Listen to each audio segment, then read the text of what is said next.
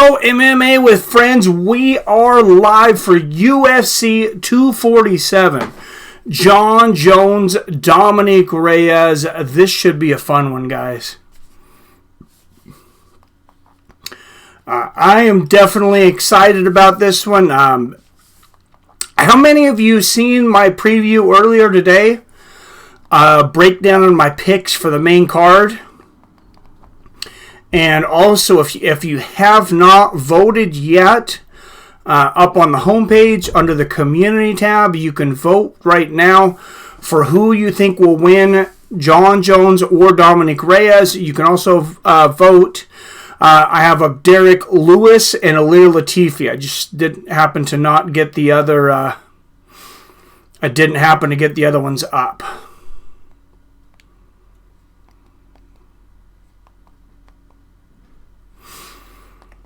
But here we go, and if you're looking on ESPN Plus for the early prelims, I'm not seeing it yet. You guys have to let me know what you're seeing as we get there. I'll bring the chat up, and you guys can tell me. There it is. It is live now. Okay. So there we go. And these fights should be happening quickly here. Megan O'Leary. Oh, I like that green dress, if you guys are watching. Sexy. And let's jump to the chat, because I want to get a chance to say hi to everybody. And oh, she is in the back right by the fighters. Youssef Zalal of Casablanca, Morocco, making his way to the cage right now. Making his way down with the star of Israel. I believe that is his bandana. Just 19 years old. What must that kid be thinking? He doesn't even look nervous. I don't even know if this kid knows he should be nervous. But there's a lot of hype behind this kid, and I am very interested in seeing him. There we go. We got the chat. What's up, Ordinary Pete in the house? Hello, sir. Captain Buzzkill. Jim A says Jon Jones. And still, howdy to you there, Nelson. Robert Kerrigan in the house. What is going on? I hope you're doing well, sir. Thanks for coming in. Greg Brimstone. Reyes going to shock the world, says Greg. Who else has got Reyes in this? Youssef Zalal, 100% finish rate. 5 wins by submission. Youngest fighter on the card. Oh, it says at 23. I thought they said he was 19 earlier. Maybe he made his MMA debut at 19. This is his UFC debut, though. So, first fight of the night. Comedic Genius in the house. What is up, sir? Doing very well, Comedic. Cleaning out disgusting shed with spilled toxic oil. Well, that sounds horrible. Good day, Jim A. Hello, Mickey1. What's going on? Same ass, different toilet. I like a Robert. Oh, geez. Been Comedic in the house. And here comes the opponent. I actually had my wife's cousin, who's a doctor. They were doing a pool. They've been doing fantasy football all year and stuff, but I guess now they're doing fantasy MMA on DraftKings. So he asked me, Austin Lingo of Dallas, Texas, making his way down to the cage. He asked me to go on DraftKings MMA and let him know who I thought he should pick in the fights. I guess you pick. They give each fighter a salary denotion. They give you $50,000 to spend on the amount of fighters, and I'm not even allowed to play it in Washington State, but he's playing in California, so we'll see. I don't even remember for sure what I gave him. I texted it to my wife, and she texted it off. I think I picked for him on this fight, though. Yes, I did. I picked Lingo.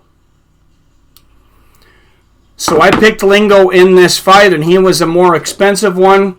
But that was my pick, so hopefully I help him win that pool. Ordinary Pete, yeah, the wife does not like it. It's gonna have to come out, or she's gonna divorce me here pretty soon, though, Pete.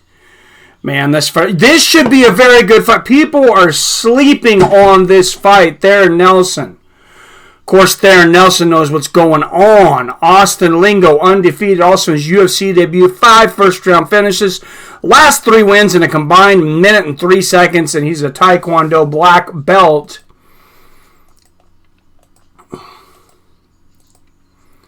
And, I really hope that I picked the right fighters for this.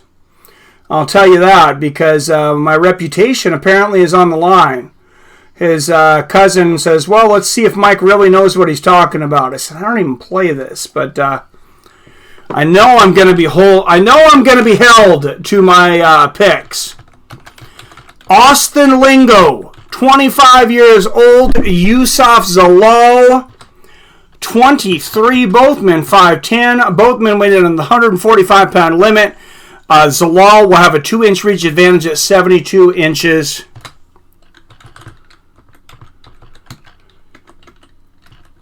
And one of the most exciting moments of the evening is always, of course, to see what kind of ridiculous suit Bruce Buffer will be wearing for the night. Sometimes, sometimes it's clean, it's slick. Sometimes it looks like he's been using Colby Covington's tailor. Out of Casablanca, Morocco, he is a plus 175 underdog with an MMA record of 7 wins and 2 losses. He is making his UFC debut. Youssef Zalal.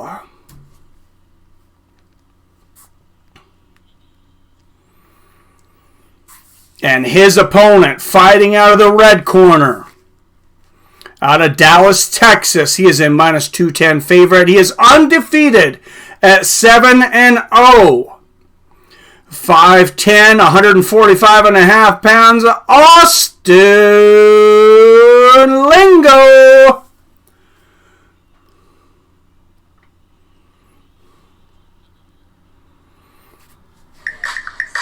Referee will be Jeff Rexroad. That's a name that I don't remember the last time I heard that name.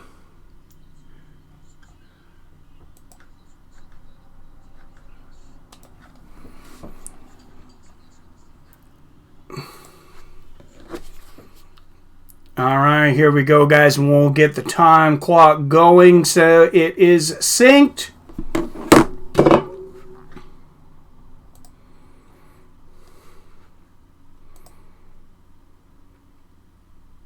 And for whatever reason, the time clock is not coming up on the screen. That is embarrassing, but seems to be a huge delay between OBS and the stream. I'm not sure exactly what's causing that today. Yeah, that's not going to work. We'll have to figure out what's going on with the fight clock there. I apologize. Maybe it'll be fixed in the next one. Got the purple in the background. Purple and yellow in honor of the late great Kobe Bryant. Of course, and I will keep you updated on the time, though. Since I paused it for a minute, if you're looking to sync up, I'm at 4:42, 41, 40. A double up took from Lingo and a knee to the body from Zalal. Great exchange there. Lingo clinching up with Zalal up against the fence. And a foot stomp from Lingo. Oh, nice knee up top there from Lingo to break out. And a nice low leg kick there from Zalal. And he goes up high to the head. Lingo blocks it. But these two rookies, young kids in their UFC debut, are already putting on a show in the first minute here. Oh, beautiful drop. Beautiful level change from Zalal. Ducks underneath and grabs the leg of Lingo. Lingo was going for the head kick. He missed it and clinches up. But there is blood pouring out of Austin Lingo's nose now. Good job of Lingo pushing the wrist down and reversing the position. Now pushing Zalal up against the cage. Great technique there. Carrot is close to rabbit ever gets to a diamond. Reyes going to be the rabbit and Jones the diamond. Thank you, Robert Christian. It's in front of your face. Yeah, I might have smoked some fun stuff. Oh, yeah, the time clock was too big. Oh, wow! Big left hook and a right hand from Austin Lingo. He is tagging Zalal. Flying knee attempt from Zalal that misses. Lingo might be getting a little bit extra aggressive here, though. Zalal lands a jab there. Lingo throwing a huge overhand right that misses bad. Zalal landing the straight right, changing levels, not able to get the takedown. Oh, beautiful reversal. He gets the belly-to-belly takedown for a moment. Zalal now has a guillotine position, lands 3 knees. As he has Lingo down, Lingo is just really bleeding from that nose. Zalal has just turned the momentum around to the fight. 2 more knees to the face. There from Zalal in the clinch. And Lingo, he needs to calm down. He needs to compose himself here. He's fighting emotional and he's eating shots as he comes in. What a turnaround. And Zalal drops level once again. And Lingo able to stop that. But you're seeing that blood coming from the nose of Lingo, it's affecting his breathing. He seems to be breathing hard already. And, I mean, we've seen even veterans, longtime veterans of the sport, and Lingo misses a big elbow right there, be affected by a bloody nose. And I didn't see him get hit hard enough by anything, I thought, to break it, but that's a pretty bad nosebleed. A couple of nice jabs there land for Zalal. Nice straight right lands from Zalal. And a flying knee from Zalal, but a combination. Three-piece there from Lingo and a right hook from Zalal. And already we have a beautiful round. We could be looking at a contender for fight of the night out of the gate. Big left hook from Lingo. What a beautiful first round right now. This is exciting. This is a great way to start UFC 247. Front kick to the face attempt there from Zalal misses. He lands the inside kick. Straight right and then a left lands for Lingo. Lingo stalking. Zalal looking to time him as he comes in. And he has been able to in the second half of the round. Another straight left lands for Zalal in the red trunks. Nice low leg kick there from Zalal. And he ducks under a wild left hook from Lingo. And while Lingo throws overhooks and Zalal changes levels and gets the takedown. And he is on top in Austin Lingo's guard right now. And it looks like my first pick might be going out the window. Back up. They are back up and in the clinch, but that was a big takedown for Zalal. Lingo going for the takedown now. Maybe he feels like he needs one of his own.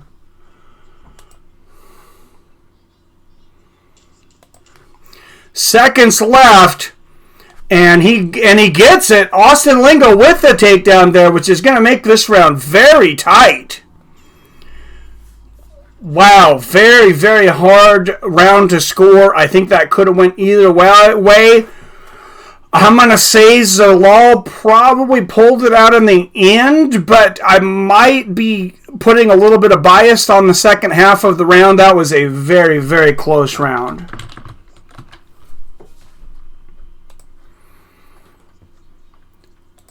And look at that.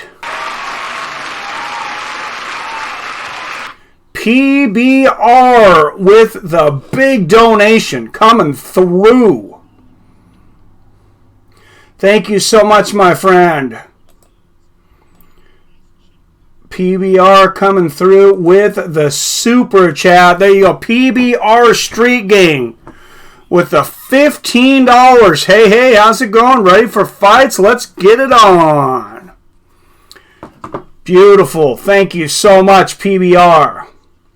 I know everybody in the chat thanks you because those super chats allow us to continue to do this. And get these new $65 pay-per-views and such. Here we go, round 2.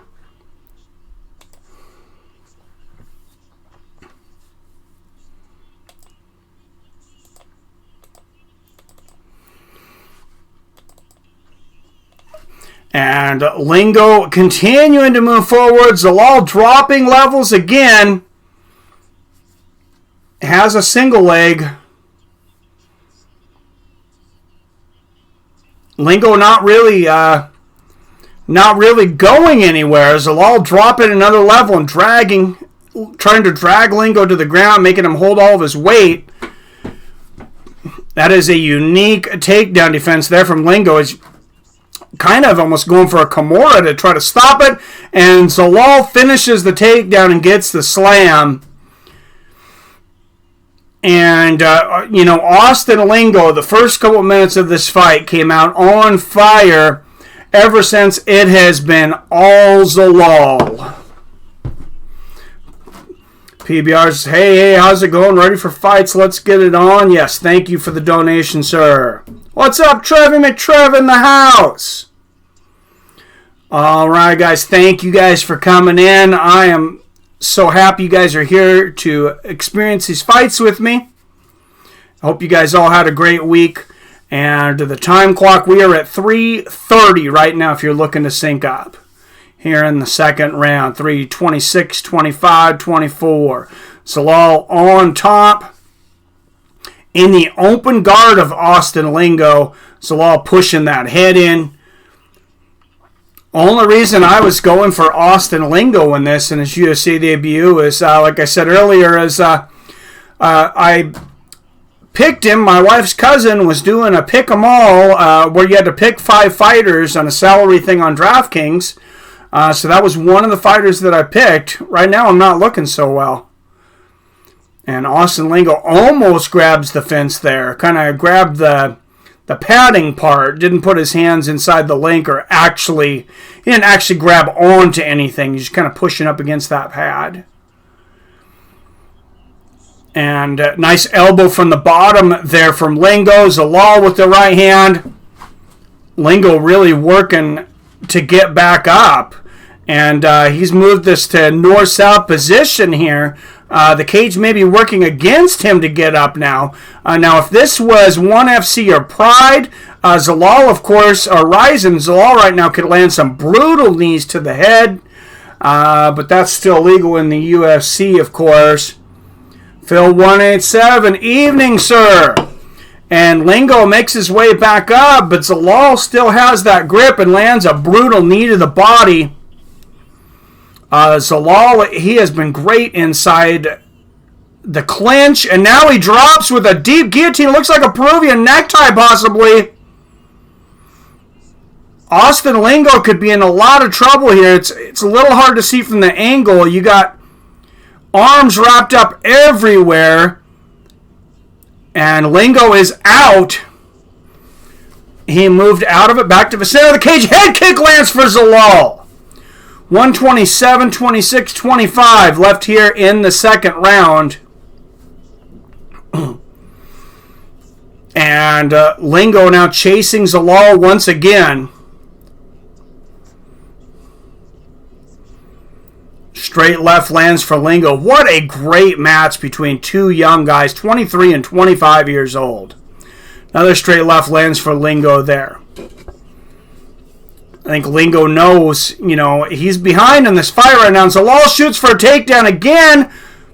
Oh, and he's getting the timing down on that. Spins Austin Lingo around and finishes it.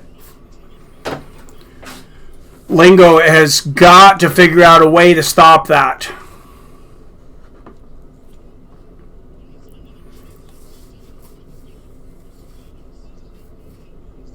Had a terrible week. Raccoons keep attacking me when I go outside. Police won't let me shoot them. No idea what to do. Oh, Jesus. Need I say F the police? They should be letting you shoot raccoons if they're attacking you. Nice shoulder strike on the ground there from Zalal, a la Conor McGregor. Another good shoulder shot. Those were effective. Couple nice left hands, but now Austin Lingo up, almost catches Zalal as he's coming back up, but misses the right hand. And another head kick lands for Zalal at the end. And I have that 2-0 in the books for Youssef Zalal. I mean, he did everything in that round. He got takedowns. He dominated the striking for the most part. He went for submissions.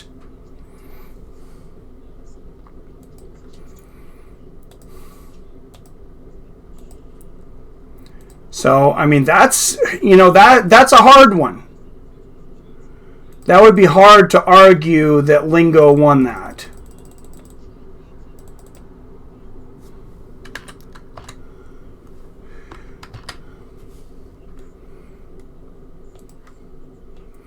All right, and we'll see. Hopefully we'll get the fight clock turned around correctly here.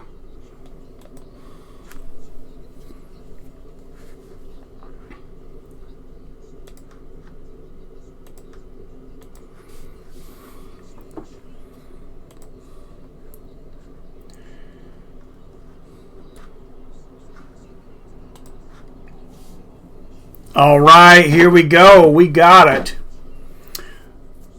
Lingo in the white, Zalal in the red. Oh, nice head kick there from Zalal.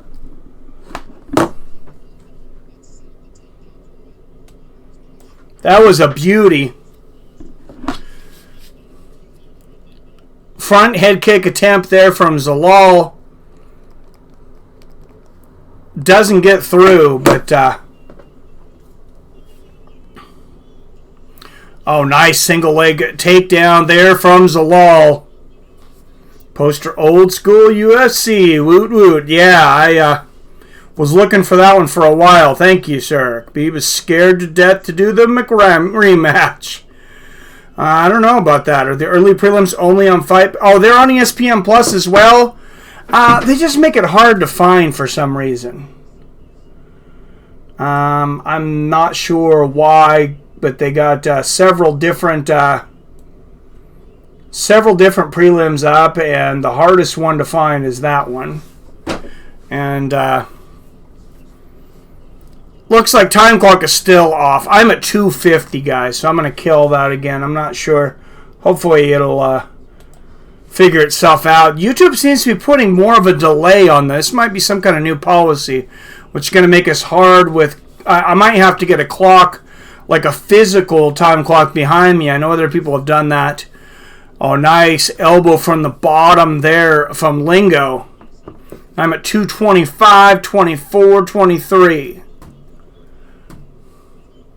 Yo, where are the McGregor haters? Good old I've had a bad chipmunk problem. I shot them though, over 20 of them. Yeah, you probably good. You can probably shoot them with a...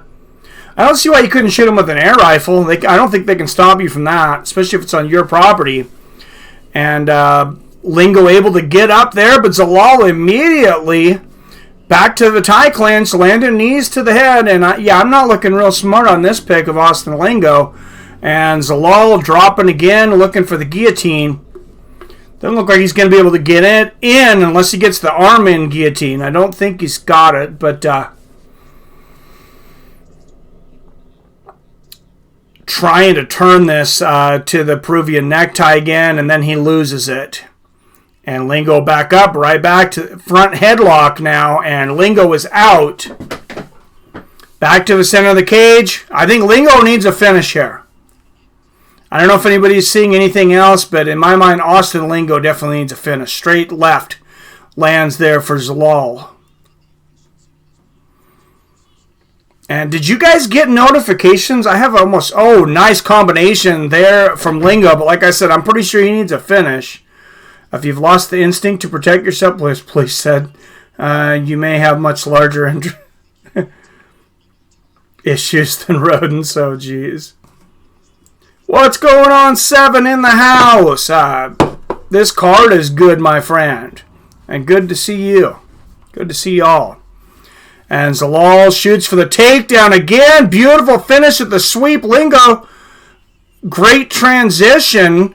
goes for a submission, brings it back to north-south, but now Zalal back in the guillotine position. I mean, he doesn't have anything locked, but and Lingo reverses it and gets a takedown, but now Zalal going for the choke again. Even if he's not able to get that, he's wasting time. 15 seconds left in this fight. And it looks like Youssef Zalal in his UFC debut is on his way to his first UFC victory. Wow.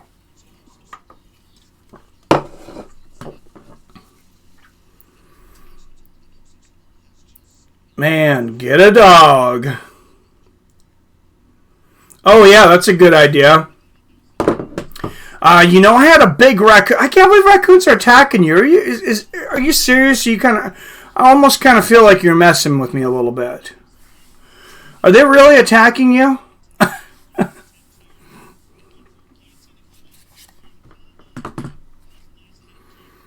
Who wins? Rampage versus DC at light heavyweight. Both fighters in prime. DC, 100%. Rampage is...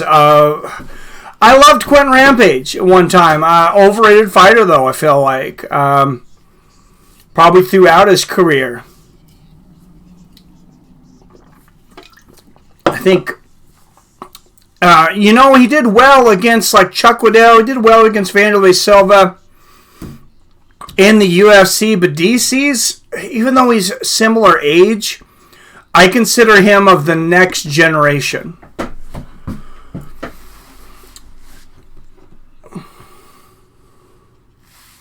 And here is the official scorecards. All three, 30-27. No surprises here. Youssef Zalal of Morocco. Great win for him.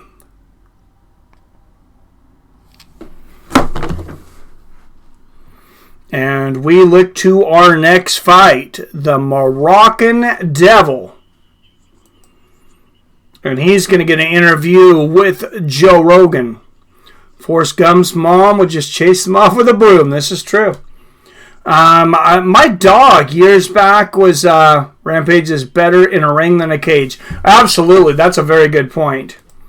So was Vanderlei Silva, for that matter. So yeah, years back, I kept on having my dog barking at night, and I couldn't figure out what it was. He wasn't a dog that barked a ton, and but he was just barking like crazy. He wouldn't shut up. He was keeping us up all night. He would only bark when there was like intruders or something. And finally, I went out there, because this is going on every single night, and I finally figured it out. I figured out what was going on is there was a raccoon that had been eating his food. I see this huge raccoon. And that had been the deal.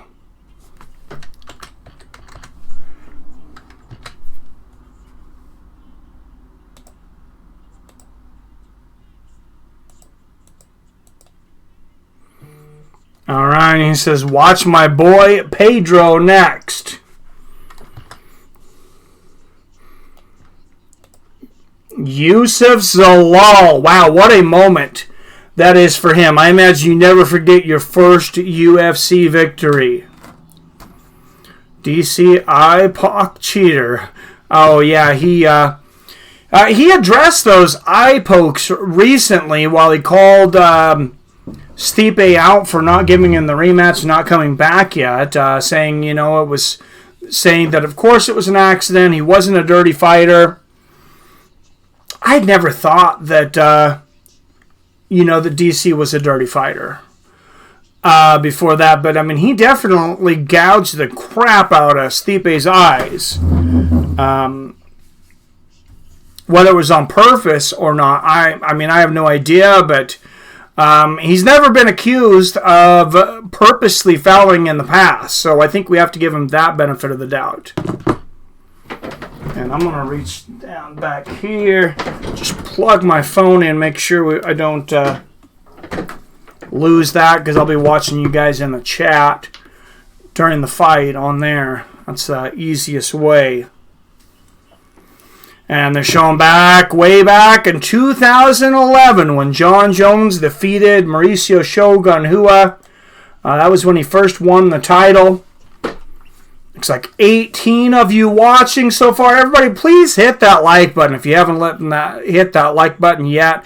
And for God's sakes, if you like fighting, if you like boxing, MMA, make sure and hit that subscribe button. And don't forget to ring that bell so you're notified whenever I drop a new video or go live like February 22nd for Deontay Wilder and Tyson Fury, the rematch. I cannot wait. After the big fighters pull all the stops, eye pokes, everything. All the big fighters. Well, Bernard Hopkins used to do a lot of things. Even Tyson used to kind of, when he threw his hooks, he would follow with the elbow kind of behind it. And he landed a few elbows. Of course, Evander Holyfield was known to lead with his head. Good points. Good points there. Michael Jordan in the NBA, he was accused of doing, little moves on guys and, little things to get the referee to make calls or to knock a guy off balance. Little things, slightly outside of the rules, but showing now Jon Jones' performance against Anthony Smith. He has been pretty dominant since he came back, even though he isn't finishing all of his fights. You look at, he dominated Alexander Gustafsson. Anthony Smith was never in that fight. And then with the last fight, he definitely did not dominate. A lot of people thought he lost that fight, including one of the judges. His last fight against Thiago Santos, who really took it to Jones. Let's see what Jones does tonight. 7. I don't think this is a good fight for Dominick Reyes. I think he'll be back. I said in my breakdown that Jones does everything better. I'm going to take that back and I'm going to say Dominick Reyes may have more power. I'm going to say he probably has more power.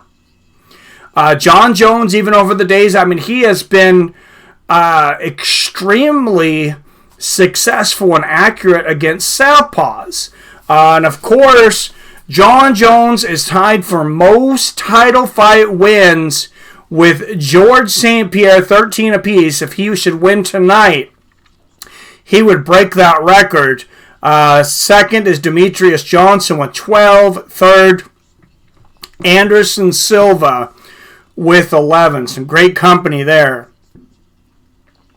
Four of the greatest fighters of all time on that list. Reyes seems like a lesser Shogun. I'm not impressed with Reyes, really. I thought he lost his last fight. No, it's not his last real fight. His last fight, of course, was against Chris Weidman. But that was knocking out a middleweight. Really a fight that probably should have never happened. It was more a favor to Chris Weidman to try to draw some interest, I think, from a matchup with... for Jon Jones to get some kind of interest in a matchup, the guy that had beaten Anderson Silva, that'd be a great story. This is the guy that dethroned Anderson Silva. Could he be the one to dethrone Jon Jones? But, he's a middleweight past this prime. He gets hit a lot, and he has a weak chin. But Dominick's fight before that, you watched him against Volkan Ozdemir. I thought he won I think he lost at least 2 of those 3 rounds, if not all 3.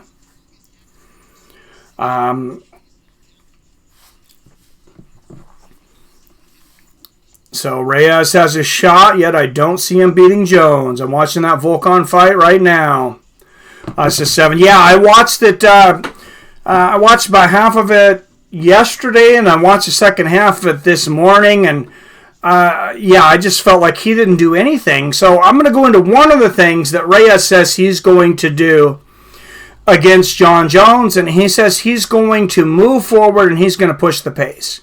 Against Volkan Ozdemir, I don't have to look at the stats, but I'm going to tell you, just from my observation, it looked like Ozdemir was the one pressing the action probably 90% of the time. He was the one moving forward. Until the very end of the fight, Volkov was easily able to land that right hand over the top. He was able to land a lot of leg kicks. Some Dominick Reyes did very good in that fight. He was able to land those oblique kicks to the body, that shin to the body, so he could catch Jones with a liver shot, and he also could distract him. He's very good at sneaking that body kick in with combinations as well. And then the other thing he does is he throws nice hooks to the body, and he does it pretty well without leaving himself extremely open. Andrew Ewell versus Jonathan Dragon Martinez up next.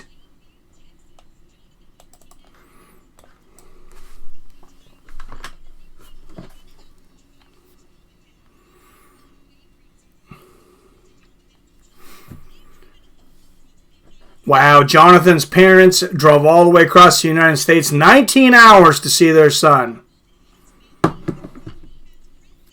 That is incredible. Jonathan Martinez out of Los Angeles, California.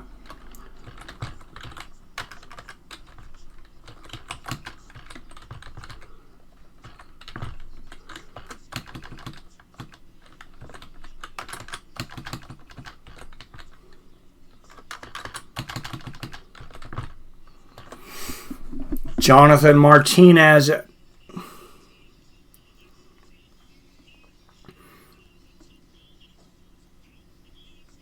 Working with a great team here. This is a second bout in the UFC. And those first fight jitters, I can just imagine. Jonathan Martinez right now, though, back-to-back wins. 3 first-round finishes. He's finished 8 of his 11 wins, 6 of them by knockout. Guys, do we like finishes here on MMA with Friends or what?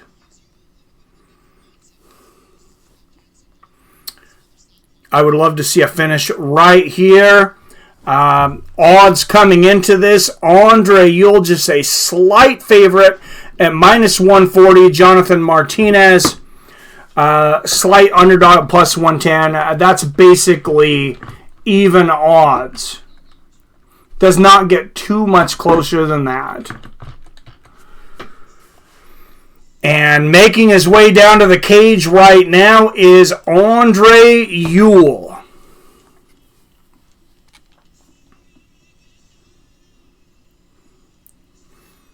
Reyes is pretty good, though, says Trevi. Jones a great fighter, but he's also on steroids. Alkaloids don't mean as much as a clean fighter to me. Just my opinion. It's a good opinion, man. That definitely puts a dark cloud over Jones's career.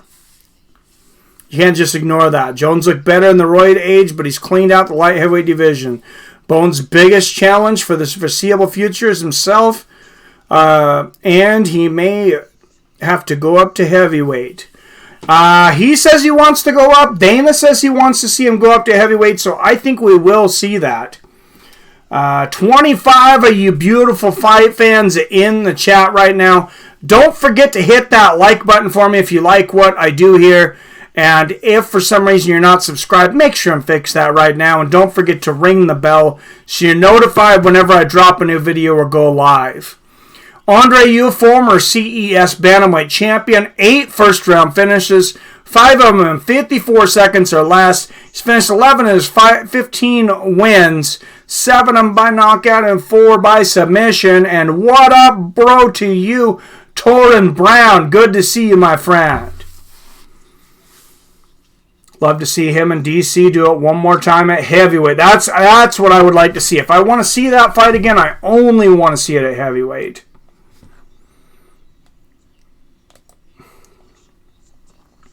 And I would, without a doubt, pay for that fight. I'd love to see him fight Stipe as well, though. Andre Ewell, 7 years older at 32 years old. Both men 5'8", but Ewell has a 75-inch reach advantage, 5-inch reach advantage tonight against Jonathan Martinez, who is grown used to having a reach disadvantage. Fighting out of the blue corner out of Plainview, Texas, he is a -100 underdog with an MMA record of 11 wins and 2 losses. Jonathan Martinez.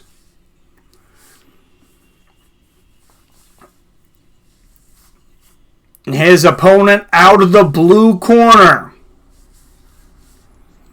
He is the -130 favorite out of Riverside, California, with a mixed martial arts record of 15 wins, 6 losses.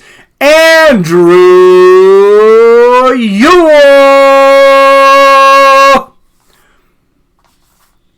Referee in charge will be Kerry Hatley.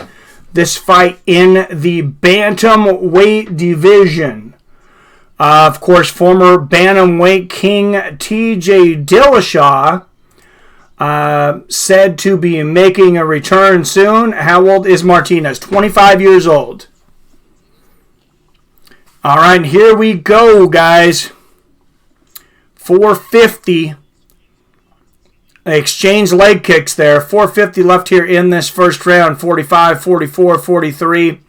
I think they're giving me a big delay. I think they put a big delay in here on YouTube. So I'm going to have to figure that out later. I'm going to have to get a clock behind me probably. True Greg interested to see new fighters.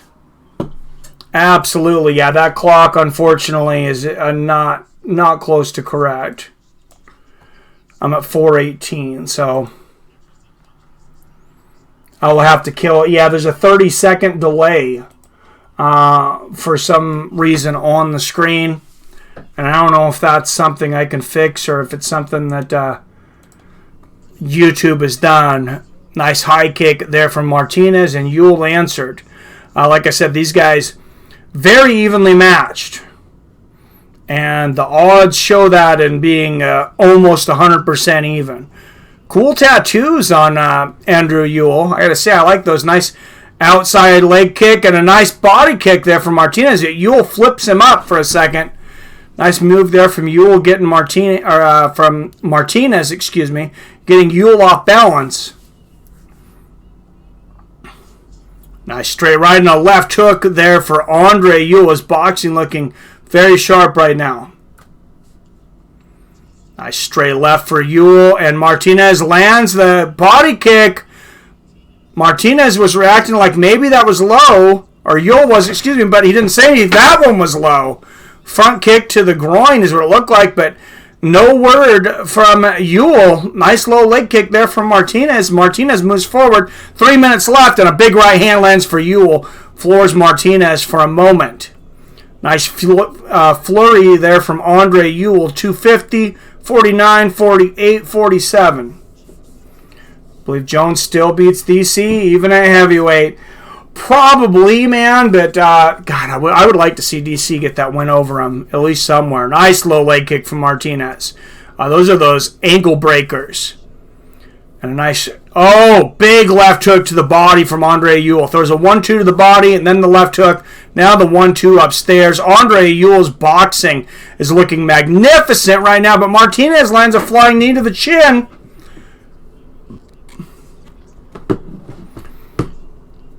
Ewell goes up for the head kick, misses, front face kick, barely connects there for Martinez, and they exchange big shots. Great flurries from both men. Robert says, let's go Martinez.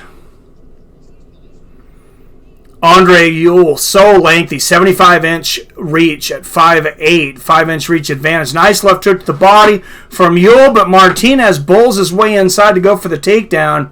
Not able to get it, but lands some knees to the body inside of the clinch. Nice move there from Martinez to move behind. Still not able to get the sweep, though. Lands another knee to the body. Martinez having a hard time getting Ewell down. He's having an issue dealing with the height here of Andre Ewell. I tend to question possibly the height that is listed. It looks to me like Andrew Ewell possibly a couple of inches taller, but maybe it's just the way they're standing. They exchange knees to the body. And coming down to the last minute of this first round with Andre Ewell and Jonathan Martinez. Nice knee to the body there from Martinez. 50 seconds left in this first round. And dirty boxing from Martinez here to the inside of the thighs. Another knee to the inside of the thigh. Cowboy out. Stephen Smith was right.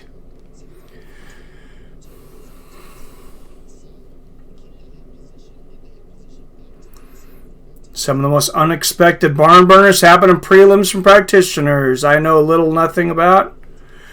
For sure, King James. Nice knee to the body there from Martinez. I used to cut out the first early prelims. I used to skip them, and that's... I started watching them again because I would come in and say, oh man, you guys... People would tell me I missed amazing fights. Oh, what an incredible exchange between these two warriors. Big right hand from Buell and a big right to the body. Martinez answers back with a big left hook. And what an end to this round. There's not even a lot of people in this stadium yet, but it is loud. Everyone in here is cheering. What an incredible round. Great body kick there from Martinez, and it was not low. I thought that first one might have been low.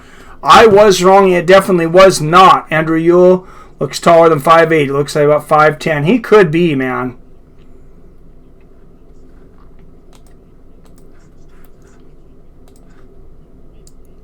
Certainly could be. You know, you never know. And let's see what they have to say in Martinez's corner over here. Oh, and actually they're going to go to the crowd here. I was a little more interested to hear the corners. Billy Hughes. Is Billy Hughes in here yet? We need you, my friend. All right, round 3 coming up here, guys. Here we go. Nice low leg kick from Martinez to start this out. A couple misses that one and falls off balance.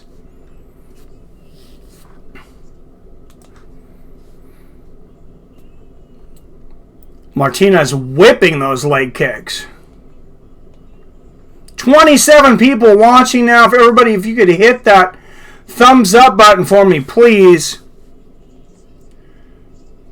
Yeah, what a round for sure. Round 2, sorry about that. Ultimate Feelings Championship. Stephen A. has a point. Did he actually say that, or did you just say that? That is interesting. Nice combination there from Ewell.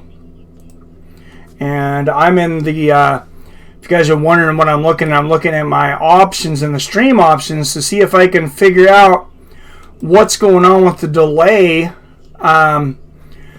on my chat. I didn't think it was anything I had done. But you never know. Sometimes you hit something accidentally. Oops.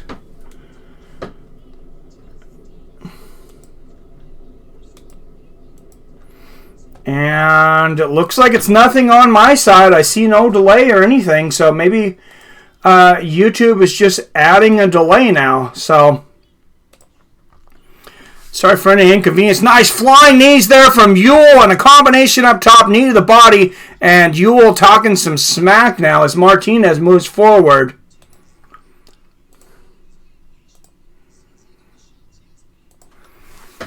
$3:09.8765 left in this second round. Nice shot there from Martinez, but good takedown defense there from Ewell.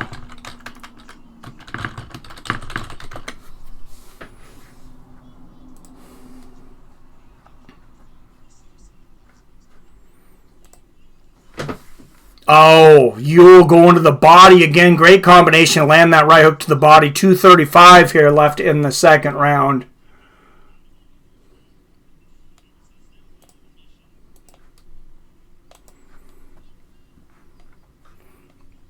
And Ewell hands down. He's leaving himself open. If Martinez is able to come in and capitalize, Martinez misses a low leg kick there. Ewell lands a straight right. Nice straight left there from Ewell, who eats a low leg kick there. Nice back fist there from Ewell, but a great combination from Martinez, who could really take advantage, I think, of the wide stance of Ewell. Great combination again there from Martinez. And Martinez shoots for the takedown. Ewell pushes him off balance, lands a knee to the body. Oh, and a brutal right uppercut to the body there from Ewell. Nice low leg kick there from Martinez. That buckled Ewell a little bit. He's got that leg swelling right now. Incredible fight, guys. Oh, nice 1-2 there from Ewell. Pretty excited to see Jones fights this there. And I don't know what ESPN was thinking, putting him in there. Oh, yeah, that's... I don't know, man. Oh, beautiful shot to the body again there for Ewell. Minute left in this second round. Oh, nice front body kick there from Martinez. And, another front body kick. That might have hurt Ewell. Big left hook, double left hook there from Martinez. Straight right head kick there from Ewell. Ewell is hurt. Ewell's coming out with shots right now, but I believe he's off balance. And he is sucking wind. 33, 32, 31, 30 seconds left in the second round. And Martinez moving forward lands another brutal low leg kick. Martinez might be able to finish it here. 1-2 to the body from Ewell, but a big combo from Martinez. And Ewell is sucking wind. Couple of nice straight rights from Ewell. And he takes... Martinez, and he takes Ewell down with a low leg kick. Nice left hook up top, lands from Martinez, spinning elbow misses. Great round for Martinez, though, and I have this at a round apiece. What an incredible fight, and I think Martinez, if he realizes that I think Ewell's hurt, I think he may be able to take him out in this next round. And he may, tied 1-1, says Trevi. I agree, sir. And the slow-mo, the only thing I was able to find was the slow-mo was on for chat. So maybe that was affecting the clock. Oh, beautiful knee there in that round for Ewell. But Martinez just I think, did too much at the end. Definitely won that round. Jones won't let him shut him down. I don't think we will see a new Arsenal. All right, and they're showing that leg kick that took Ewell down again from Martinez. Beautiful low leg kick. Reminiscent of Brent Premis against Michael Chandler, where Brent Premis kicked, the bottom Achilles of Michael Chandler and just shut his whole foot down. All right, here we go. 4:50 left in the third round here. Looks like the time clock's still going to be off, but is Jonathan Martinez Mexican? Yes, believe so. 2 nasty liver shots, Trevi. Thank you, Robert Christian.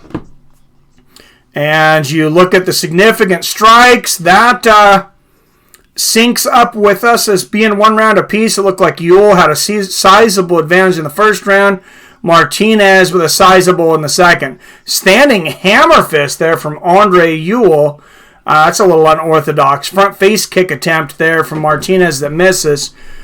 Straight left lands for Ewell. And, the time clock's not going to work. I'm at 4:05, 4:04.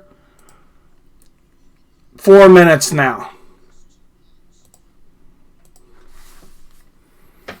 So if somebody knows about a good sports clock timer, physical one to put behind me, let me know if you know of a good deal on one. A couple of nice body kicks from both men. Front body kicks. Nice front body kick there from Martinez. And Ewell answers with one. And they are just exchanging front kicks to the body right now. This is interesting right now. Nice knee to the body there from Martinez. And a low leg kick. Ewell seemed to have recovered a lot in between rounds. I thought he might come out more hurt this round. Straight left to the body lands for Ewell. Martinez, the body kick. Knee to the body from Ewell. Another great round in this back and forth battle between young UFC up-and-comers. Right hook lands from Martinez. I am loving this fight.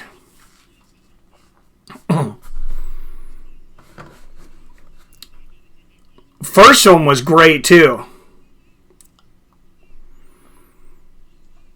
Oh, nice combination to the body. Straight right and a left hook lands for Andre Ewell. And Ewell trying to time Martinez coming in here. Oh, nice front kick to the body there from Martinez.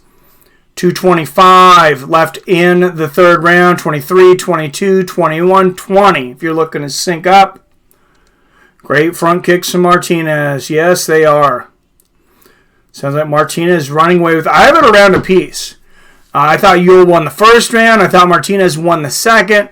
I think Martinez is winning the third here so far, though, as well. Although Ewell has had his moments. Oh, nice low leg kick there from Martinez again. Martinez feigning it. He's got Ewell on the run now.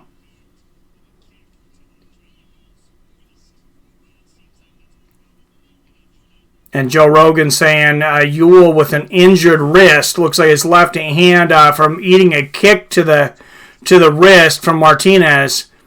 Nice standing knee there from Ewell, but not able to follow it up. Martinez stalking Ewell now. Straight left and a left hook there from Ewell. Martinez blocking the hook. Ewell circling quick with... Oh, nice low leg kick from Martinez. Another one. Those are buckling Ewell. Nice left hook back from Ewell as he throws a combination. And a straight left from Ewell. What a back and forth battle. Front kick to the body from Martinez. And another low leg kick. Sometimes I feel like judges don't, judge leg kicks as significant strikes, but Martinez, he's putting everything into these leg kicks. You can't help but see him. Nice body kick there from Martinez, and that might have hurt Ewell. Ewell good at playing possum, but another body kick there from Martinez as Ewell comes in. And I think if front kick to the face lands from Martinez. I think if Martinez starts throwing them hands, he might be able to take Ewell out here. Oh, another brutal leg kick. Ewell's leg, he can barely stand right now. He's had to switch back and forth from orthodox to southpaw. Lands a nice straight right. Nice combinations here at the end. Martinez getting the better of those, though.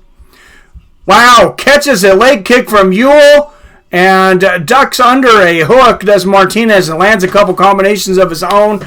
And that gets a standing O from the crowd. That was a hell of a fight. I think Jonathan Martinez pulled it out in the third and final round. But damn. Right arm hurts, says Trevi. Thank you. You look at center control. Round 3 statistics, 72% of the time, Jonathan Martinez is showing control.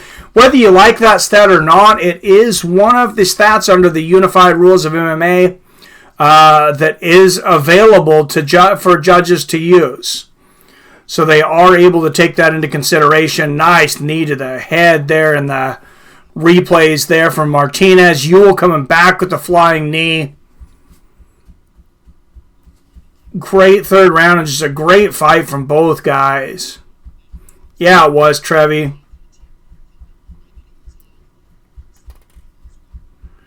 don't know why. MMA with friends, only YouTube play-by-play that never drifts away and leaves his audience hanging. Don't know why, but the other broadcasts forget they're announcing MMA fights. Well, thank you. It's because it's hard, man. It's not easy. I kind of feel like I'm a natural commentator only because even though I haven't been doing this, This is kind of how I've watched sports my whole life, so I've been driving people nuts forever. I just didn't realize what I was doing until, I was 39 years old and decided, hey, why don't I jump on YouTube and see what I can do?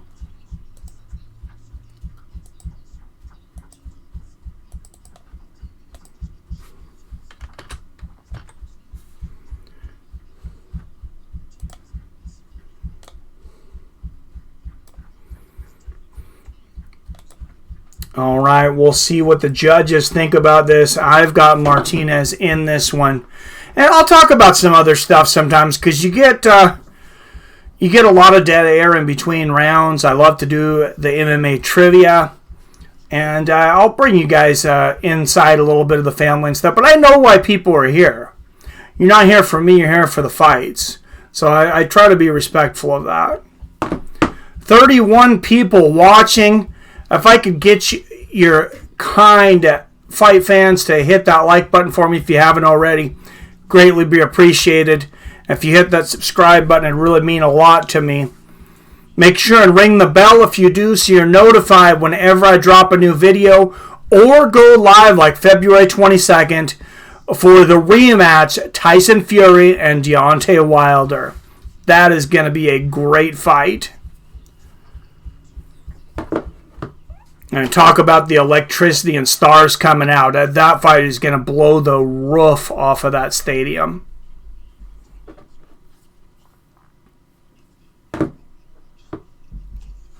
And Joe Rogan just said the computer that tabulates the scorecards crashed. I hope they're not using the app they were using in Iowa, or otherwise we'll still be waiting for the results up until UFC 248.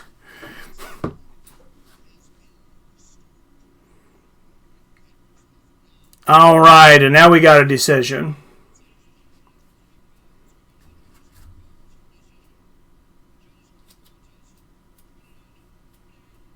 $29-28 Martinez. $29-28 Ewell.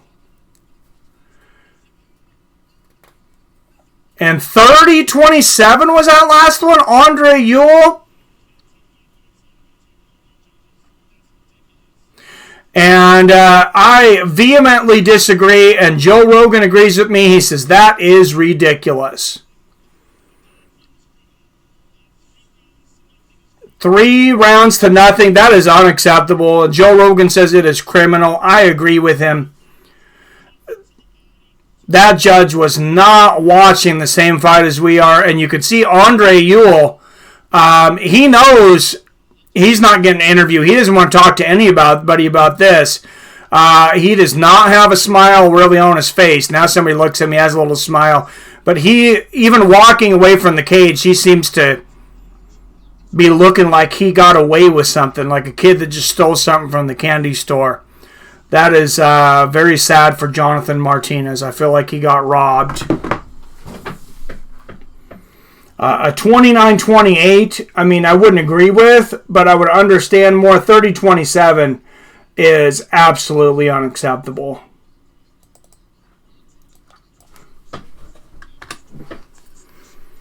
That was BS, says Mickey. Hey, I could not have said it better myself. That crowd should have been chanting, Bull S. Domingo Pilarte and Journey Newsom up next.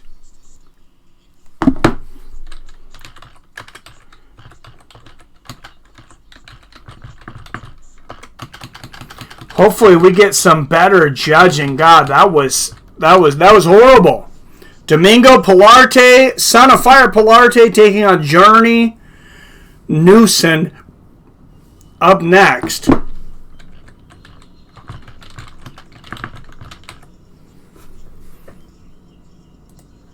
And Joe Rogan says we have to move on, but I don't want to. I want to talk about these judges. And here comes Journey Newsom from Hayward, California.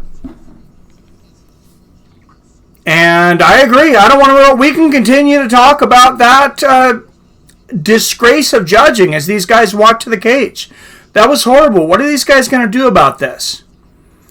I've had several thoughts, and I've probably got about 50% of people even agreeing with me, 50% disagreeing. My idea would be 7 judges and a 20-point must system.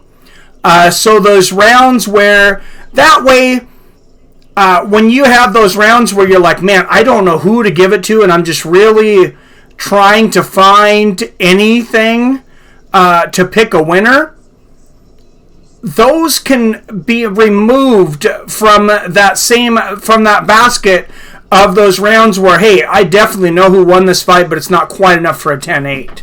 Journey Newson finished 6 and 9 fights, 3 by knockout, 3 by submission. He is a Brazilian Jiu-Jitsu black belt. But yeah, I would say 7 judges, 20-point must system. And when you have those ones where you're like, man, back and forth, this guy maybe pulled it out in the last few seconds, but it could go either way, that's where you go with 2019. This is an absolute 10-9, but generally I wouldn't be able to give it a 10-8. But I know who won the round. That's fairly clear, but it wasn't super dominative. We're going to go 2018. Then those ones that are right there, it's like, oh man, this would be hard. It's a 10-9, but I could see how a judge could call it 10-8.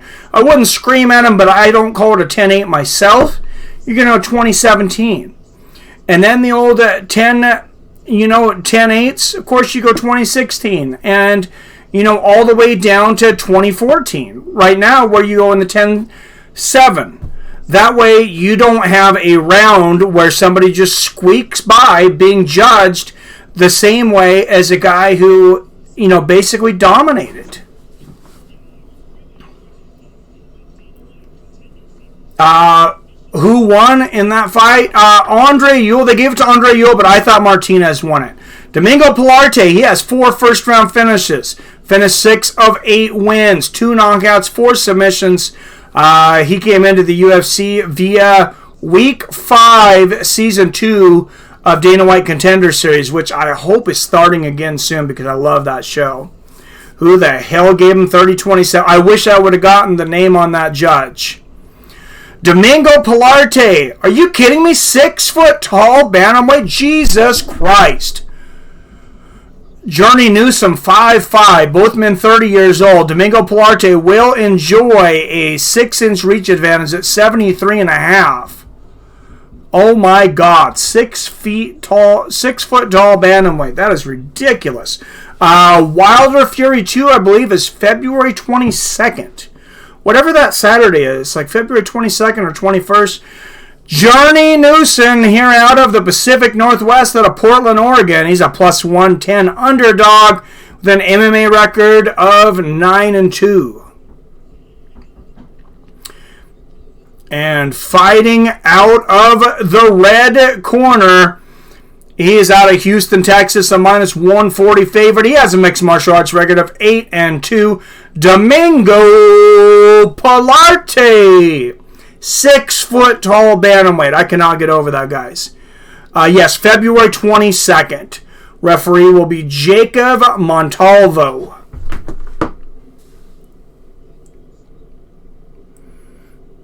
And I'm going to continue to give effort to the fight clock, but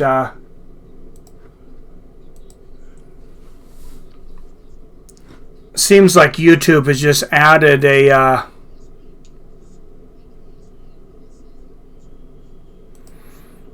a delay to my stream that is not going to allow us to sync up tonight. So I'll give... Oh, nice! Head kick from Pilarte out of the gate. He's got a clinch, knees to the body. 445.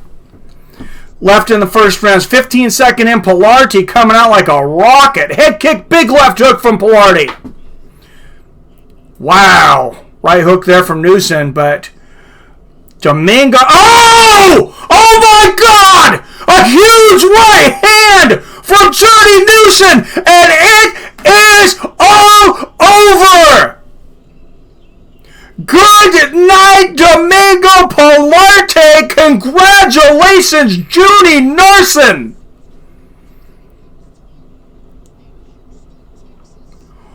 Wow.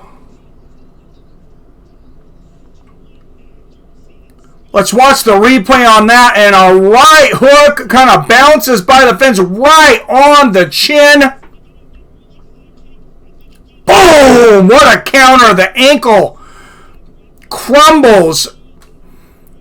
Wow. And some ground and pound afterwards. Probably not needed. The referee jumping in there. Boom! Right, I look at it now, was actually right on the ear, right behind the ear. What a shot!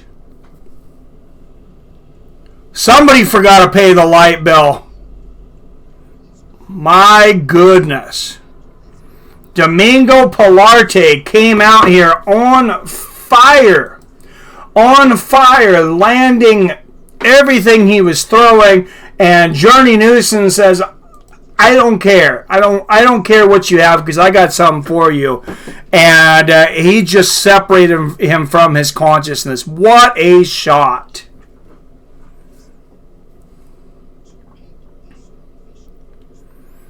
Holy shit, says Seven. Perfect punch. Yes, it was. That was incredible.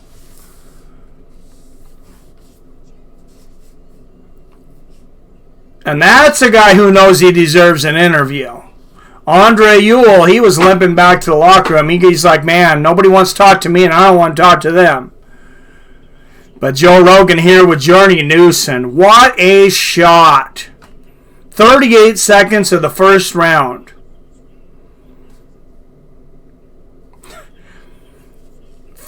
That could be $50,000 to that man. Damn. That gives him 7 finishes and 10 wins now. His 4th knockout and 3 submissions. Let's watch that again.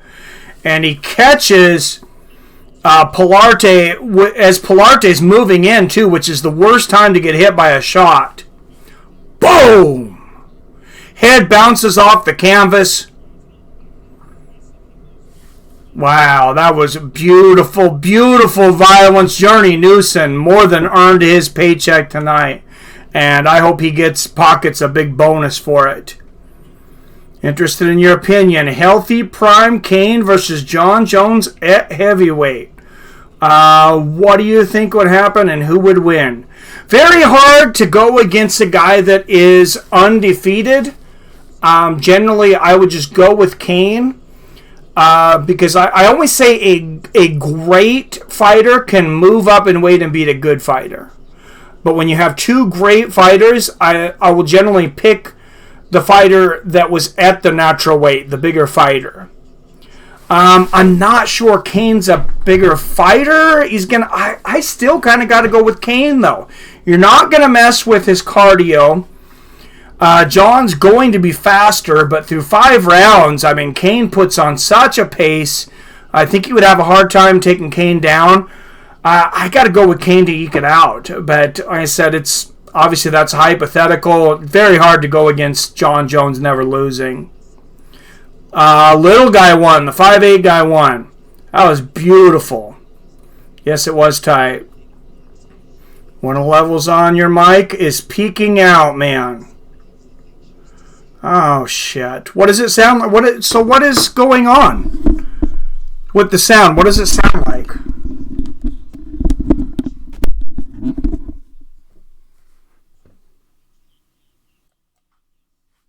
Does anybody else hear an issue? Little guy won.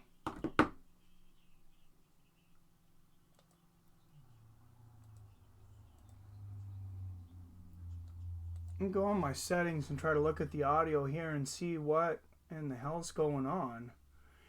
I wonder if I just need to switch my microphone out if something happened to it, because I've had some issues. I don't know. Love how they cut to the commentator reaction cam now. Joe's face is always pride. Oh, you know why they did that, though? They did that because of guys like me, guys like Chris over on MMA Holes, and all these guys doing these reactions. They were getting all these hits. So the UFC's like, hey, if everybody is watching other people's streams for their reactions, why don't we turn it around and show our commentators' reactions? So we're going to take a little bit of credit for that, whether it's deserved or not. What's up, Shoujo? Mike was better before. All right, let me move it back here then. Better on a different stream or better today? Yeah, I think I need a new mic. I wonder if something happened to it. All right, guys, I am going to take a quick restroom break, though, in between fights, so I don't have to get up during the fight. I'll be right back. Billy, are you out there? I think Billy's just waiting for me to pull out a trivia question. I have that feeling as soon as I pull out a trivia question, Billy's going to jump out of nowhere and go, boom! No, he's been working a lot. Shout out to Billy for working the overtime, too. I did that so much back in the day, and not really about that life anymore. I'll work the 9 to 10 hours during the week, but I'm not working my days off anymore. F that. If I needed to for my family, though, I certainly would.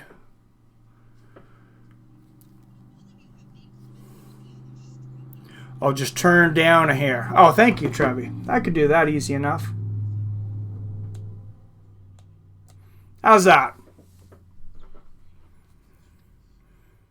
All right, thank you, Trevi. All right, I'm going to go take a very quick restroom break. I'll be right back, guys.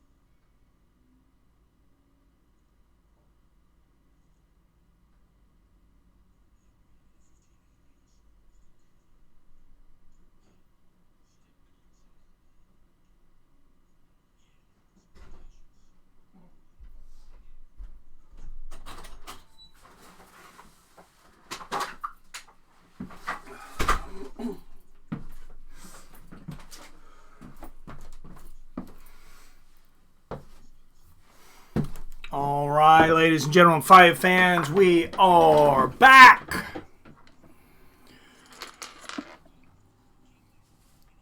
And they are showing Miss Kaitlyn Chookagian working out. Of course, she will be challenging...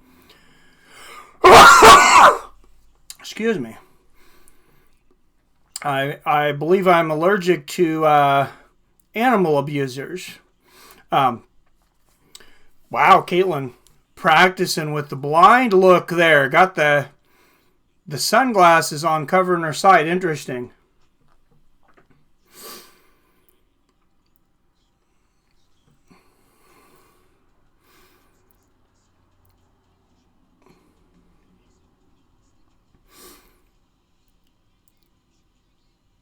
Turn down just a hair. It's good. No way in hell people really think Corey Anderson could beat John Jones, or do they? I don't believe that. What's up, Jeremy Swan? Tried to take a quick bathroom break and then realized I haven't had any water here. So, let's go Reyes, says Arcade Chaos. Someone please beat John Jones already. Speaking of Wyatt Matheson, how you doing, my friend? We were saying earlier, I was talking about you earlier, saying how you said Valentina Schevchenko is the best women's MMA fighter in history, and I was saying I don't necessarily disagree with you. She definitely could have won the decisions, at least one of those decisions, if not both, from Amanda Nunes. Hello, Adam from Allen in the house. Everybody coming in 5. I see this is the time. Bless you. Thank you, 7. Mike, you won that 3-fight parlay you gave me. Curtis Blade, Sarah McMahon, and Angela Hill. Oh, awesome. Well, I'm glad. Thank you, Shoujo. I guess I got lucky. I'm doing good, Jeremy. Hope John Jones loses every time he fights. Hey, am I still the only one who thinks Valentina is the women's GOAT? I think she's right there, man. Pico Graham's giving him the edge. Says, hey, I have not seen Billy Wyatt. I don't know if you're prepared, so no pressure. But if you want to come in and co-commentate with me, excuse me, let's give it a try.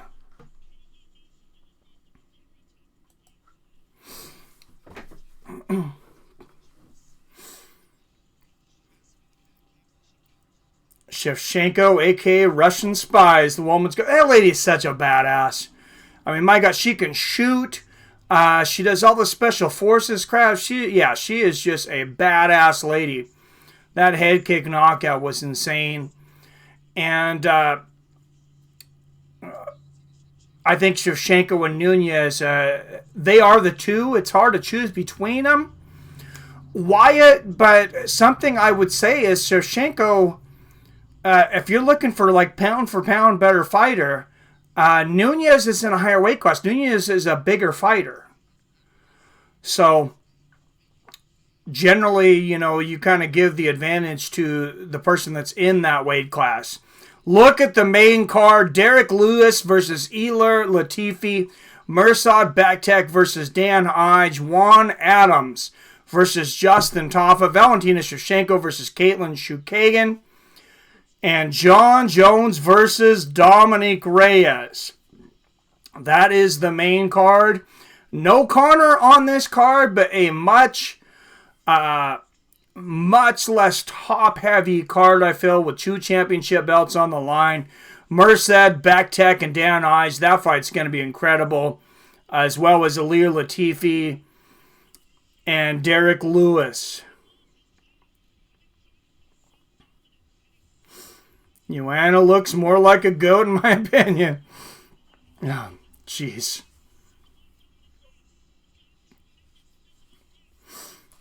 Them new knockers. She officially beat the hyena, says Jeremy Swan. And Shoujo breaking the bank here. A man of his word. $37.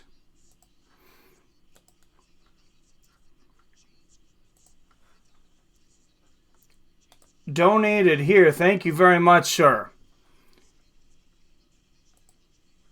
Greatly appreciated.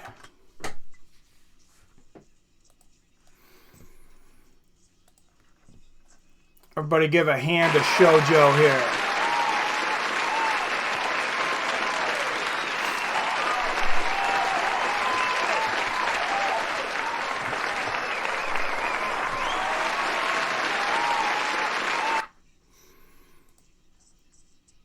Thank you much, sir.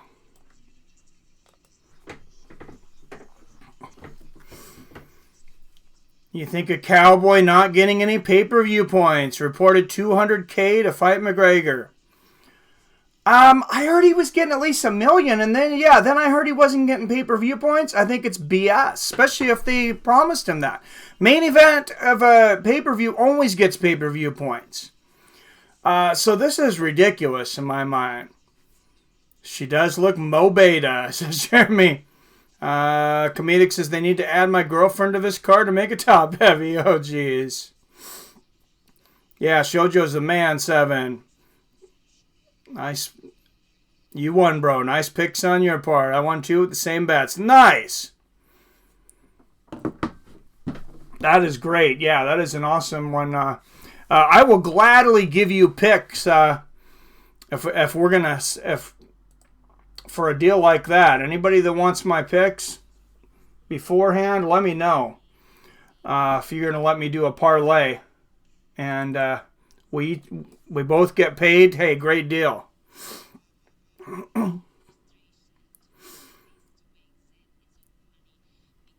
I heard Joe Rogan recently saying he used to be 82% on his picks, though. I have a feeling he's probably not that accurate now, because there's so many of these pick'em fights.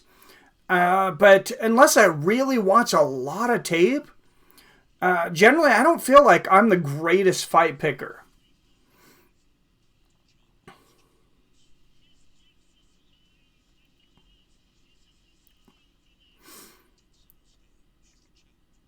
So I was happy to get a few right there. It's like Miles John versus Mario Batista coming up.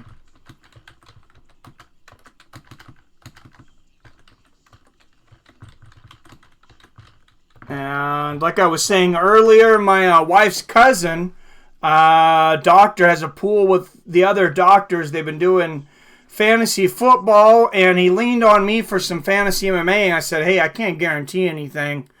There's some tough bouts, but you had to take a salary.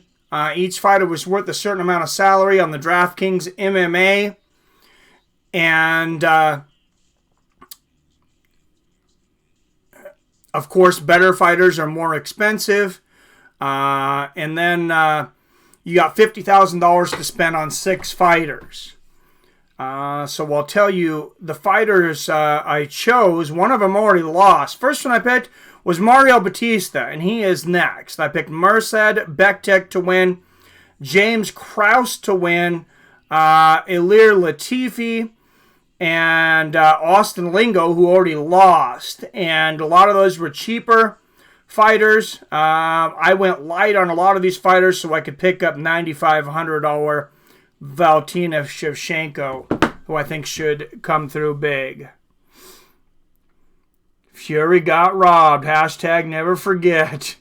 That's going to be an awesome rematch, man.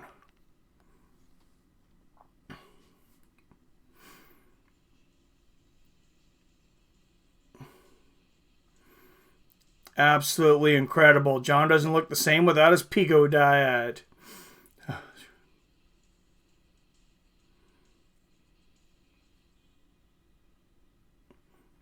Going back to Vegas on February 22nd for the Wilder Fury fight, putting 1,000 on Wilder. Damn. That's because Rogan bet Anderson as a dog against Lieben. Oh yeah, that was a great one. He knew that one. Like he said, bet the house. Fury got robbed. Greetings. Hey, greetings in Biloxi, Mississippi.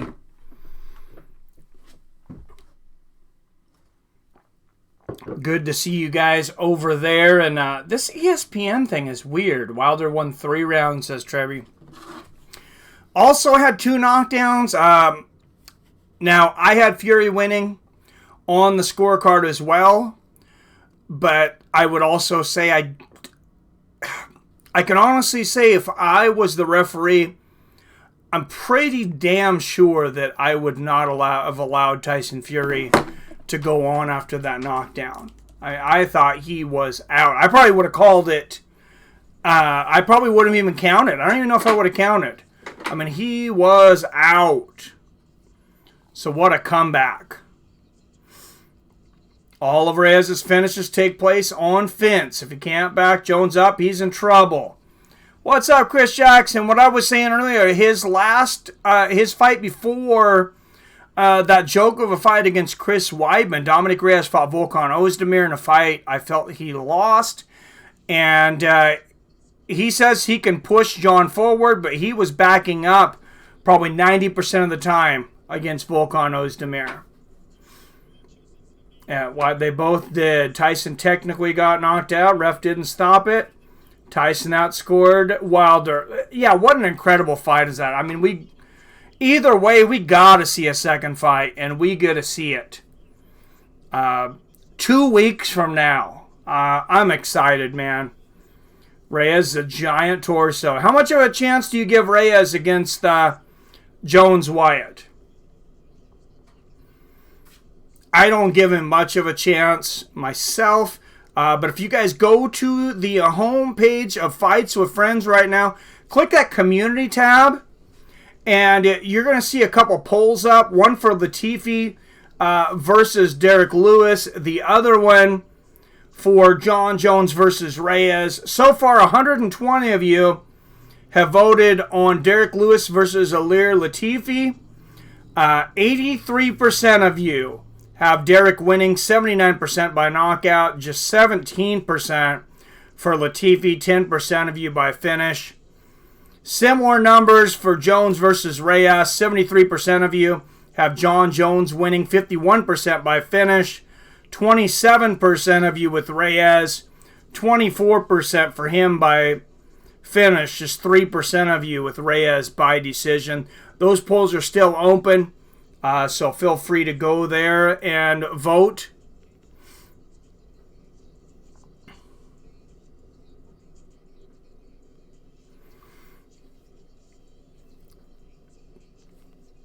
Or just let me know in the chat who you think's going to win. 100% he's going to shock the world, man. I'm telling ya. Well, Greg, I would put good money on Jones if I got any odds at all, but I think Jones is on the decline, and his first L is coming soon, but not against this athlete. He may be on the way physically on his decline. Remember, Dominick Reyes, he's got finishes. Forget the win over Chris Weidman. I don't put a lot of stock in that. I do put a lot of stock in his fight against Jared Cannonier.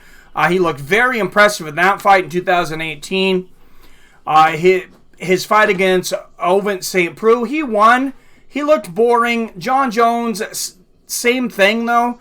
But then, like I said, Dominick Reyes' last fight against Volkan Ozdemir, Reyes got the nod, but I really thought that Volkan won at least 2 of the rounds, if not 3. So I thought that was kind of a robbery, to be honest. Jones has Kobe-level killer instinct. Longer he fights, the better he gets. He just does what he needs to win.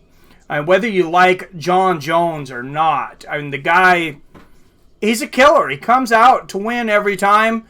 He shows you new wrinkles in the game. He can kickbox, he can wrestle, he can do so many things.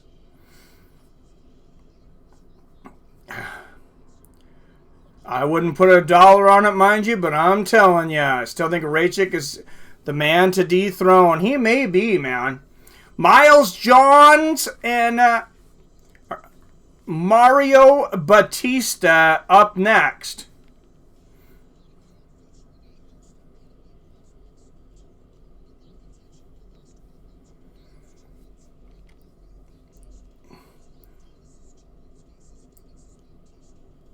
He plays with his food. Volkan definitely beat Reyes 100. Yeah, I don't see how you could have given that fight to Reyes. I thought it was an absolute horrible decision.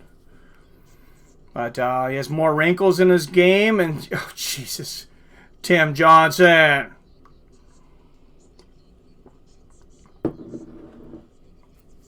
What have I told you about telling people about that?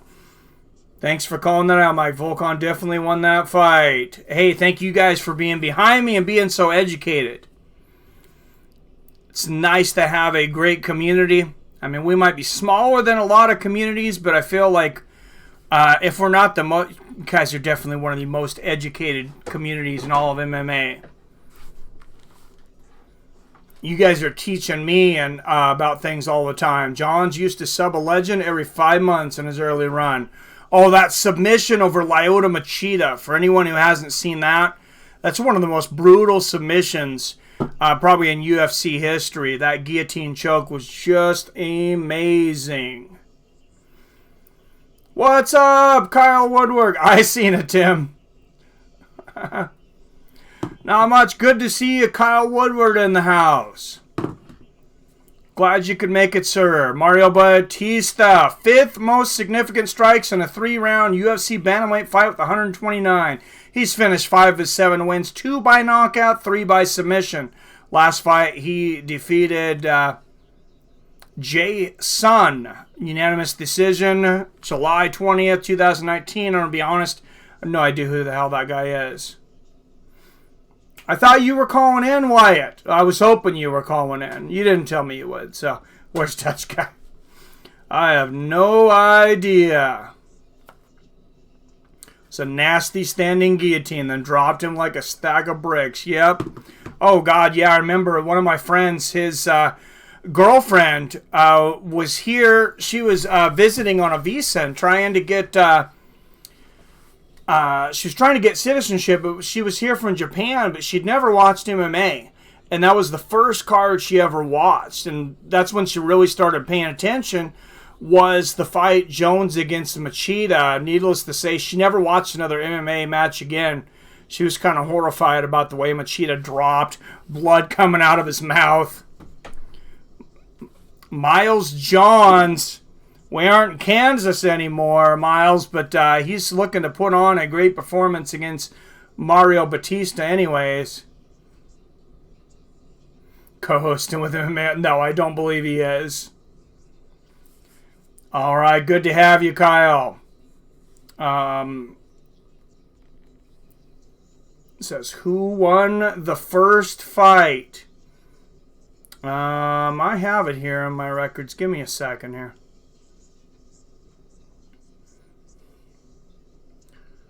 Trying to remember the names of those two fighters in those first 2 fights. Miles Johns, undefeated at 10-0. He is the former LFA bantamweight champion, and he came to the UFC via week 2 of season 3, Dana White's Contender Series. And I picked Mario Batista in this one. I told my friend to. I might be looking stupid on this one.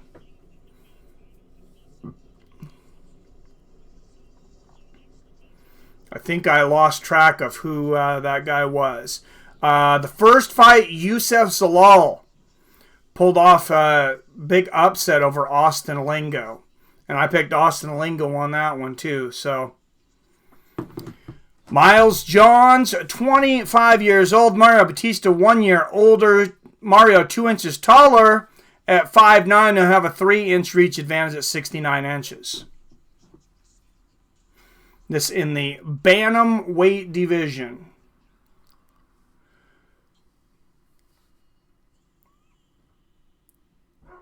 Actually, why it says not. No, he wouldn't take him over there.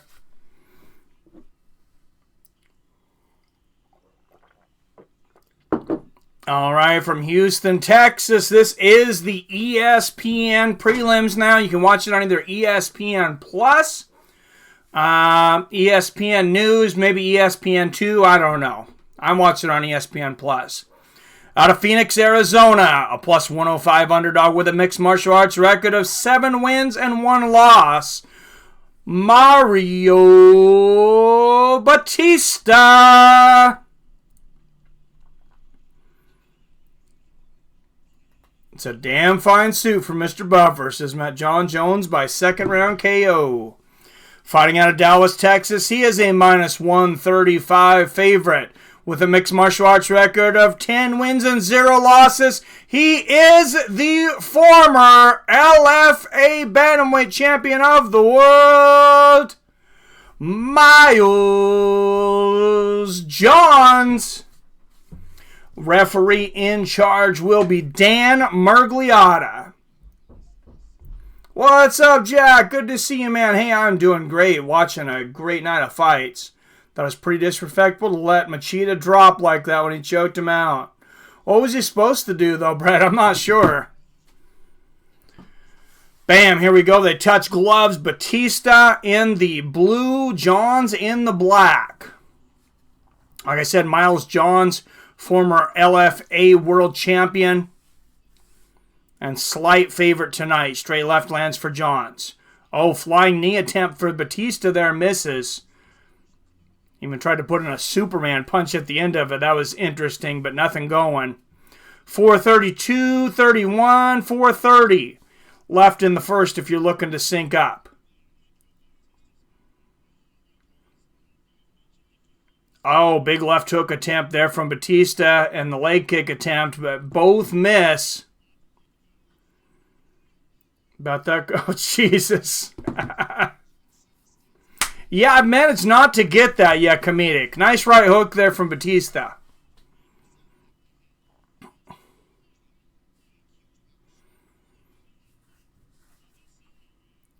Left hand lands for Johns. Okay, I won't even tell that joke. Never mind. I just thought of something. I'm going to keep that to myself, though. Mario Batista, nice body kick.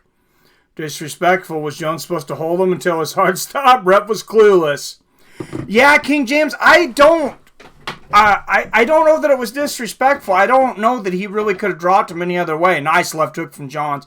I think he dropped him to show the referee, hey, he's fucking out, man.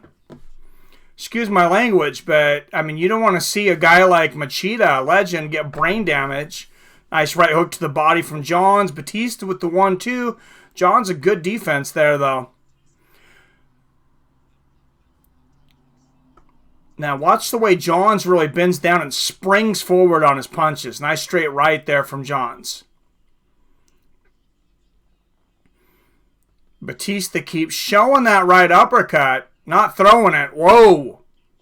Batista ducked under a haymaker from Johns right there. Johns was going for the fence on that one.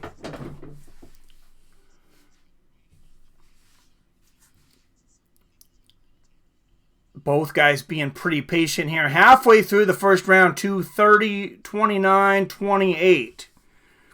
Looking to sync up here. Nice body kick there from Batista in the blue shorts. When did he fight tonight? Who were you looking for fighting? I'm not sure. Jay had to drop him. The ref grabbed him and let go. Yeah, that's the way I remember it. Oh, nice straight left there from Johns.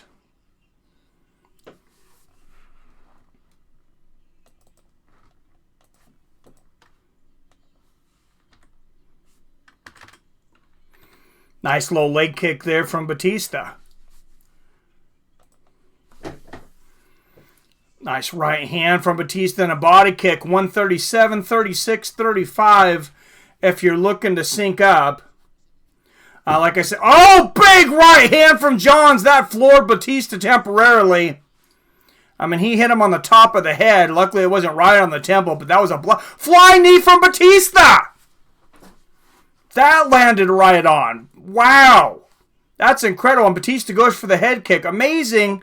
Batista was able to come back and have his equilibrium and balance enough to land that flying knee after getting hit by that big right hand. Johns really clubbed him.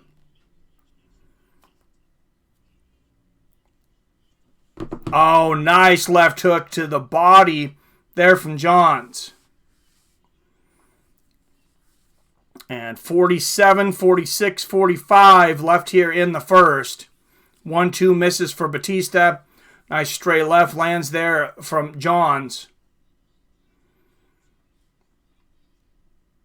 Everybody, please hit that like button. If you haven't hit that like button yet, make sure you hit that like button. Don't forget to hit that subscribe. Another nice right hand on the top of the temple from Johns. And again, Batista lands a flying knee. Straight right and a nice shin to head for Johns. Batista, excuse me. Johns looks like he has a hard head, though. 10 seconds left in this round. Easier to tell, I guess, when the guys are bald like Marvin Hagler. And there we go. Speaking of the great Ozzy Osbourne comedic, pains me to say Ozzy Osbourne, the great fighter. I know he's getting up there, but he has was diagnosed recently with Parkinson's disease. So prayers out to Ozzy and his family. And prayers that he's able to make it over to the Tacoma Dome for July 11th. Young David's been looking to watch him for a year and a half. We bought tickets to a show last year, and Ozzy got pneumonia, was out for a while, rescheduled for this year. We were supposed to see Ozzy and Megadeth, and it seems to be cursed because now Ozzy diagnosed with Parkinson's, and Dave Mustaine, the lead singer of Megadeth, unfortunately has been diagnosed with cancer. Sad times. Makes you feel old when these guys that you grew up watching start having health issues and end up and they're getting into their 50s and 60s and 70s too.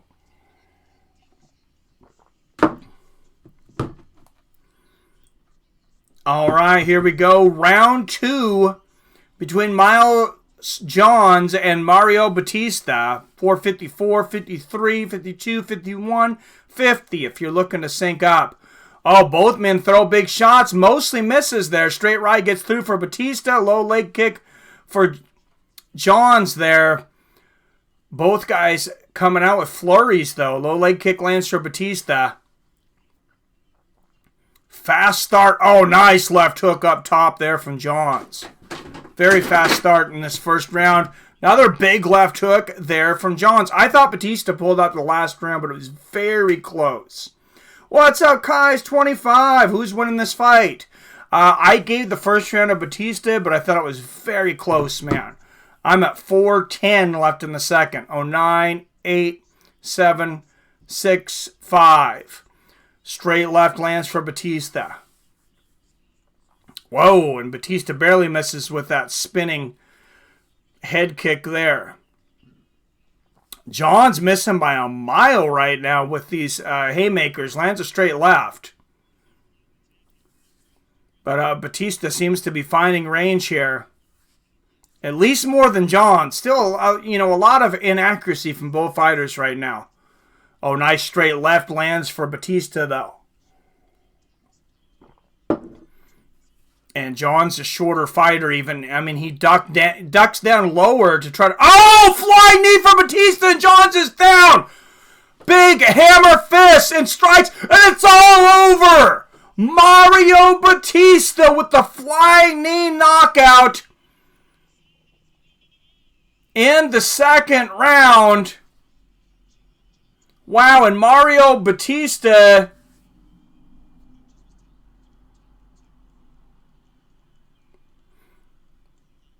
catches Miles Johns leaning in.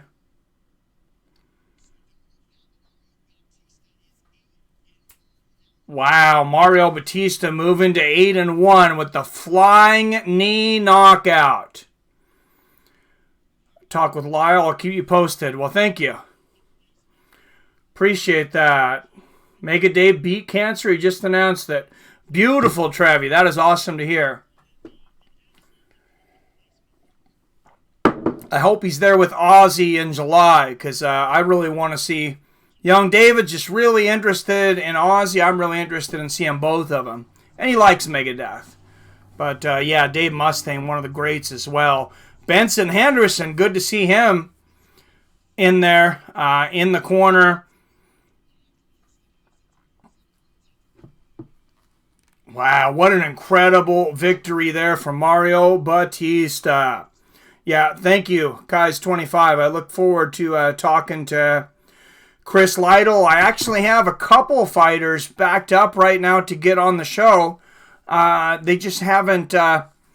my schedule just hasn't synced with them. So I feel bad, when they're willing to give me their time and I haven't been able to, come up with a time to interview them. But it'll happen. Last week was just really busy for us at the Super Bowl, but next week will slow down, and I got a couple of the veterans, one of them from the very, very first UFCs, coming on the show. I won't tell you who it was, but I'm talking single digits. And we've been back and forth. Real good guy. And then a guy that's been around the world and back again, from the UFC to organizations all over. And he's writing a book, and we're going to have him on the show too. Awesome. Good fights tonight. Yes, they are, Mickey. Makes my job much easier when these guys do their job. I'm struggling for words when the guys dance around and aren't doing much for 3-4 minutes. 1 minute, 41 seconds, the official time of this one. In the second round, Mario Batista with a big knockout.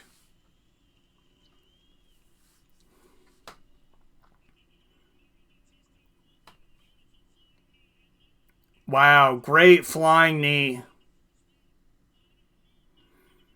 He's finished 6 of his 8 wins now. That was his 3rd knockout. He's got 3 submissions to go with it.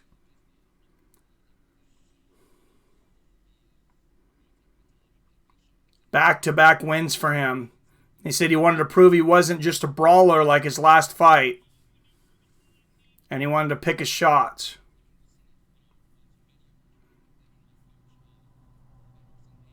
Batista says he's seen the flying knee open while they were watching tape on Miles Johns. Seen him leaning in, and he was definitely leaning in when he caught him. This is the 3rd flying knee, I believe, that Miles Johns landed. That one the most accurate, though. That one he landed right on the chin. Man, that's got to be so rewarding. I mean, I know it's got to be rewarding to see something during the fight. It's got to be a different kind of rewarding, too, though, to go and watch the tapes and you see something like that and you're like, hey, I'm going to try this. And then you learn something from the tapes, you get the timing down, and then it works and you finish a fight because of that. It's got to make it so much easier to train and to put in the time watching those fights when you see that kind of dividend from doing your homework. Great job for Mario Batista. Awesome. Good. Tank Abbott, everyone says comedian. The fat Hawaiian looking fellow. There's the vodka. By the main card, he's usually sleeping. Hit him with the tiger knee. Kyle Woodwork says Don Fry. You guys will see soon. Chaos Williams, 9-1, 6-fight win streak. This is his UFC debut, though we've had some great UFC debuts tonight. Guy that punched the other dude in the nuts. Oh, Keith Hackney, that would be a good guy to get on. I've talked to him in the past, but for whatever reason, communications fell off. But yeah, Keith Hackney, he's an interesting guy too. I think tonight's proving never to miss prelims. Some of the best fights go unseen. Absolutely, King James, and I'm going to stop missing the prelims as much as possible. Every once in a while, when they start having them every week and family stuff starts to come up, I don't get to be there for every single fight, but if you're not there for every fight, you're missing something. And Lauren Murphy versus Andrea Lee up next. Andrea Lee, a -300 favorite.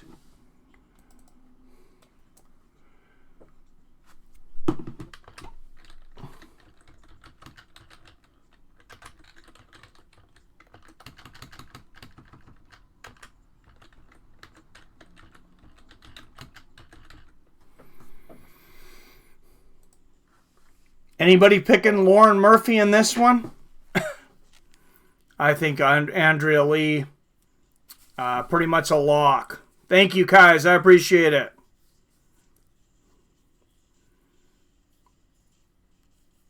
Poor guy that got ran over by young Juiced Vitor. Hope for Tank, but my guess is Mark Coleman. You get the biggest one, send Tim Johnson. Thank you. And Trevi McTrev is a fan of Andrea Lee. I think she's going to have a good night, Trevi. good chance that you get to see her in an interview.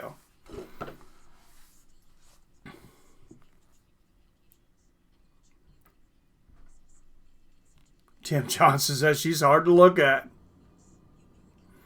All right, let's throw a trivia question out there. We haven't any trivia questions yet in between fights.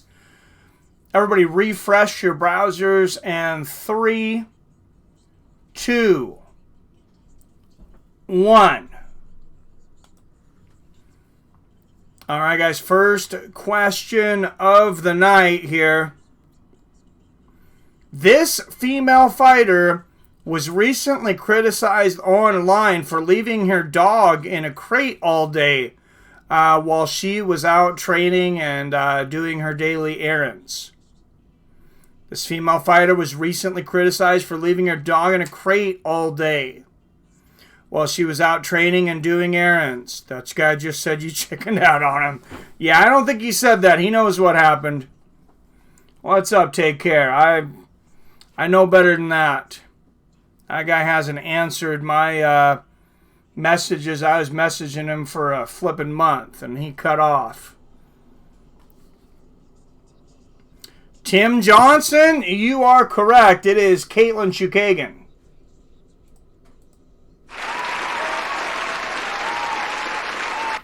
On the beginning of one of the UFC Embedded, I believe it was UFC Embedded 2, they show her with her dog, and then she puts him in the crate for the day and goes out. And a lot of people just look at the video on YouTube of that UFC Embedded, and you can see people just eating her up. I mean, I'm not giving my opinion one way or the other on that. I don't know what her situation is, but I know people were not happy, obviously. All right, Tim Johnson. Good job, gets the first one.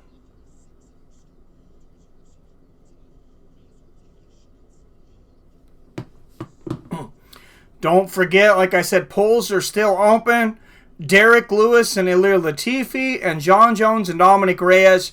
Just go to the MMA with Friends homepage, click the community tab, and you'll see those two polls down there below. And when you vote, it'll show you the results of where we're at. Both polls, last time I checked, were trending big in favor of Derrick Lewis and Jon Jones, both big favorites. Really? I didn't hear about that. Yeah, it's in the UFC Embedded. It's either episode 2 or 3, I think, towards the beginning. And yeah, they ate her up in the comments. Very few could pull MMA play-by-play alone. Great. Thank you, King James. Jeffy is thick. How long did she leave the dog in? From the sounds of it and what everybody was thinking, it sounds like she just leaves the dog. I felt bad. I wasn't even sure if I wanted to bring this up because I don't know the situation. Her personal situation, and people were eating her up so bad. But there was so much noise around it, I kind of felt like I had to. It sounds like it's all day when she's gone. The dog's in a real small crate. And, maybe she tries not to leave for a long time. But however long she's gone, she says that dog's in a crate. It's not allowed in the house otherwise, she doesn't want it on the couch and the chairs and things, so it sits in the crate.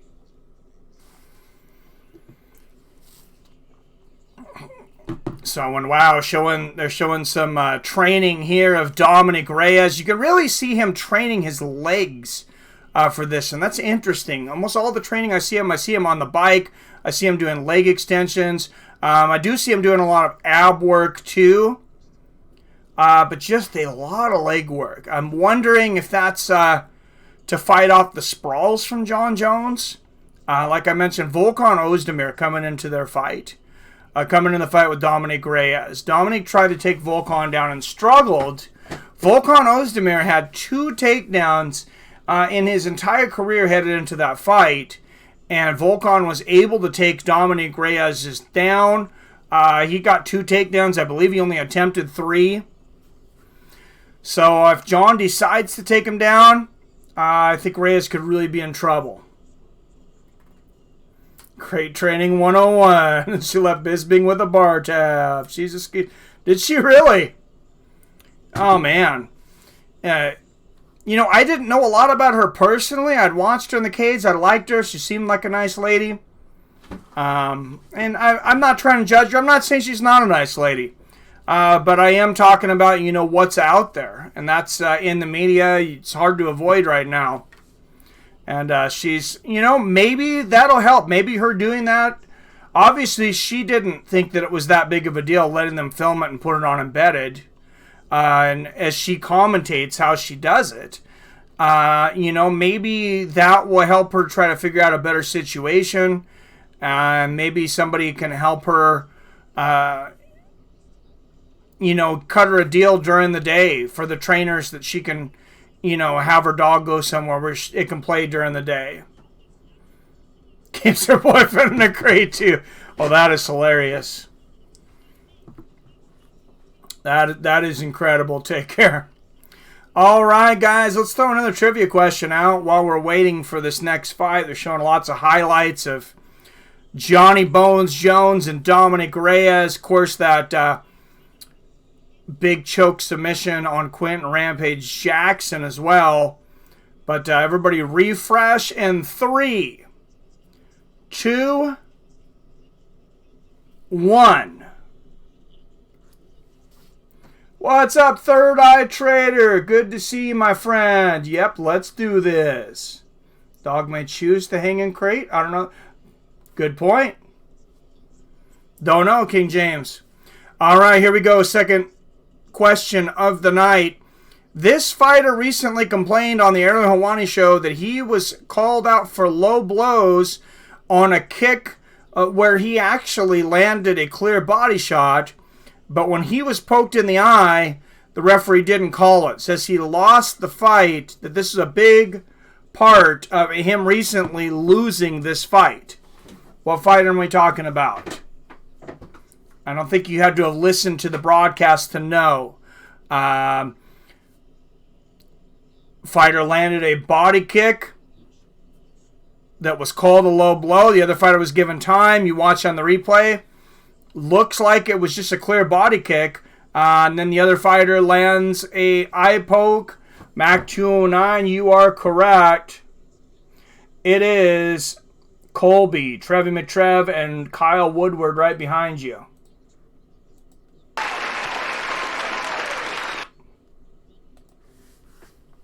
You guys know it. Third Eye Trader had it too. But Mac 209 was first.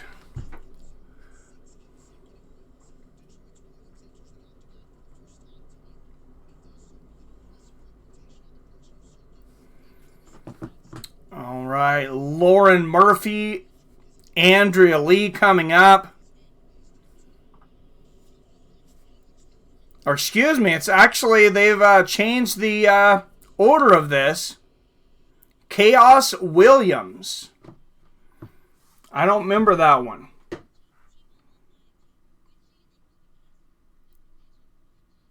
Had to promise to kettle train my dogs before they would let me adopt. Huh. Yeah, like I said, I mean, I'm not here to judge you. I've never kept a dog in a crate all day either, just in case you were wondering. But,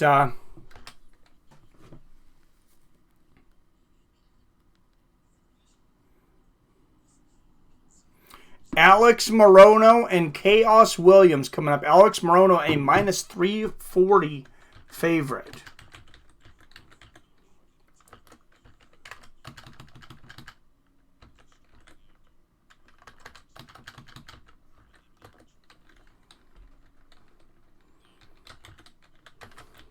I wonder if his name's really Chaos. That's how it's listed on here on the website and on ESPN. What an awesome name that would be if your name was actually Chaos.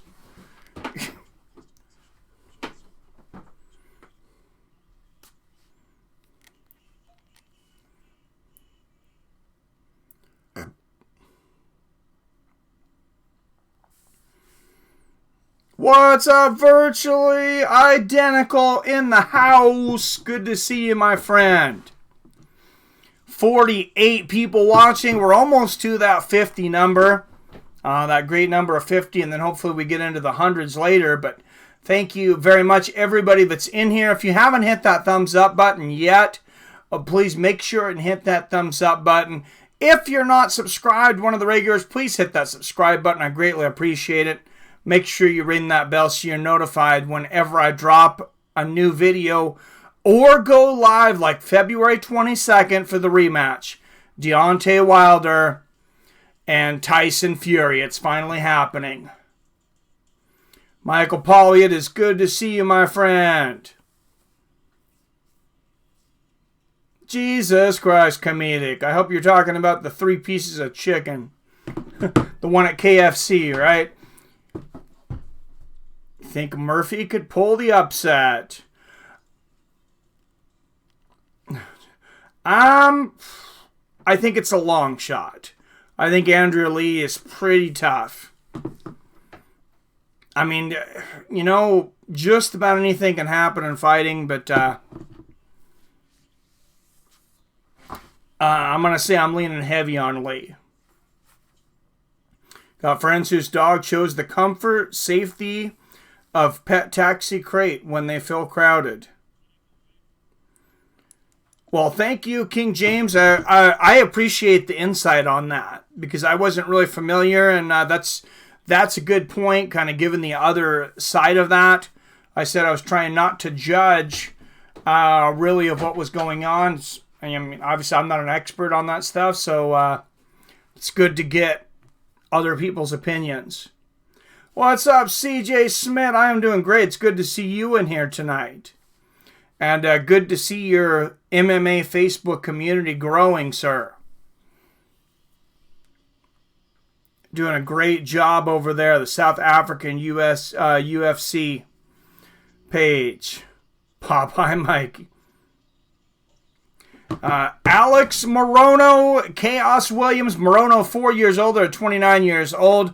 Williams an inch taller at 6 feet tall. And looks like a 2-inch reach advantage for Chaos Williams at 77 inches.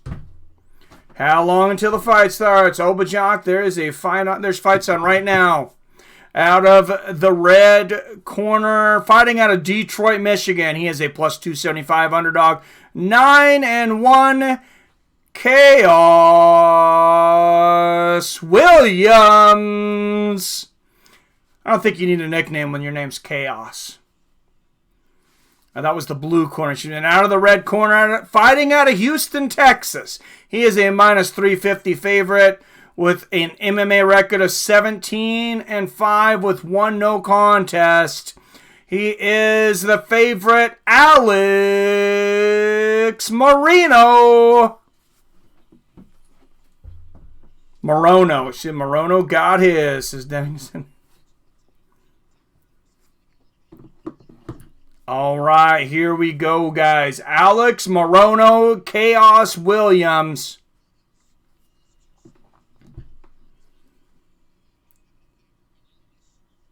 Oh, that's awesome, Mickey O'Neill. Good to have you in here then. All right, touch of gloves and the start of the first round. Oh, nice low leg kick there from Williams. We're having an issue with the fight clock tonight. Williams with a big combination, but I'll sync you up. Oh, wow, they exchange shots. No need to sync up. Lefts and rights from Williams, and Morono is on Queer Street. The take. Oh, big right uppercut from Williams, and it is all over. Chaos lives up to his name. Lands the backflip afterwards. What a destruction. That was violent. And his UFC debut, putting an exclamation point on that. And if he doesn't get the 50 G's tonight for the finish, he's already got some competition for a knockout earlier. But he'll definitely be getting an envelope from Dana White in the locker room either way. Damn.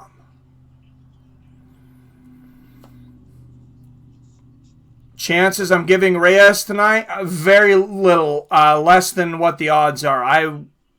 I got him. I would have him probably 8 to 9 to 1, 8 or 9 to 1 underdog. I give him very little chance. I mean, he definitely has a chance, but I have him as a big underdog. Don't blink, says 7 for sure. Jesus, comedic. Oh, comedic genius.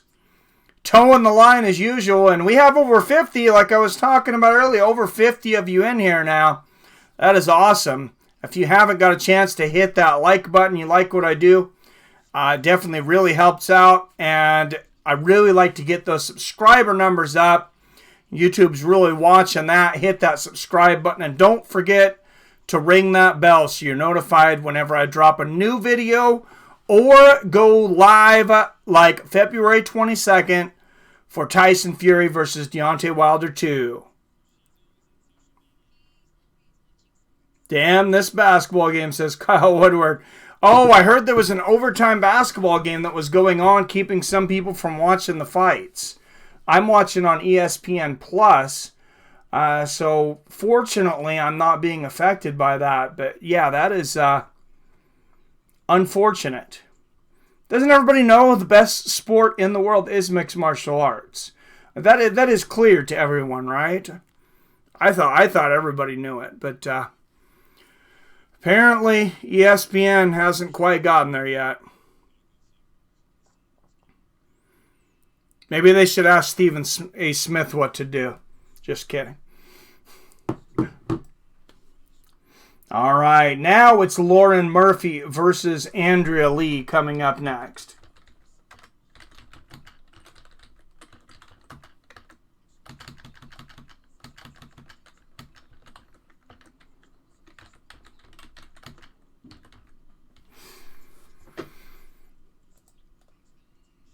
And maybe there's an MMA fan in the neighborhood. I hear somebody setting off fireworks. Maybe they are a Chaos Williams fan. And he was a plus 260 underdog tonight. So if you put the money on Chaos, you did well.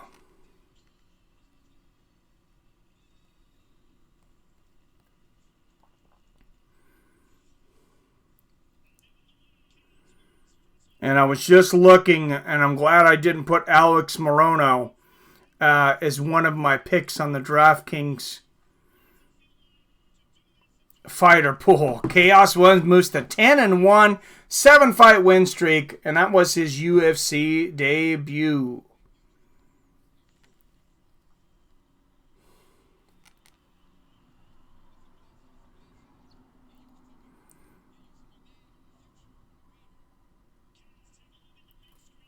Love the short videos you're posting, Mike. Keep up the good work. Thank you, Mac209. Thank you for everybody that's been watching those. I haven't had a lot of time, but I'm just really been trying to stay active, keep the channel going, especially when we have the weeks anymore where there's no fights. So thank you. I'm glad people like it. Shorebus13, hello, sir. Can't watch baseball or even basketball. Too boring for me. Says Shoujo, and Kyle Woodward now officially hates basketball. Longest damn 12 seconds in my life. What's up? Mixed Plate Crew, aloha, sir. Reminded me my ESPN Plus is showing it. You're welcome, Jason. Finally started playing DraftKings, Mike. I still can't play here in Washington State. My wife's cousin, he's playing with other doctors and everybody in their doctor's office, and he asked me for my advice to pick a team for him, so I did. Once you're hooked on MMA, all other sports seem boring. I still watch some football, but I'll tell you, I pretty much have time to watch one game a week. I'll generally watch my Seahawks, and then I'll watch some playoffs. I watch the Super Bowl, of course.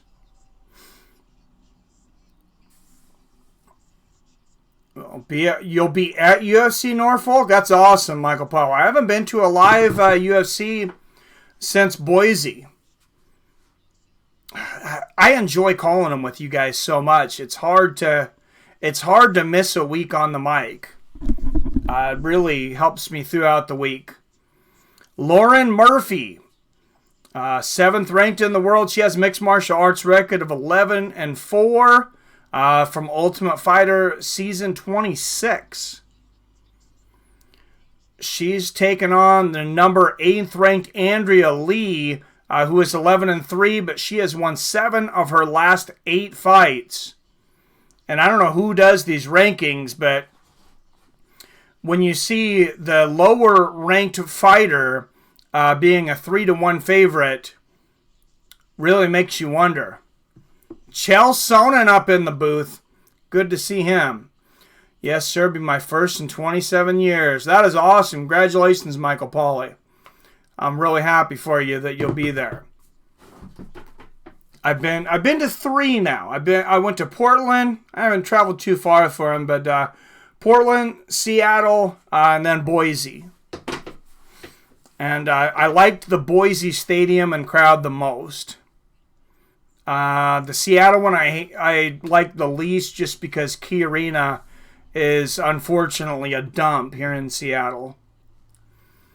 Go KJB Lee. All right, I cannot wait for this next fight, though. This should be a good one. Andrea Lee is an animal.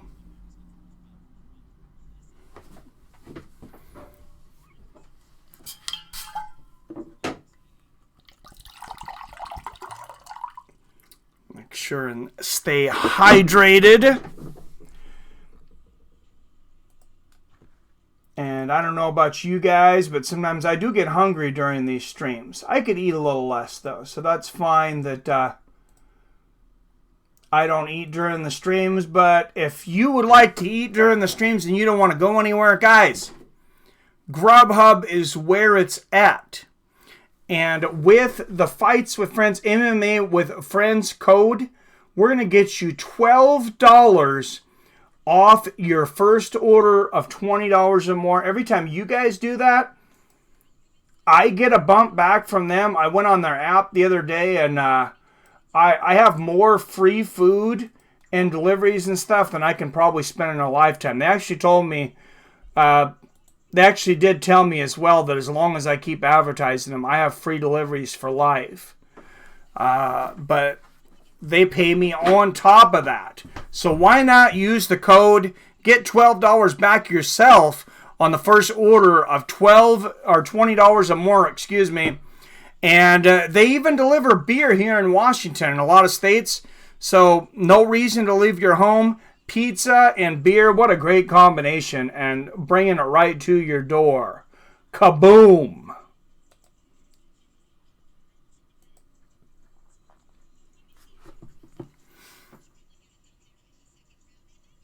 It's not a liter of cola. This is my bottle of water, Comedic Gene. I'd be dying if I drank a liter of cola during this thing. That would be a horrible idea, sir.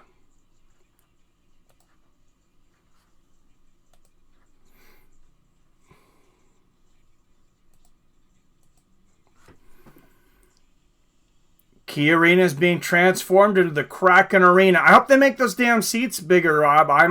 I need to drop the weight. And I know that. I'm uncomfortable. I'm getting to where I'm uncomfortable on planes. I'm uncomfortable in the stadium. It was unacceptable for me to get this out of shape. I had some injuries, and then I blamed it on that.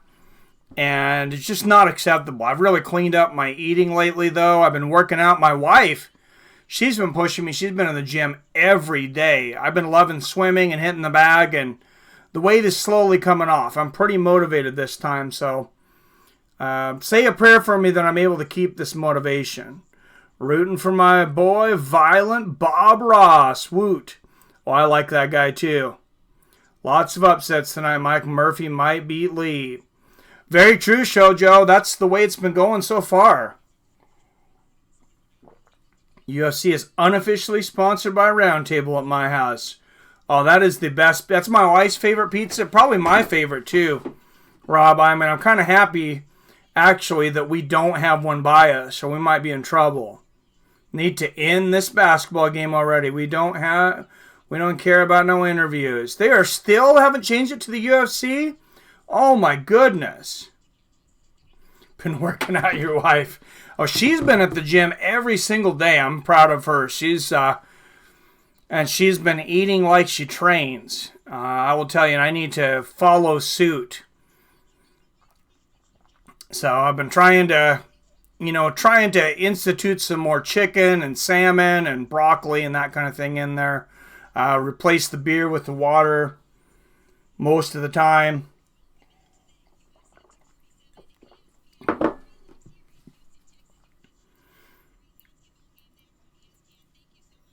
Gave it 110% and happy we got the W. All right, let's throw another trivia question out there. Everybody refresh your browsers. And 3, 2, 1.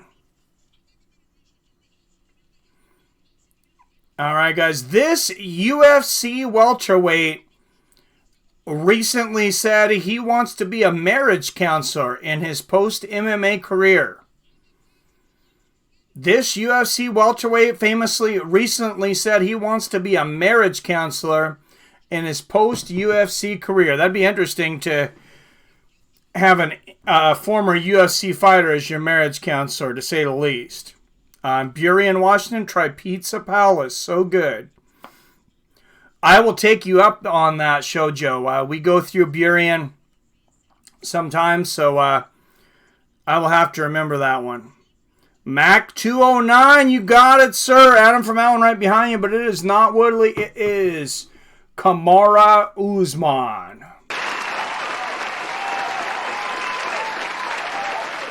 And that puts Mac 209 back in the lead for tonight. Just 3,000 points awarded so far tonight, though, so everybody's still got a great shot. Mac 209 in the lead with 2,000. Tim Johnson with 1,000.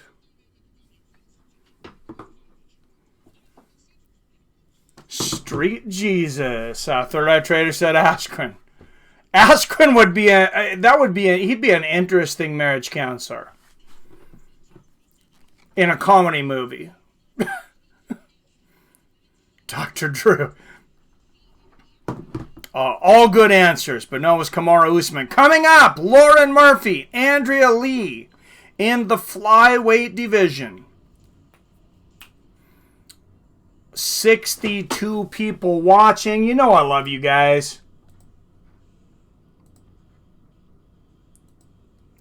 And I cannot wait for this next fight. But guys, I love you guys, so I don't want you to have to pay any more than you need to.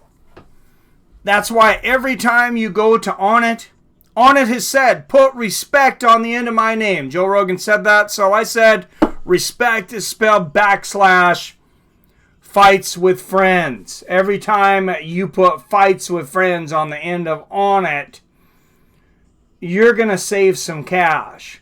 And I'll tell you what, guys, I've learned recently, because I've been studying a lot of seasonal depression right now. The rain's been so bad, we are flooding everywhere over here right now.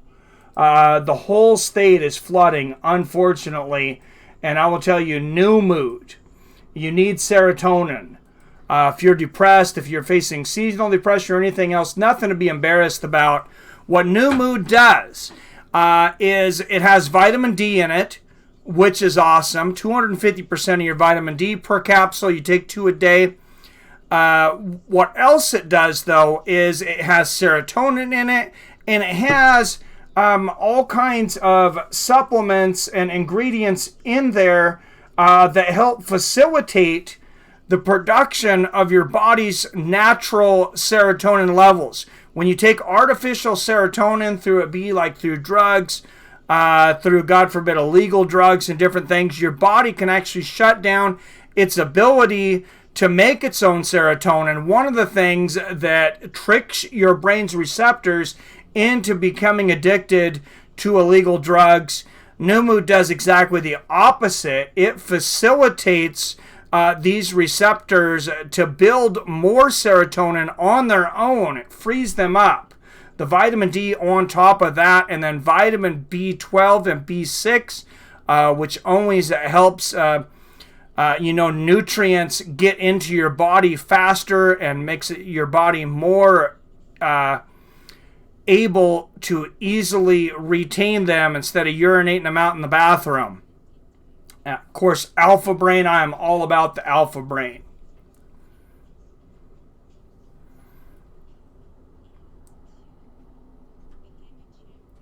Gage, you already has a psychology degree.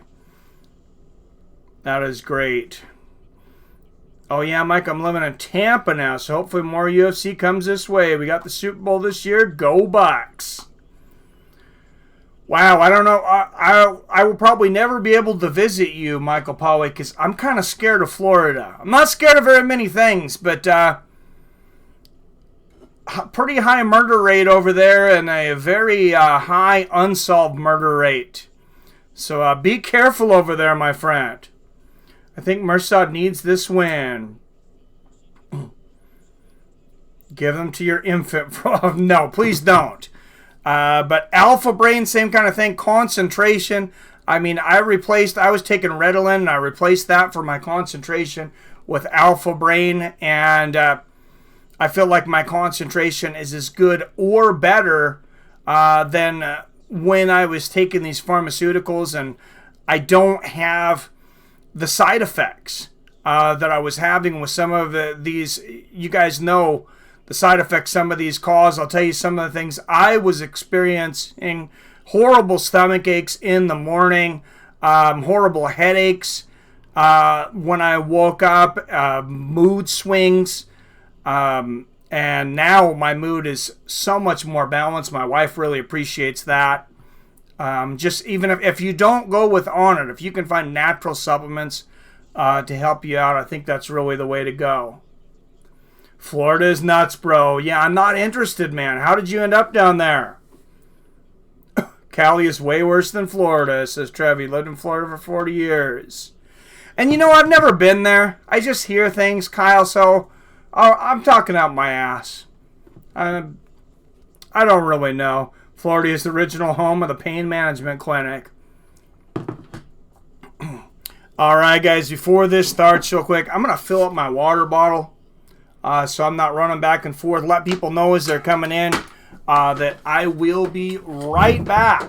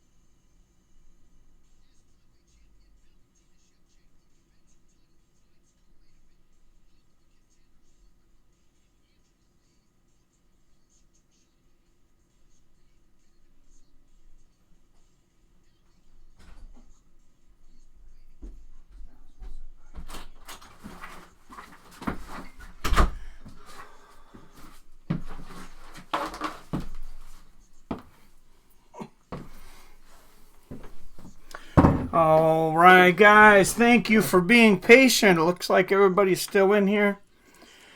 So appreciate that much. Lauren Murphy, Andrea KGB Lee up next. This should be a great fight.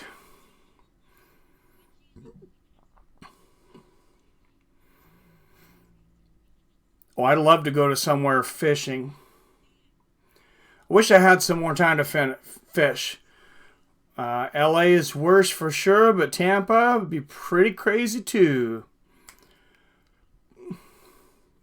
Broward County, Florida is missing children capital of America. Avoid tourist areas with your children.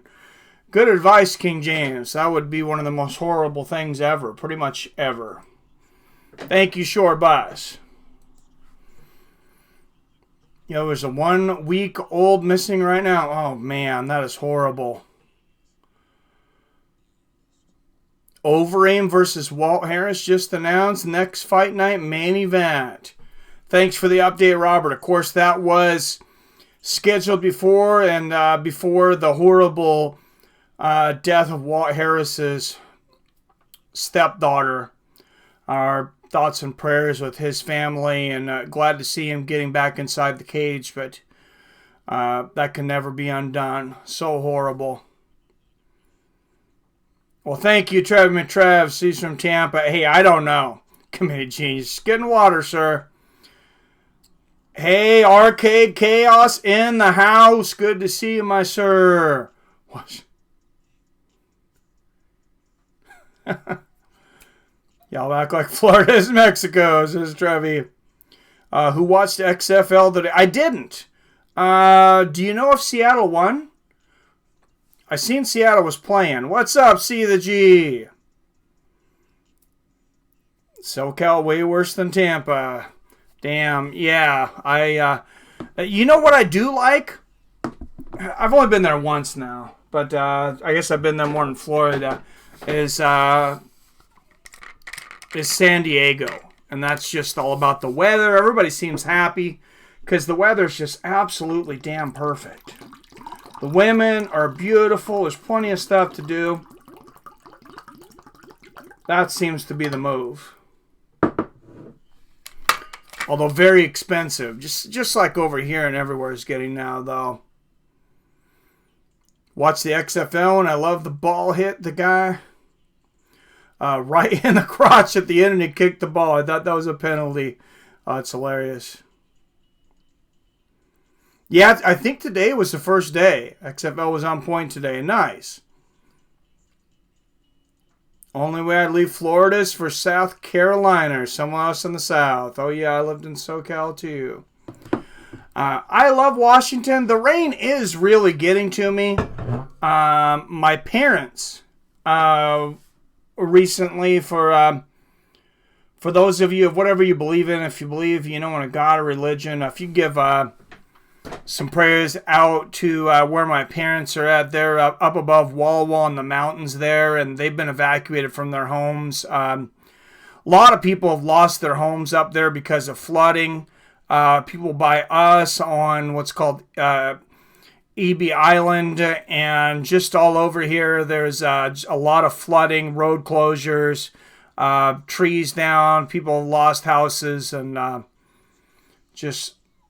I'd appreciate that. My parents are out of their home for at least a month. Hopefully they'll have a home to go back to.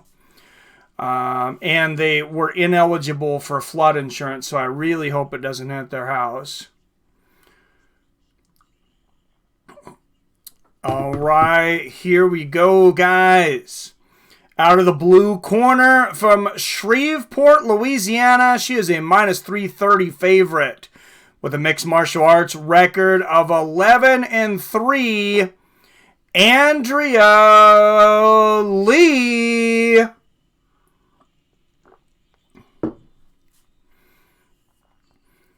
And fighting out of the red corner, she is the 7th ranked 125-pound woman in the world. The hometown girl out of Houston, Texas. A plus 260 underdog with a mixed martial arts record of 11 wins and 4 losses. Lauren Murphy. And all the Texas fighters are getting a huge pop here. Laura and Murphy, no exception. How much time until the fight? I'm from Chile, and the hour is 23:06. Which fight? There's fights on right now, man. All right, fight is on. Lauren Murphy, Andrea Lee. Round 1. Whoa. And Murphy comes across quick on the attack with the right hand. Misses, though. Low leg kick lands for Lee. 450, 49, 48, 47. If you're looking to sync up, nice 1-2 there from Murphy. And Lee unloads with a combination. Murphy wasting no time here in round 1. Big body kick from Lee. And a nice left hook. Catching Murphy coming in. Straight right lands for Murphy. Andrea Lee. Smile across her face from ear to ear. She seems to like what Murphy's doing right now. And she lands a big left hook in her right hand. And a nice body kick. Nice left hook for Lee. And Murphy's face is already busted up. Blood coming out of the nose.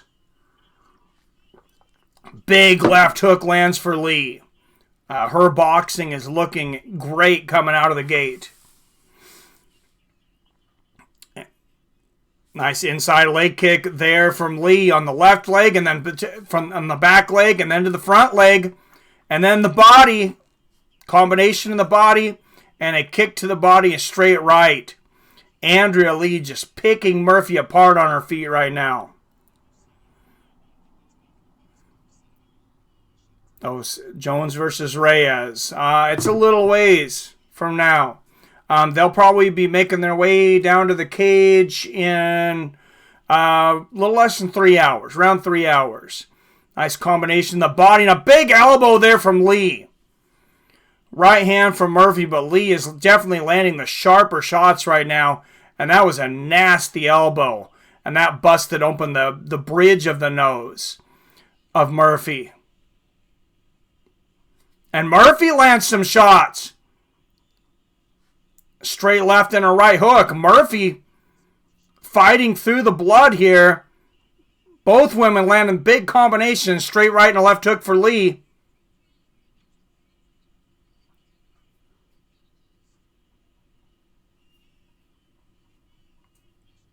Nice 1-2 there from Lee and a chopping leg kick. Straight right lands for Murphy. And Murphy is certainly game. Nice straight right there from Murphy. And Arcade Chaos with the donation $5 added to the...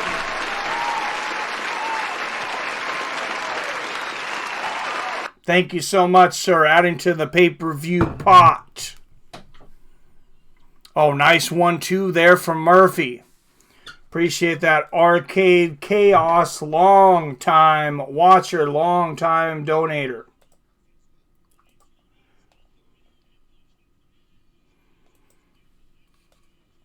Oh, Andrea Lee, big high kick and big combination. Murphy landing shots in there, but Lee getting the better of these combinations. Big body kick. Andrea Lee is just having a ball in there right now.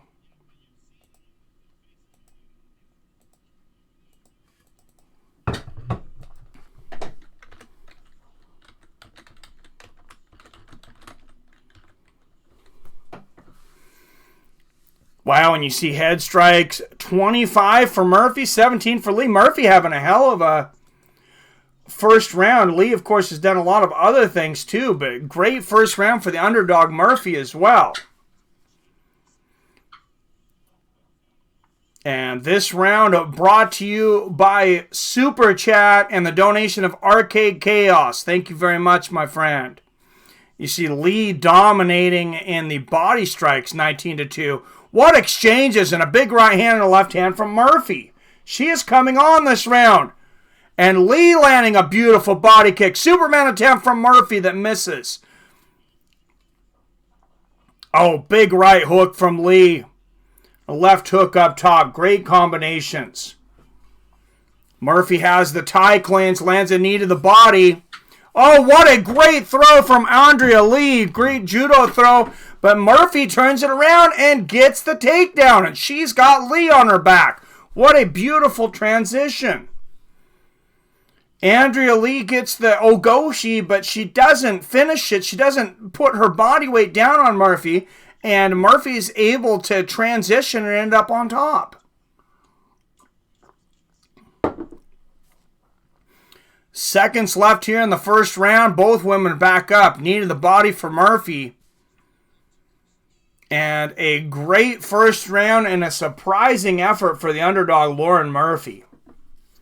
I gave that round to Andrea Lee, but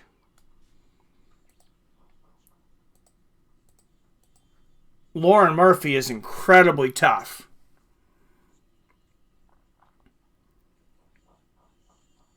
What's up, Snake Pilskin in the house? Good to see you. And Jones goes down tonight, but I hope that all the time never seems to happen. I like Lee in this. Where are you at time-wise? Sorry, I will make sure and sync up time-wise the next one. What's up, Snake Pilskin? Good to see you, sir. Got Lee round one. Who else is ready to see El Kukui finish the Eagle? I have Tony Ferguson for the upset in that as well, Arcade. Fights have been great so far, Snake. Some great finishes, some great scraps. Looked illegal. Oh, I spelled it wrong. You're right. I'm sorry. It's a good scrapper. All right, here we go. Lauren Murphy and Andrea Lee. Round two. Nice left hook from Murphy out of the gate. Yeah, I think there was an illegal knee in the last round.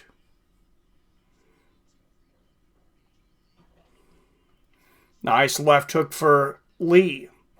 Lee goes for that elbow and misses. Nice low leg kick for Lee. Murphy's really calmed down and able to set down in her punches a lot more now. Land a nice left hook up top.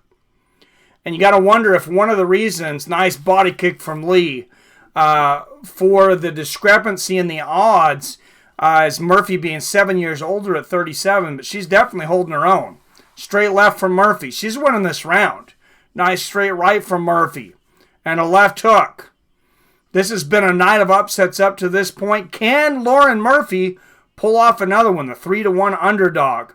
Beautiful combination for Murphy up top. Nice right hand. Oh! Lee comes back to the left hook after that, but Murphy got him with two before that. Straight right from Murphy, and Andrea Lee just still smiling from ear to ear. She's loving this. Nice straight right there from Murphy. And a left hand body kick lands for Andrea Lee.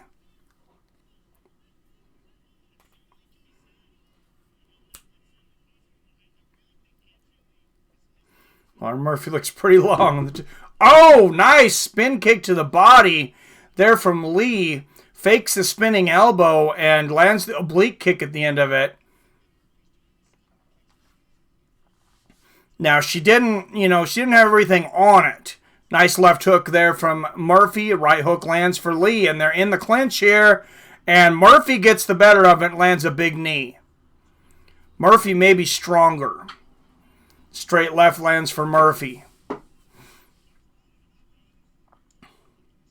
Nice kick to the body, a low leg kick. Andrea Lee starting to attack those legs of Murphy. And to the body there. Oh, nice right hand from Andrea Lee. And a combination down low. Andrea Lee starting to turn it up in the second half of this round. Lands a straight right. Murphy with the 1-2, and she shoots under. And they clinch, and we'll see who wins this clinch. Lee lands a knee to the body, and they break. Good thing about the clinches in this fight is all of them have only lasted a few seconds. And then there's action. Either they break or there's a takedown. Left uppercut, straight right combo for Lauren Murphy. Low leg kick lands for Lee. Lauren Murphy's boxing may not look like the most textbook beautiful boxing, but it is effective. Nice right hook to the body from Andrea Lee. Oh, Lee goes for the head kick. She connected part of that. Goes for the head kick with the back foot this time and misses. Spinning back fist misses, and Murphy blocks another head kick attempt from Lee. Murphy, undetoured, lands a straight left. That takes a lot of energy. That was a lot of high-impact moves from Lee. Both women landing combinations with the hands, and a low leg kick from Lee, and Murphy's going to clinch again. Looking for double underhooks here. She's got the underhook on the left side, looking to get under.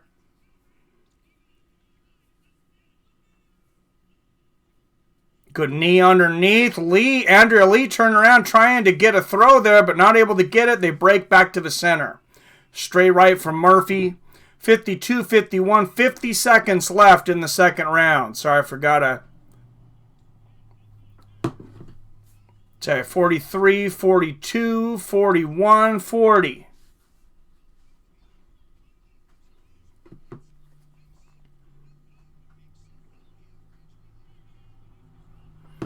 That's pretty low audio. I think I'm going to be okay. I'll back up a little bit, but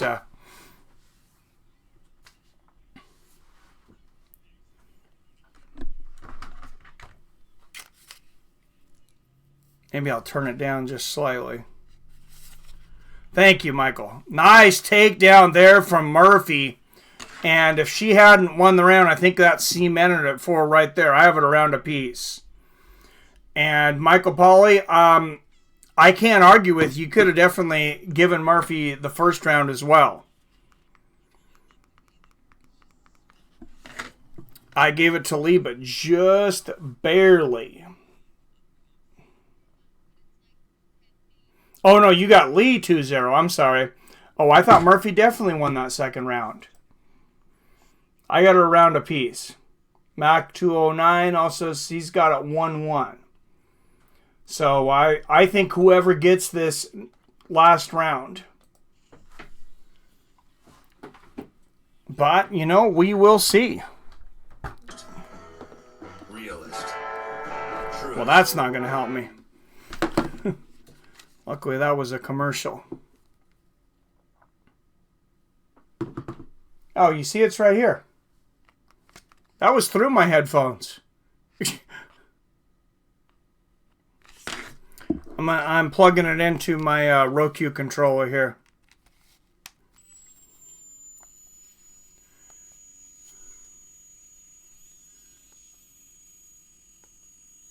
Okay. Battery's too low on that one. Obviously. Uh-oh.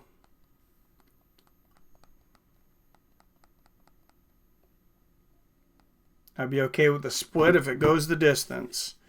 My batteries are dying.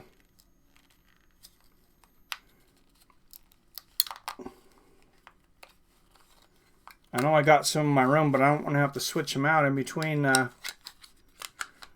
rounds here. Oh, come on.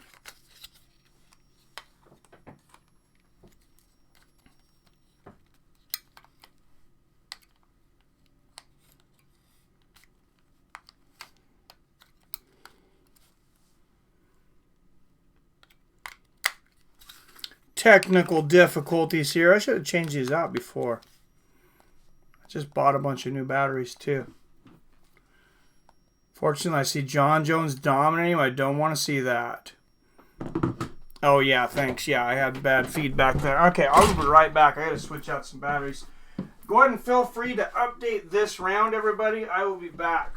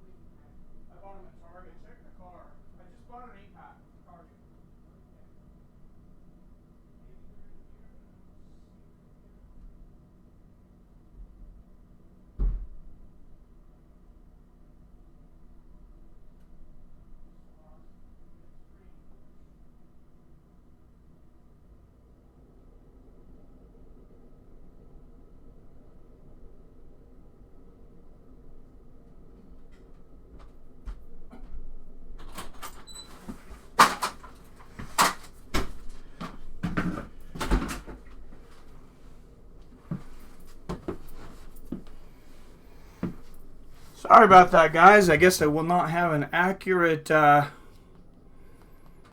opinion on who won this round.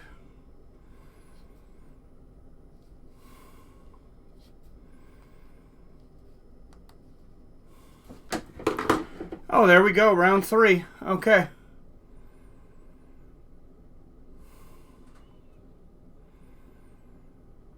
Should ask him who the weird guy was who sat in front of the camera while he was going. All right, here we go. Round 3, Murphy and Lee. Nice right hand to the body from Murphy. 43, 42, 41, 40 if you're following along. Nice left hook there from Andrea Lee.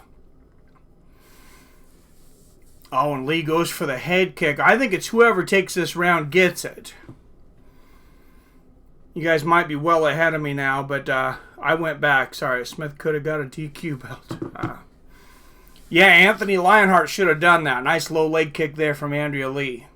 And a body kick. It's showing total strikes now in favor of Lee, 93 to 69. I think Murphy's landed the harder strikes, though. Nice left hook up top. And a straight left. I have it around a piece. Whoa! Murphy, that was surprising. She goes for the flying knee. And Lee sinking in a guillotine here. She might have it. Oh, this is tight. She is tightening this. She's got the Peruvian necktie. She is jerking all her weight down on this. 336, 35, 34 left in this third round. We'll see if she can sit back on it. This has really got to be hurting Murphy's neck here. Lee using the fence to try to keep this on. Of course, eventually Lee will have to worry about burning her arm out if she's not able to get Murphy out. And Murphy landed a knee to the body of Lee there. And Lee dropping down now. It doesn't look like she's going to be able to get this now. 3 minutes left in the third round.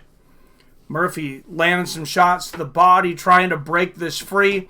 If anything here in a close fight in this third round, though, I mean, Andrea Lee is, showing control. Murphy's out and on top now. 243, 42, 41, 40 left in the third round. And Murphy, I think Murphy needs to get to work. Andrea Lee, in my mind, is winning this round pretty easily. Body shots here in the ground and pound from Murphy. Lee scrambles to her feet. And Lee lost her mouthpiece temporarily. Referee puts it back in, back to the center of the cage. 208, 07, 06, 05. Exchange of shots. Nice straight right there from Lee. Left hand. Oh, nice combination there from Murphy up top. I think Murphy's got some work to do in this round. Straight right. Couple of nice straight rights there from Murphy. 3 unanswered shots from Lauren Murphy. Spinning back fist attempt misses for Lee, but she lands the body kick at the end of it. Great combination. And Lee still smiling from ear to ear. She's loving this. Left hook to the body from Lee, knee to the body from Murphy. And Murphy's face is a mess. And Andrea Lee shoots down for the takedown. Laura Murphy trying to fight this off. So far she has. Nice elbows here. 1:15 left and she breaks it. And a knee to the body. Murphy gets the best of that. Lee unable to get the takedown, but Murphy landing some crucial elbows and then knees to the body. 1 minute left in this third round. Got Lee 29-28, Michael. Hoping my Sean Shelby hat is good later tonight. I hope so. 40 seconds left in the third round. Yeah, make sure and go to Facebook. Check out the group Fights with Friends. I'll have to approve you. Myself, Billy, or Dean. Nice knee to the body there from Andrea Lee. Couple of knees to the body. I'll have to approve you because it's a closed group. But almost 300 of you guys on there now. And Rob Iman with the Iman Report has been great. Nice combinations from both ladies here. Knee to the body from Lee, knee to the body from Murphy at the end. And that was a very hard round to call and a very hard fight to call. I'd love to be an MMA judge too. Many with knowledgeable fights in the MMA community that should be stepping up to judge. Maybe too thankless. That is true, Jason. Dominick Reyes is going to KO Jones tonight. What's up, Diego Velasquez? He says, trust. We will see. I hope so. I mean, I'd love to see the big upset. I got Jones in that one. I think he's better in just about everything, but Dominick Reyes has definitely got the power and the talent that he could pull off the upset.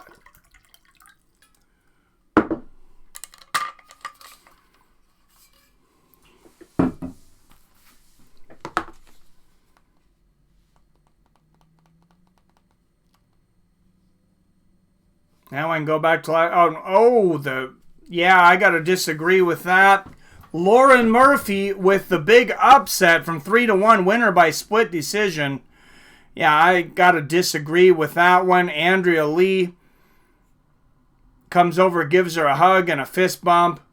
You know, very complimentary in losing. But, I thought Lee definitely pulled it out in that third round. Love to see Reyes get the KO. If I had mad cash, I'd bet on it. Jones boxing is awful, but he shines everywhere else. $6 million man in the house. Really? Nice. Well, that's back-to-back wins for Lauren Murphy, even if you don't consider that one. That's a tough one for... it's going to be a tough one to swallow for Andrea Lee. I mean, you pretty much have to get the finish. Lauren Murphy, she was competitive, but she did not win that fight. Great fight. Of course, it's not Lauren Murphy's fault. Just like other fighters' bad decisions on here tonight. Never blame it on the fighter. So I'm trying to get these earbuds hooked back in here.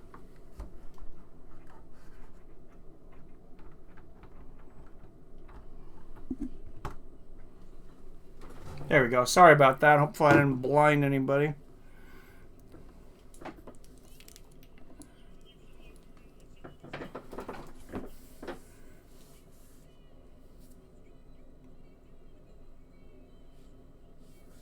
And Lauren Murphy just called out Roxanne Modafferi. That's a fun fight. I like that, Rob Iman. Win or lose, I like that fight. That could be in the Iman Report. Jones by decision, says E-Tart Adventure. One judge gave 30-27. Oh my God. Yeah, that is horrible. In all honesty, I see Jones by TKO. Yeah, that is a trash. 30-27. That is inexcusable. I agree with you. Michael Polyserra versus GSP. Greatest upset in UFC history, especially the way it happened. Lee Majors there in the crowd. As somebody was mentioning earlier, the $6 million man. Jared Cannonier in the house. He is an interesting spectator. Aspen Ladd, who recently moved to 9-1, number 3 contender. And I'm going to hopefully refresh to live here now after I'd paused it for the... technical difficulties. See Jones finishing with a Muay Thai clinch and a knee to the face. James Krause for the walk-on upset. I got Krause in this one as well. And I picked him in the DraftKings pool that I'm helping my wife's cousin with. I got Krause as one of my picks. I know I'm way in over my head about Reyes, but I would love to see the light heavyweight class shake up. Hey, it would be very happen. It would be very great, and something I would say outside of moving to heavyweight, I'll tell you financially, a lot of people aren't going to want to hear this. UFC would be very unhappy. You're never going to hear this from the UFC. But I'm going to tell you straight up.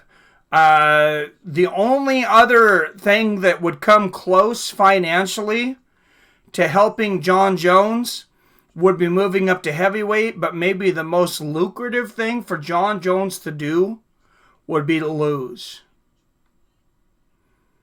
You look at the love Chris Cyborg's gotten recently after the loss to Amanda Nunes. I still have Andrea Lee up here. And a lot of fighters who have gotten that love that have been tough in their fights. Colby Covington getting the love now after a tough fight that he got it through. And the rematch, the money for the rematch would be incredible. That's a great storyline. Undefeated champion, greatest MMA fighter, one of the greatest MMA fighters ever. Some people say he is the greatest MMA fighter ever. If he was to get upset, that rematch would be incredibly lucrative. I mean, you're selling 1 million pay-per-views or more without Conor McGregor. Jared is the future, says Theron. Possibly. I want to see Kevin G versus Jared. If Izzy and Jones both win, I say do it. That's a big fight. That's a big money fight. Izzy says he wants to clear out that division first, though. No, Izzy's not ready for heavyweight, but do it at light. I agree Jon Jones losing, moving up is lucrative. Has there ever been a middleweight, light heavyweight champion versus champion fight? No, I'm pretty sure there has not. Trevi says Colby got robbed.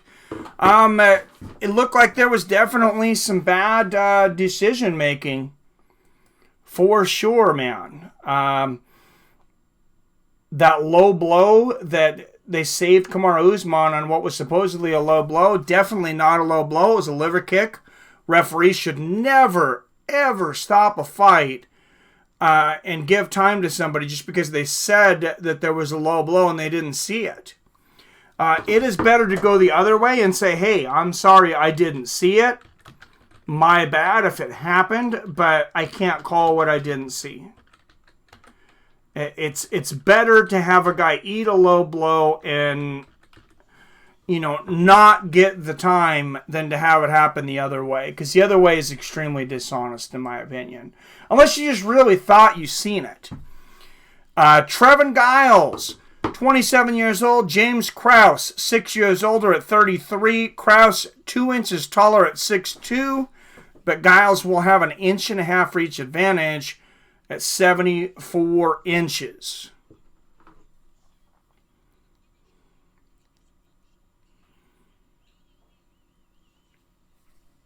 And this one was incredibly close on the odds. James Krause actually coming in the favorite, minus 120 favorite out of Lee's Summit, Missouri.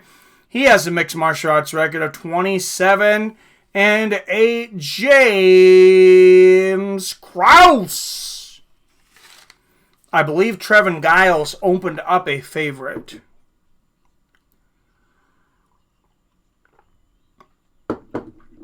Out of Houston, Texas, he is a minus 110 underdog with an MMA record of 11 wins and 2 losses. Trevin Giles.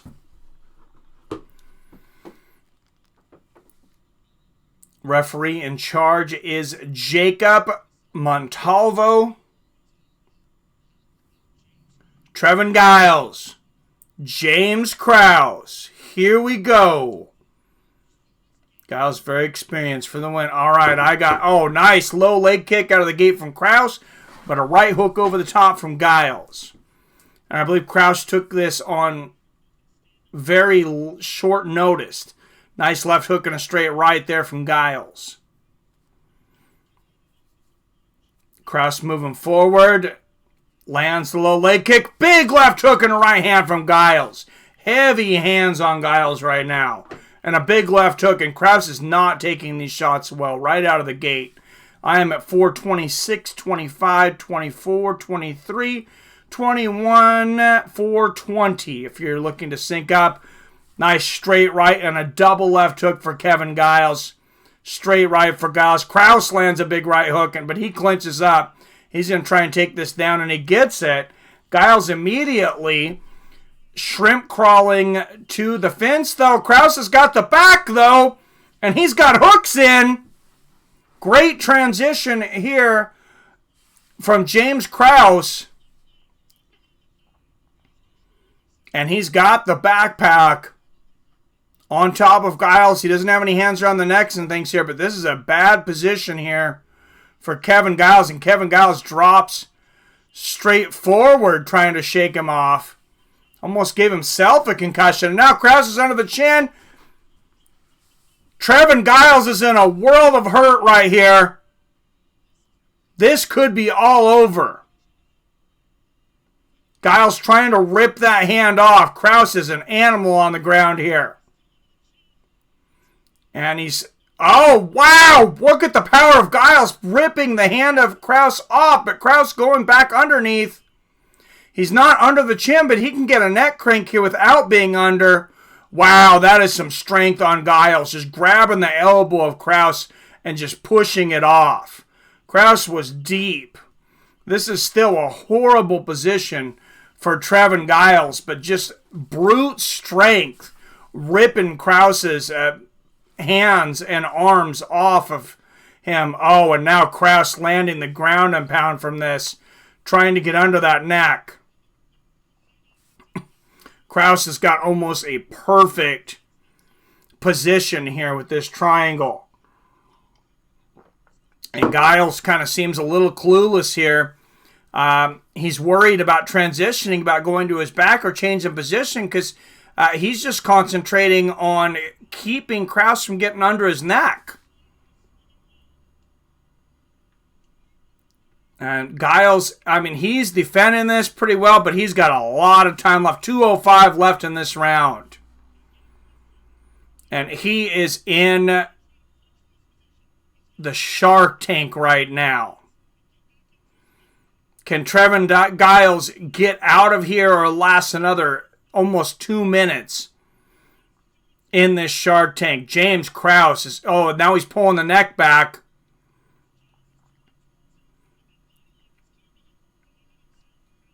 There's a move there. 135 left here in the first round. What heart by Giles, and he moves to a better position here at least. Kraus has got hooks in, but oh, Kraus gets that arm under. He doesn't have a hand under, but he's got the arms. He might have it here, and Giles turns into it and out of it. What an incredible transition from Trevin Giles, and he gets on top of Kraus. Kraus still has hooks here, though, not able to completely turn out of it. Kraus's lock is so tight here. Trevin Giles has been able to keep from getting submitted, but he cannot get out of this. Several times he looks like he's out. Now he finally turns around. He's turning around, getting into the guard of Kraus. Can't break the lock, but finally he turns around into it, and now he breaks it.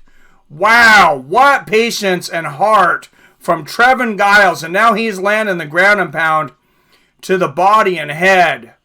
Oh, wow, big right hand from Trevin Giles. And Kraus might have burned himself out.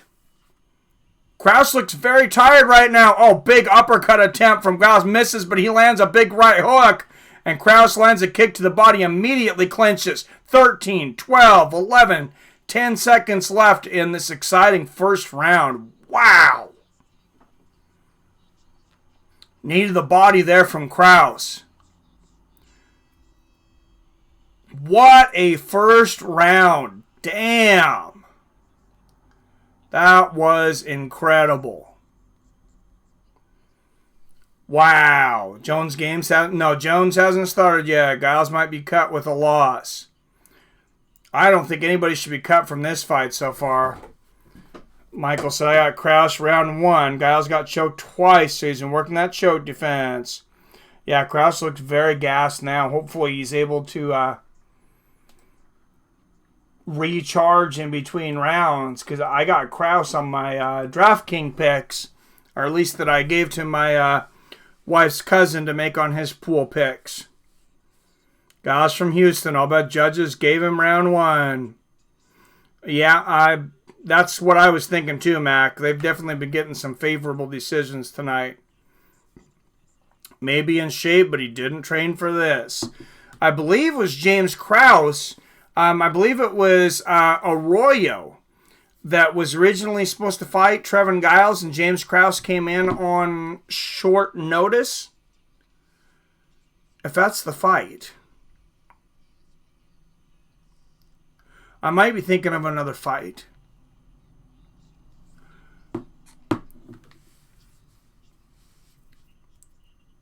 All right. Oh, nice front kick to the body there for Krause. 4:45 left in the second. 44, 43, 42. If you're looking to sync up. Nice front kick to the body for Krause. Right hand for Giles. And, man, either one of these guys can finish this fight. Giles has got explosive power. And what strength. Head kick for Giles. Krause is eating a lot of shots tonight. Nice straight right there for Giles. And Krause lands the body kick and a low leg kick. But this is tough times right now for James Krause. Outside leg kick for Krause. And a straight left from Giles. You got to wonder if how much that took out of Krause, not just physically, but mentally. Not being able to sink that choke. Low leg kick for Krause. Giles, well, he barely missed with that uppercut again. He's swinging for the fences on that. If he can land that, Krause is going to be in Wonderland. Oh, big left hook from Giles after missing the right hand. Krause lands a body kick there, but he looks hesitant in his striking right now. Giles is throwing such heavy leather. Inside leg kick lands for Giles. Outside leg kick for Krause. Oh, Giles boxing. Left hook snaps Krause's head back. Big right hand from Giles. Krause might be hurt again. Krause, a big head movement here. Trying to clinch. Krause was able to clinch. Giles only got hit with one of those big shots. 3 minutes left in the second round, and Giles expended a lot of energy there. 254, 53. Another right hand and a left hook from Giles. And a big left hook to the body from Krause. He needs to go for another takedown, though. Giles is outboxing him incredibly. And this is not close on the feet right now. And Giles going deep into the clinch. I don't know if he's looking for a takedown or maybe a rest. Knee to the body there from Krause. Giles going for the shoulder there, but Krause lands an elbow up top, and they break. And yeah, Giles might be tired now. Krause needs to be careful, but straight right and a left hook from Giles. Was he playing possum? Another left hook from Giles and a left hook from Krause. Oh, big left hook to the body there from Giles. And Krause shoots for the takedown, and Giles transition gets on top, though. And now Giles on top of Krause, holding his hand over his mouth. Giles is a violent dude.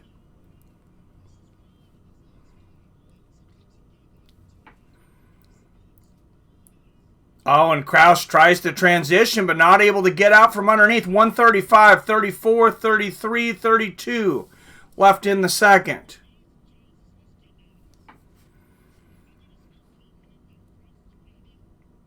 And Rogan says he thinks Giles feels confident. Krause is fading. I think Giles has had his moments of being tired as well here too, though. He's got to be careful. Giles on top now in half guard. 1:05 left in the second round. Nice ground and pound here from Giles. He's definitely tired as well. Left hand there from Giles. If Krause can get a second win, Giles could be in trouble. He threw a lot of big shots going for that knockout and really only landed probably one of them.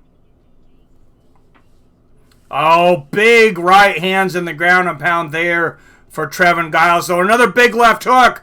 Trevin Giles teeing off right now. Krause needs to clinch. There he makes Giles miss on several of those. And Krause was going for the armbar, but he was eating too many hammer fists. Giles with brutal ground and pound. Krause turns over. Head hammer fist from Giles. He may finish it. 17, 16, 15 seconds left in this round. Giles pouring it on. I wonder if he knows how much time is left. Now he does, because he just heard the 10-second timer. And Giles going for the choke here. He's got the back of Krause. And that's the end of the round. And in my opinion, that's a mistake there from Giles to go for the submission. I thought that he could have finished it with the ground and pound. Maybe in shape, but he didn't train for this. Man, nobody trained for that. Damn. Krause wants to get it back to the ground. I think the announcer in Bare Knuckle FC is the best announcer in combat sports. So much better than Bob versus Outlaw.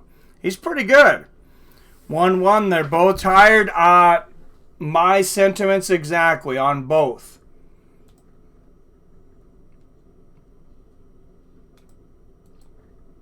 And we will go to a third and final round.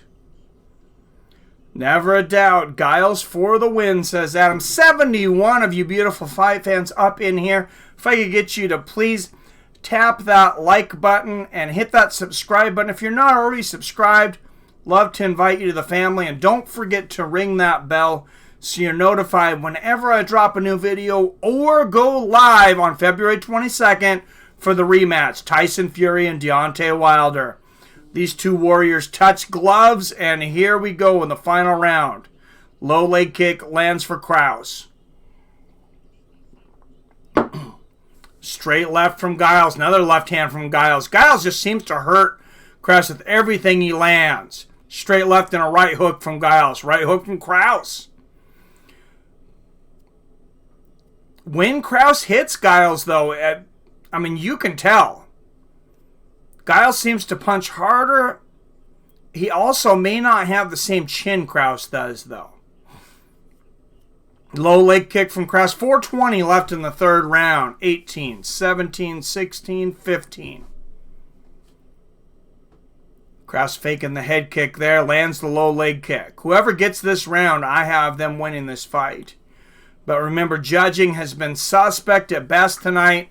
And Giles is the hometown favorite. Krause lands a low leg kick in the right hand, and Giles screams, woo! Big right hook from Krause, though. You don't get points for screaming woo. Nice low calf kick from Krause. And Giles has slowed way down. I think he burned himself out going for that knockout. Not to say he's not dangerous. But he's definitely fighting in spurts right now, and a big right hand from Krause. Giles not even able to keep his hands up right now, seemingly. Left hook for Giles, but he does not have the steam on it that he had earlier right now. Straight right for Krause. 3:16, 15, 14 left in this fight. Oh, nice right hand over the top from Giles. Like I said, he's still got power.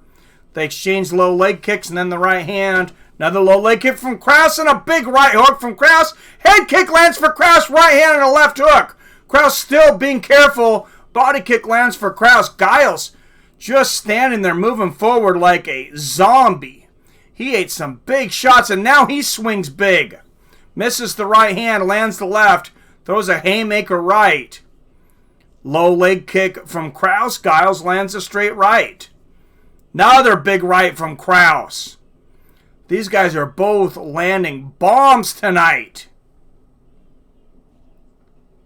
And they are both exhausted. Big straight right and a left hook from Giles and another left. And Krause might be hurt again. But Giles is exhausted, misses the overhand right, and they clinch. Big elbow from Krause. What a battle.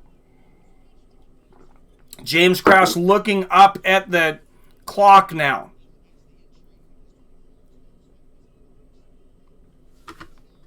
.204, 3, 2, 1. 2 minutes left in this fight.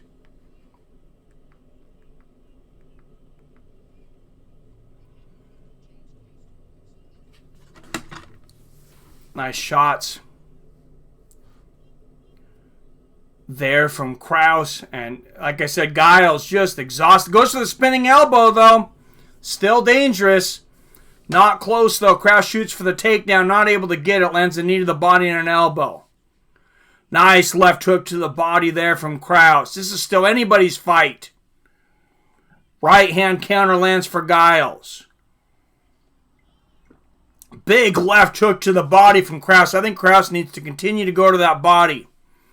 I'd like to see some knees to the body or some body kicks from James Krause right now. Nice knee to the body from Krause. What a war. 1 minute left in this fight.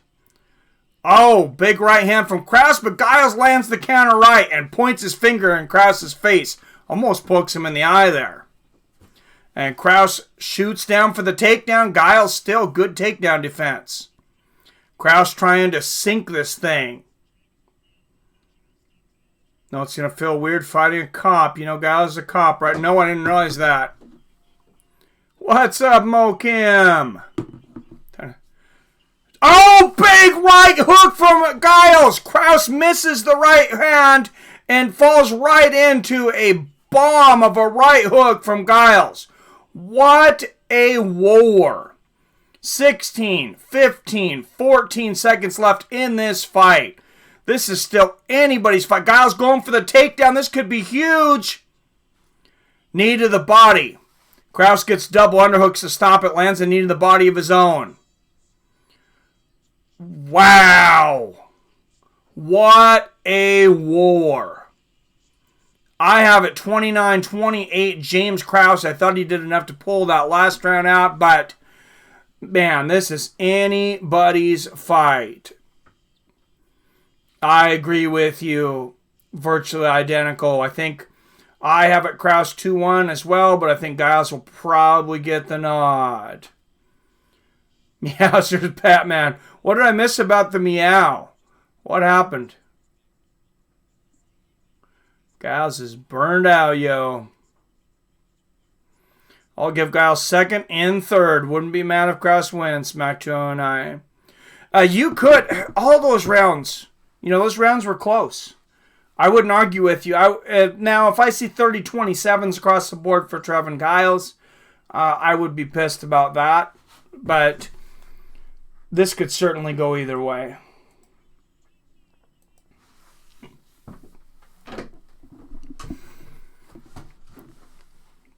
It's just a great fight. Rob Iman says, I have it a draw. Good fight, though. Split decision either way. I wouldn't argue with that either. Sure, there will be a 30-27 in there. I have little doubt.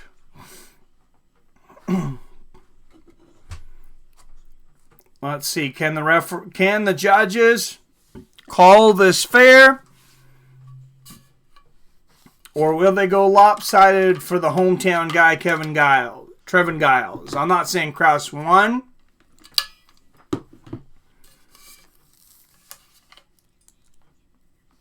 Here's the official score. 29-28 Krause. Giles.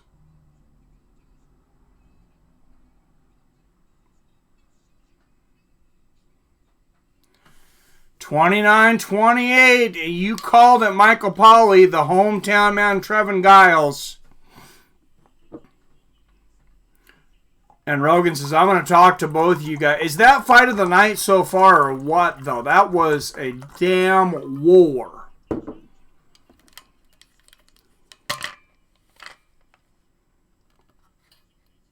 Now, remember, James Krause took this on less than 2 weeks' notice.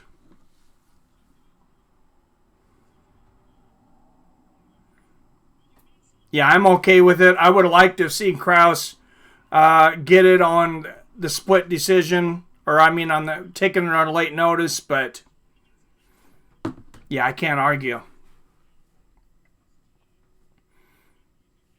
Rematch. I say rematch. I would love to see this fight again.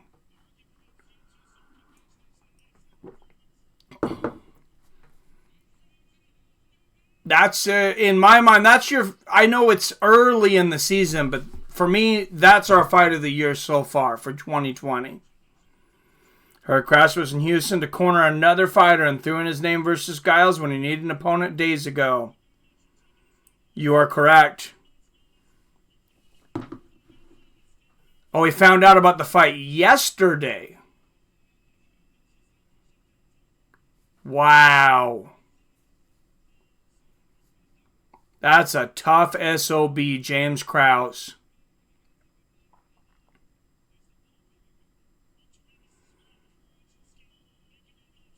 Man, that guy deserves some extra money. And I have a feeling those two are going to get $50K apiece for fight of the night. 1 day notice, went up a weight class. That is incredible. Yeah, I think you're right, Mac 209. I think he was cornering somebody else, and that's why he was there. Ewan Martinez was great, too. That's the thing. You have two great fights, on the same card.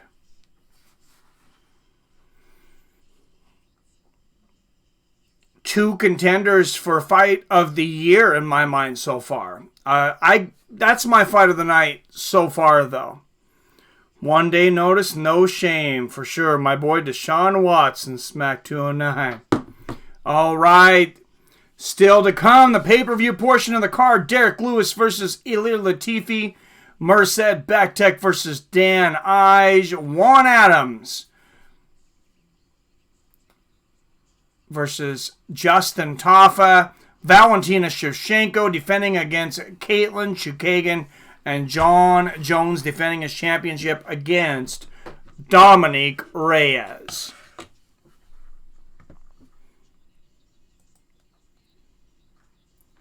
That was a great one, guys. And I'm going to miss my Gonzaga playing against St. Mary. But hey,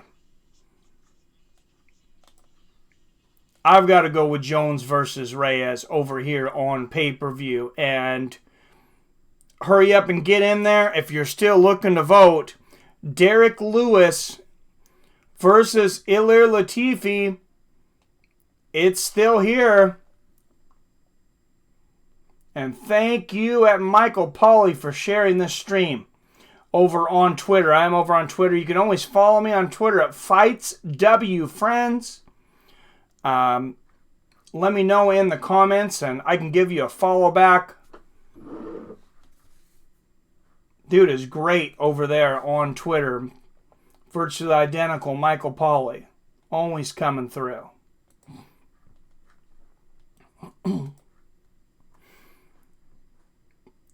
And like I said, we all have to turn off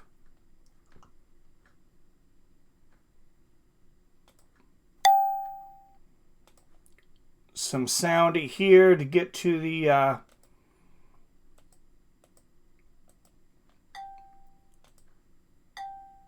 pay-per-view portion, but give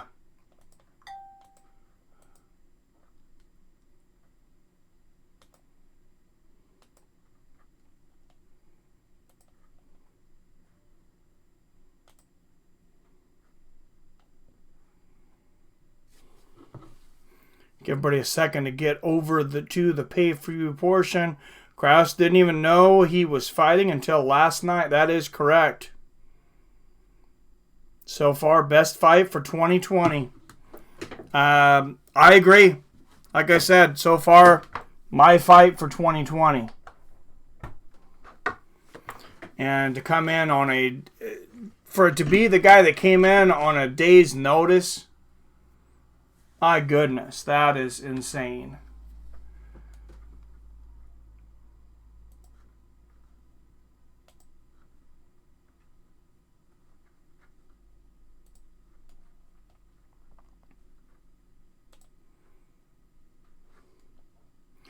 So I've been slacking lately, been working, moving, finding houses. No, you ain't been slacking at all. I haven't been on Twitter as much lately. I haven't had the time. If I get the time, I try to go to YouTube first.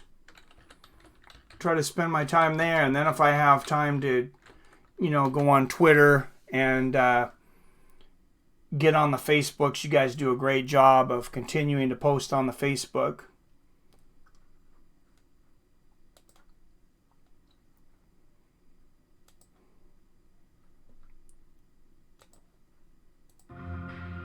What does it mean to be the best? Is it dethroning Hall of Oh, I'm going to turn the volume down.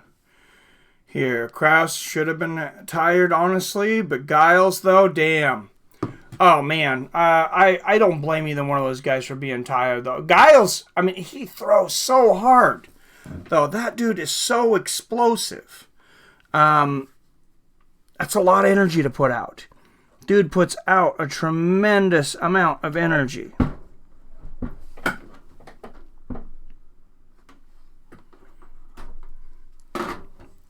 So I'm not surprised at all. Sorry, hooking in my earbuds again here. Here we go.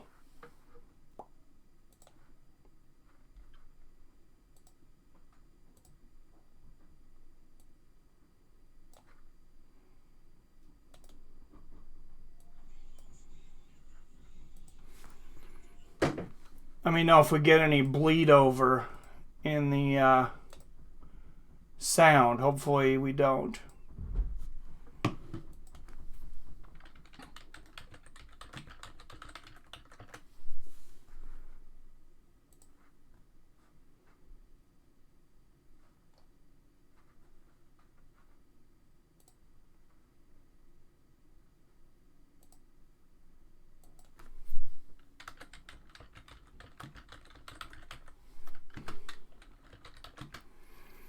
All right, let's throw out a trivia question as we wait for the first one of the night. Krause took it, though, which is crazy. Definitely not. Grunge is back once again for best live UFC commentary.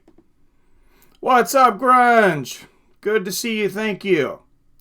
I'm back in town, says Edward Gilbert. Hopefully we see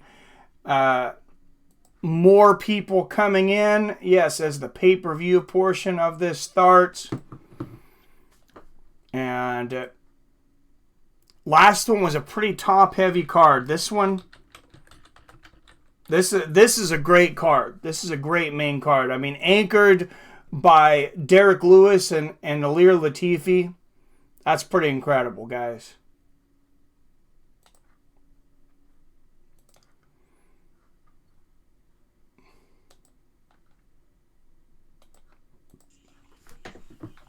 Can Dominick Reyes pull off the upset? Krause won, says Torn Brown.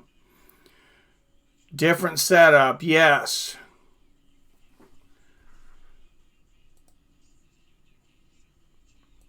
Yeah, different setup than I had in the past. I got the flag behind me and some different things. I don't have an Instagram I've done anything with. I made one at one time. I need to go back on there. Honestly, I've never done anything with it. And I know that's what's getting popular, so I need to figure that out, Torin. Thanks for reminding me. I keep forgetting. And pay-per-view portion starting right now. There in Houston, Texas. Let's throw a trivia question out there before the next fight starts, though. Everybody refresh your browsers. And 3, 2, 1. All right, guys. Fourth question of the night. This UFC fighter recently said it would be stupid for them to pay him $100 million to be paid out for his next fight, and he's just not interested. He says the money could be used better elsewhere. What fighter said it would be stupid to pay $100 million to see his next fight? And make sure to share this link for Mike. Thank you, Michael Paul. I appreciate that. Latifi is ginormous for his height. Yes, he is. And now he doesn't have to cut weight.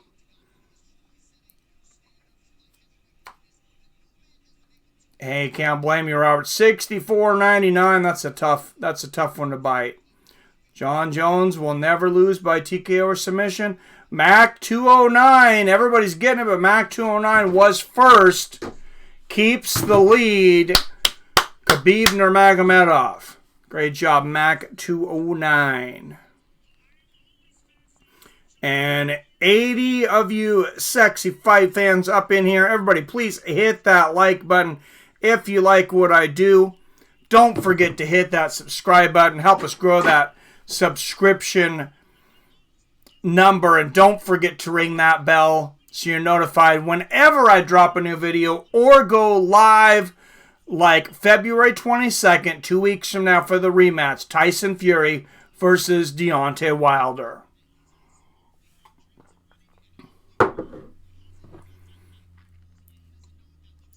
That's going to be an incredible one. Oh, let me go back, Robert.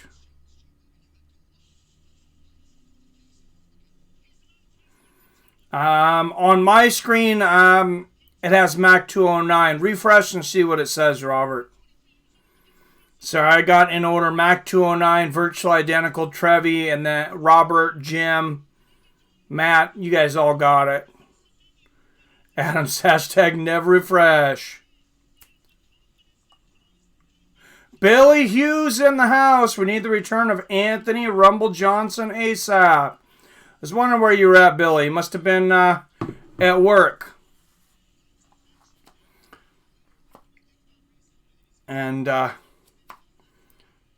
Dominick Reyes, he says, I'm a step away from immortality. You see him in the interview as he was taunting Jon Jones. He says, I am the one. Had a destructive knockout over Jared Cannonier. Of course, knocked out Chris Weidman quickly. Weidman's a middleweight, but I give him a lot more credit for the Cannonier knockout. And then undefeated, 12-0. Defeated Ovint St. Preux, has a decision victory on paper over Volkan Ozdemir, even though I gave that fight to Ozdemir. It was close. You see Jones pushing up against Reyes at the weigh-in. The stare down. Refreshed again, and Mac was first. Oh,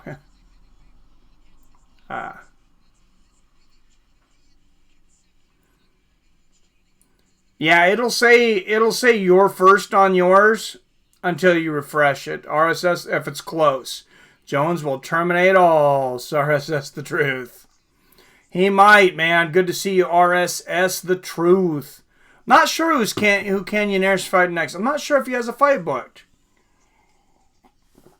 But, man, are we more excited to see Jon Jones defend his belt against Dominick Reyes? Or are we more excited to see the flyweight champion, the Bullet, Valentina Schevchenko, take on Kaitlyn Chookagian?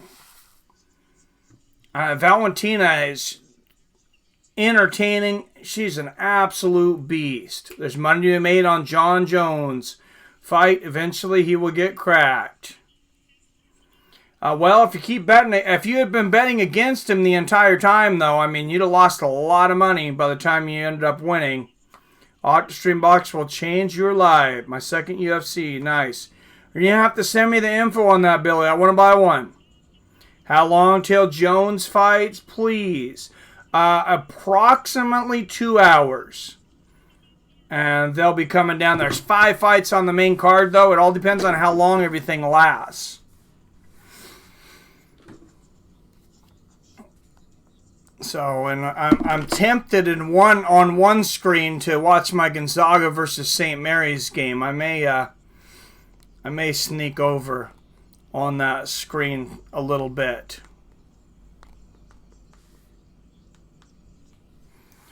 All right. Guys, this stream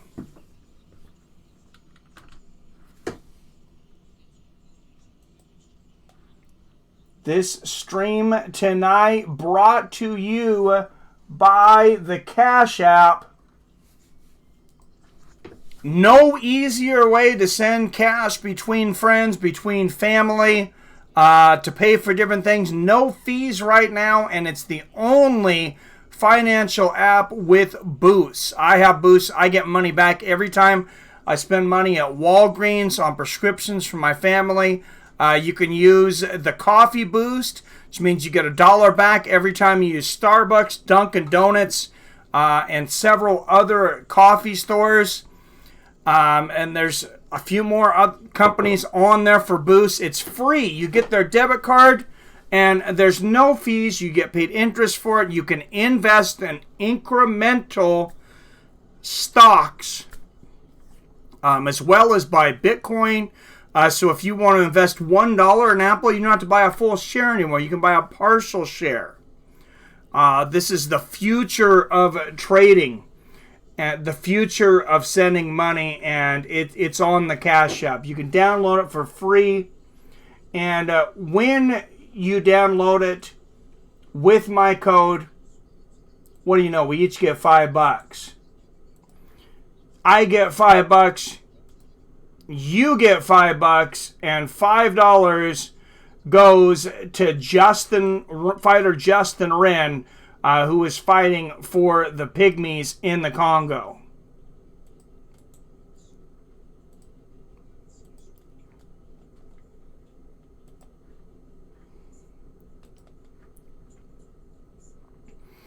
Derrick Lewis and Ilir Latifi up next.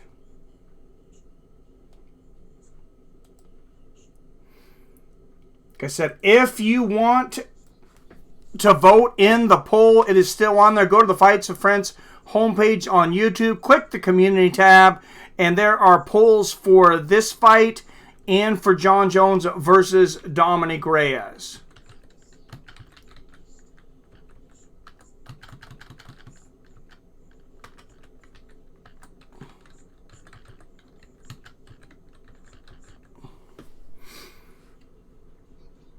This is going to be a dynamite fight.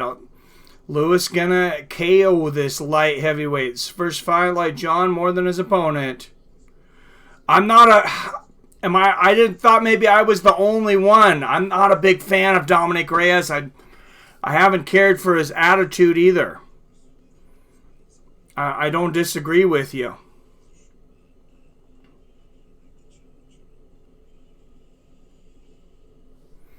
Don't disagree with you at all.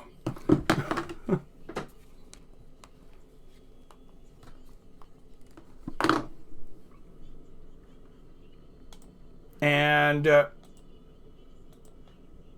hear the Rocky music in the background. Thank you so much for those guys. Thank you for both of you that just applied for the Cash App. Money in your pocket, money in mine. And thank you for the Cash App for sponsoring our streams. And here comes Ilir Latifi, 36 years old, down to the Rocky theme, headed down to the cage. Latifi is out of his league, I think, says Jim A. Looking forward to Lewis versus Latifi. Oh, this is going to be insane. Guys, this is going to be an out-of-control fight. 122 of you have voted so far. 80% of you have Derrick Lewis by finish. 4% say Derrick by decision. 10% have Latifi by finish. 7% Latifi by decision. So 84% of you have Derrick Lewis. And I love Derrick Lewis. The guy has been durable. He's been a powerhouse over the years. Had a lot of heart.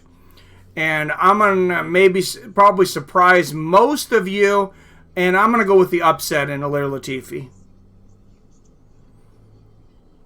I think he fights the smarter fight. And I think he gets it done tonight. Either by finish or unanimous decision. Most UFC light heavyweight appearances before heavyweight debut for Latifi with 12.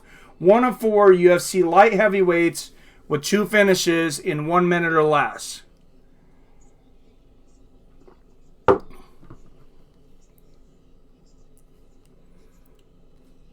I see an upset happening, says Drew Owens. That's what I see, man. Thick as Snickers. F they gas. Just dropping an F early for Latifi's. What's up, Captain?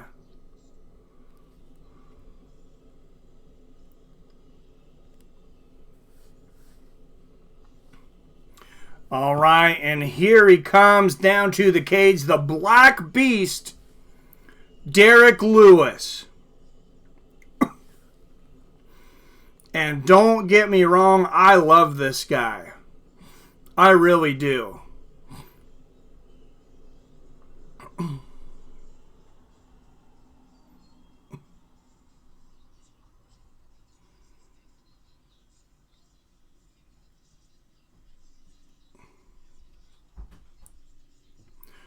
All right, thank you, Billy, for that. I will check that out later. And Billy, if you, I know you're probably just getting home from work, but if you want to come in and co-commentate, that would be incredible. Black Beast times, Mac209. And upset is a good bet, but I see G and P by the Beast. Joe Real says, I doubt it, Mike. My ninja, Tim Johnson. Birthday KO for Lewis. It is his birthday. Tied for most knockouts in UFC history with 10. Tied for fourth most wins in UFC history with 13. He's finished 19 of his 22 wins, 18 by knockout. This guy has been an absolute destroying machine in the heavyweight division, Derrick the Black Beast Lewis.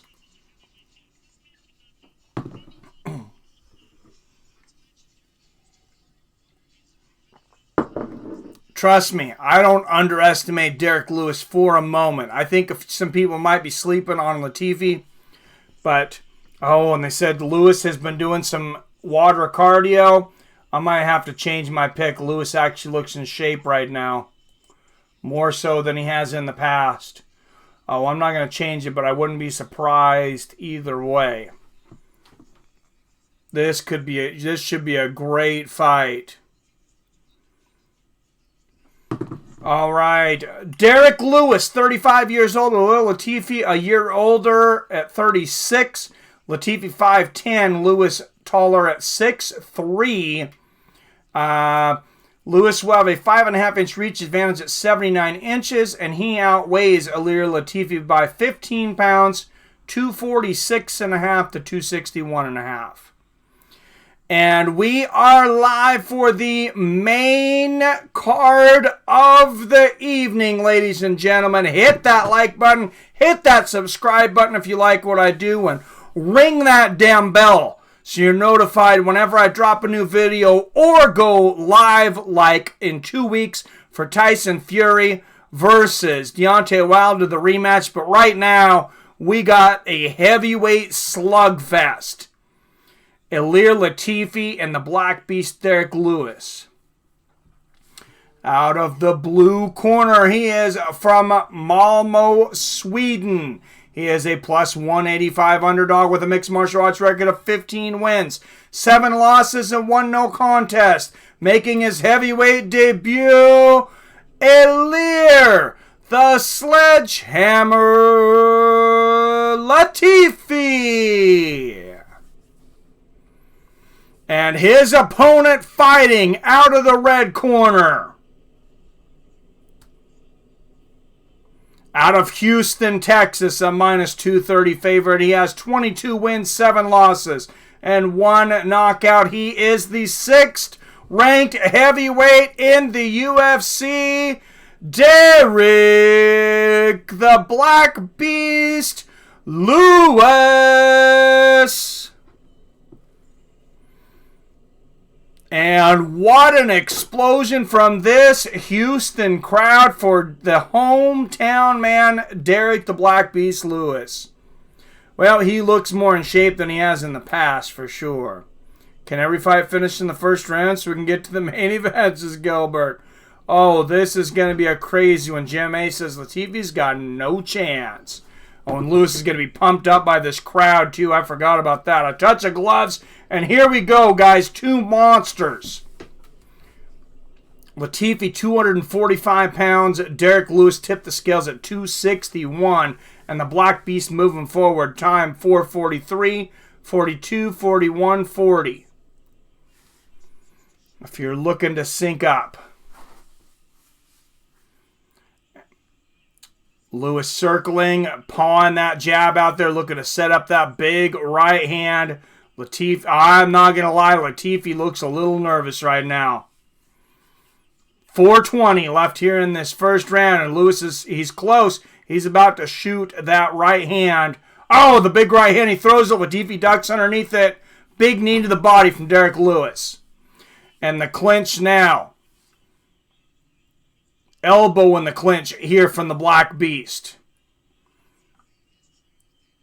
Latifi very strong. Been training with Daniel Cormier. Remember, he is no slouch. 3:50 left in the first round. Oh, nice right hook to the body and right hook upstairs for Ilir Latifi. He seems to have the speed advantage. I think most opponents do over Lewis, though. Lewis fights in spurts, though, and he can be very explosive in short intervals. Many times at the end of that short interval, his opponent finds themselves laying on the ground. Flying knee lands for Derrick Lewis! Oh my God, are you kidding me? That 260-pound, 6'4" monster just landed a flying knee to the chin of Ilir Latifi. And Latifi survived it, but oh my God. Latifi clinches 256, 55, 54 left in the first round. Latifi trying to get the takedown. Lewis lands a big elbow. Latifi's got one foot, trying to sweep out the other. Latifi, remember, trained with Daniel Cormier. Remember, Daniel Cormier was pretty successful against Lewis. Took him out by submission in the second round. Lewis was never really in that fight. Latifi is not the same fighter, though.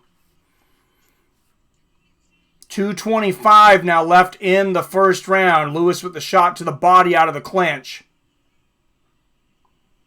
2:18, 17, 16, 15 here in the first round.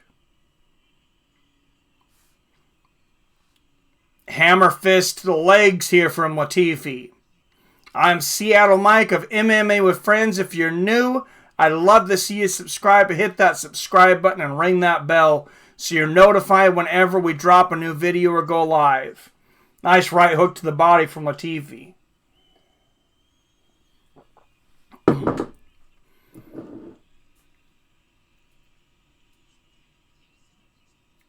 And a break in action here.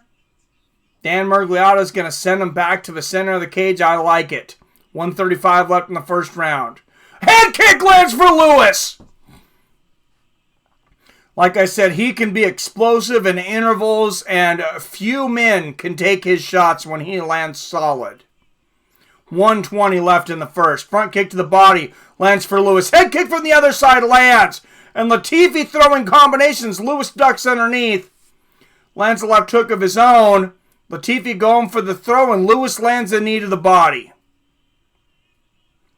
Lewis talking to his corner, I believe, here.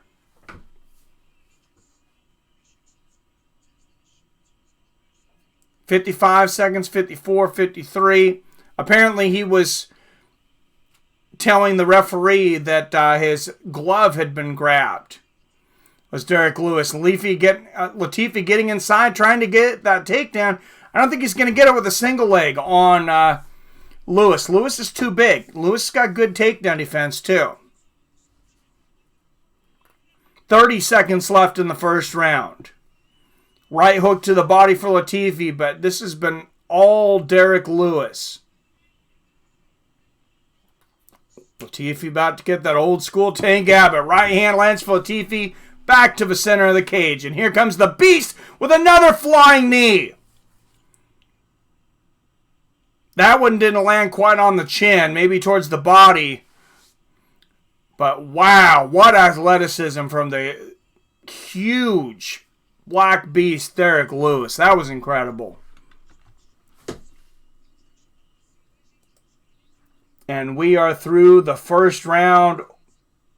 Wow. And we're about to see if Derrick Lewis is in better shape from that water training. I did hear him in a podcast. He has been swimming more. He's seen John Jones. If you watched the UFC Unbedded, John Jones also been spending a lot of time inside the swimming pool. As have I. I love swimming. I've just been going to the gym. Not been lifting a lot of weights because I'm trying to cut the weight. I know I need to lift some. But I've mostly been just swimming and hitting the bag at the gym myself.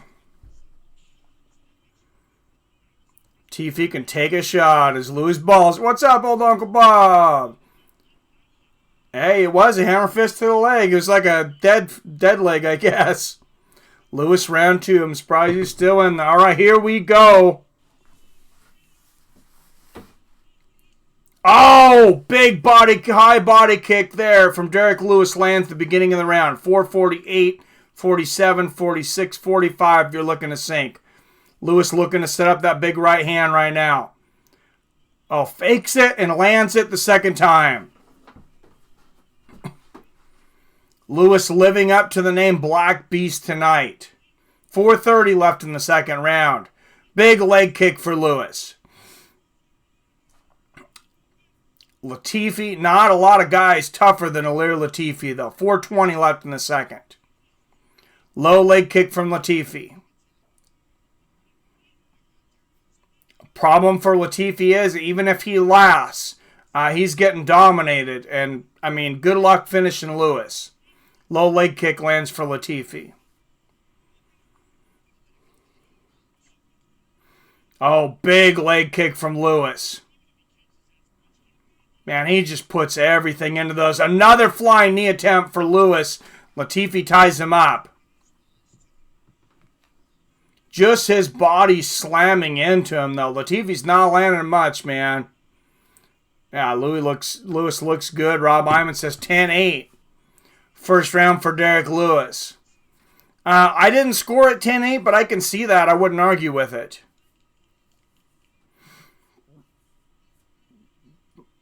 And Latifi inside in the clinch. Trying to get low on Lewis, but just nothing going on for him.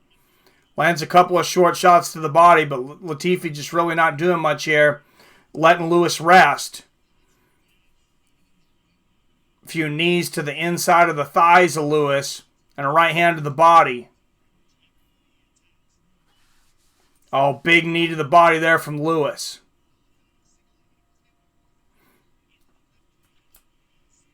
And you got big elbow over the top from Lewis. And this first fight at heavyweight, you got to wonder if that extra weight being 246, and Latifi gets the takedown. Belly-to-belly suplex, or agoshi as we call it in judo, but Latifi gets the takedown, and he is inside in half guard on top of Derrick Lewis. Not a hope. Lewis all day, says Jim. 2:10 left in the second. Lewis looks very calm down there, but Latifi lands a right hand to the body and one to the head. Latifi shoving his head into the face of Lewis.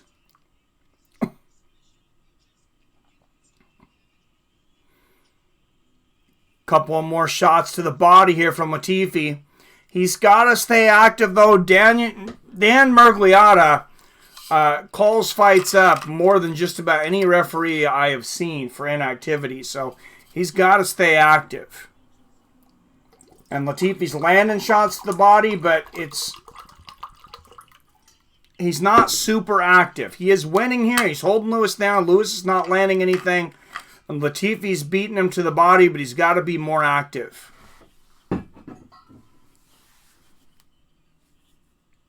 Couple of more body shots there from Latifi. And if Latifi would just be happy with side control, and here now he looks like he is going to move to side control. Looked like he had wanted mount, and he wasn't going to even go for side control. Still in half guard here, though. Shots the body from Latifi there. Miragliotta saying, get busy. He's going to stand him up. Like I said, Latifi needed to be more busy. 42 seconds, 41-40 left here in the second round. And now Derrick Lewis has gotten some rest. Misses a straight left and a right hook. 30 seconds left in the second. Head kick from Lewis. Latifi blocks it though. And Latifi's got underhooks and he slings Lewis to the ground. And Ilir Latifi on top once again with 20 seconds left in the second. And Latifi in the second round here working the game plan. Trying not to stand and bang with Derrick Lewis. Getting the takedowns. And that's 2 big throws. And some big right hands in the ground and pound now for Latifi. He's looking up at the clock and realizes the round is over. Latifi winning round. So Uncle Bob. Uppercut Lewis. No, all right, I have this a round apiece going into the third and final round. Will somebody finish it or will we see the scorecards?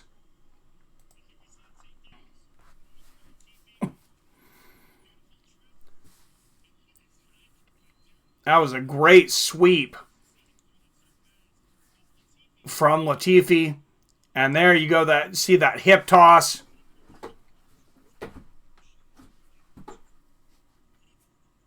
Derrick Lewis's corner is saying, more volume. I need you to move forward. If he scores a takedown, I don't give a shit. I need you to be more busy. He said, you got to make it happen.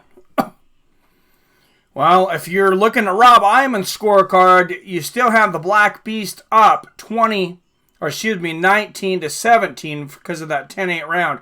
I do not have a 10-8 round on my scorecard. I have it dead even headed into the third round, 19-19.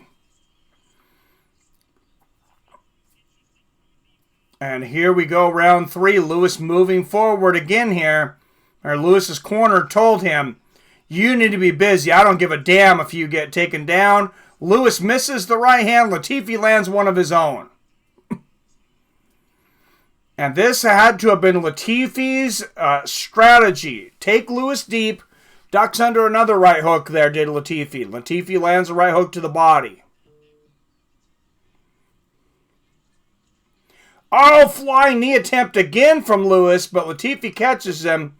Gets him an underhooks up against the fence here. 4-15, 14, 13, 12, 11, 10. And Latifi looking for a takedown again here. Lewis turning his hips, dropping down. Doing a good job of defending this right now. I think Latifi needs to bail or he could get hurt here. Oh, he picks the beast up in the air and slams him. Are you kidding me? How strong is this guy?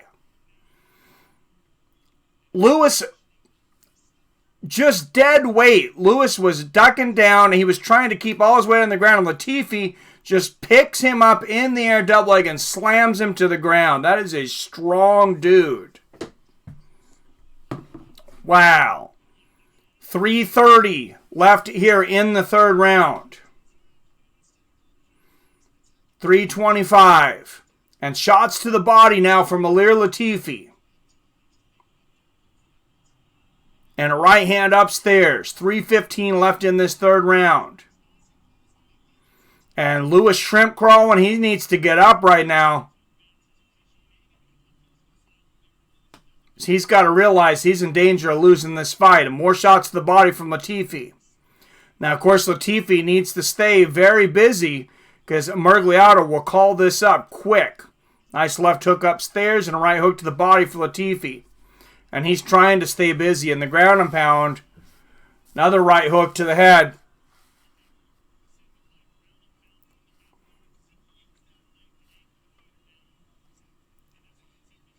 And Latifi had said earlier he prefers the ground and pound from the half guard. Well, he's getting it. He's got it and he's been landing it. This is a personal 3 takedowns landed for Latifi. 4 is his personal best. 2:20 left in this third round.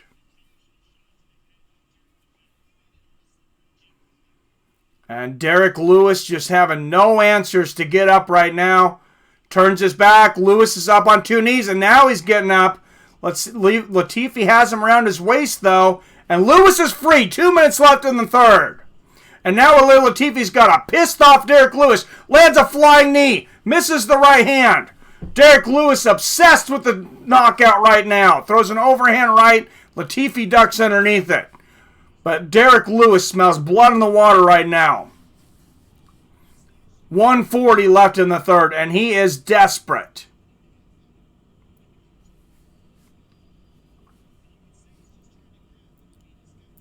.130 left in the third, and Latifi ducking down deep. He's got to be careful of Lewis's knees here. Oh, big knee to the body there from Lewis. 1:20 left in the round. And you got to wonder what these scorecards look like right now. Should this go to decision? 1:10 left in the third. Latifi smothering Lewis against the fence. Spins him and takes him down again. But Lewis pops right back up. 1 minute left in the third. Lewis with the right hand. And Latifi clinches. Oh, head kick attempt for Lewis. Most of that missed, but Latifi looked to be caught asleep. Lewis going for another right hand, and Latifi clinching again. 40 seconds left in this third round. And either one of these guys, if I'm in your corner, I want to see one more big move in this fight. Big elbows from Lewis. Latifi goes for the takedown and puts his head in the wrong spot. Lewis throwing big shots, missing here though. Oh, there's the right hand on the chin for Lewis. 18 seconds left in the third round. Can Lewis finish it? Right uppercut for Lewis. So close. 12 seconds. 10 seconds. Lewis chasing Latifi right now. Right hand there. Latifi clinching and looking up at the clock. Lewis lands a big right hand at the bell. And this crowd is on its feet. A great fight. Derrick Lewis looking to close the show, but was it enough? Wow, 125 of you in here. Everybody, please hit that like button if you like what we do here. Hit that subscribe button. I'd love to have you join the family. And don't forget to ring that bell so you're notified whenever we go live, like for another battle like tonight. Derrick Lewis and Ilir Latifi. Been great matches all night, and still 4 incredible fights to come, including Valentina Schevchenko versus Kaitlyn Chookagian, Mirsad Bektic versus Dan Ige, and of course the main event, Jon Jones and Dominick Reyes. We're just getting started. Mac 209 says 29-28. Uncle Bob says 29-28 Latifi. And I'm going to agree with virtually identical on this one, sir. I'm going to call it a draw. Rob Iman says 29-27 Lewis. I have it the same as virtually identical, 28-28, a draw. Let's see what the judges think, though. Finally hit that uppercut, but maybe too little, too late. Judges suck tonight. Remember, we are in Houston, Texas, hometown of Derrick Lewis.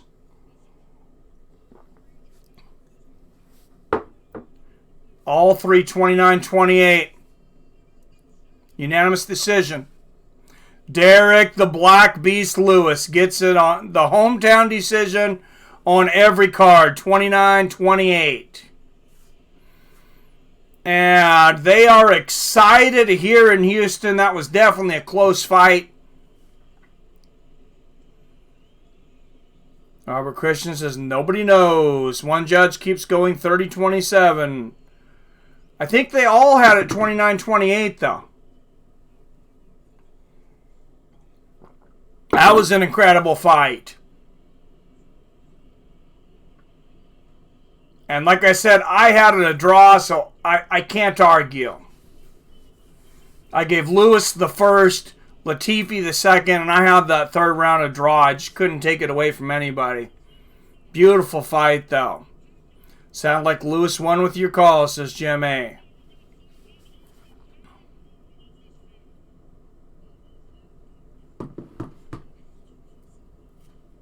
Well, Lewis missed a lot of shots. Latifi ended up with several takedowns. Lewis landed the more damage.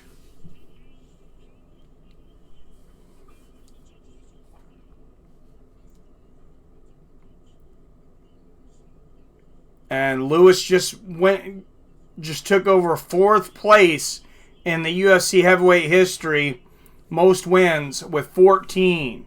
He now trails just Junior Dos Santos, Frank Mir, and Andrei Arlovski.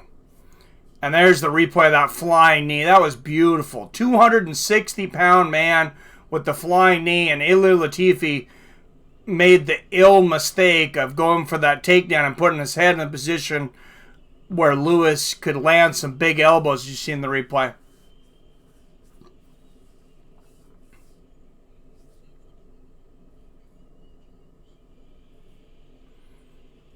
And he just told him after party at Little Woodrow's. So if anybody's in the Houston, Texas area, there you go. After Derrick Lewis after party at Little Woodrow's. I doubt there's a more fun after party out there. Mac 209 says Lewis won 1st and 3rd. I can't really argue with that, Mac 209. I gave him the 1st. I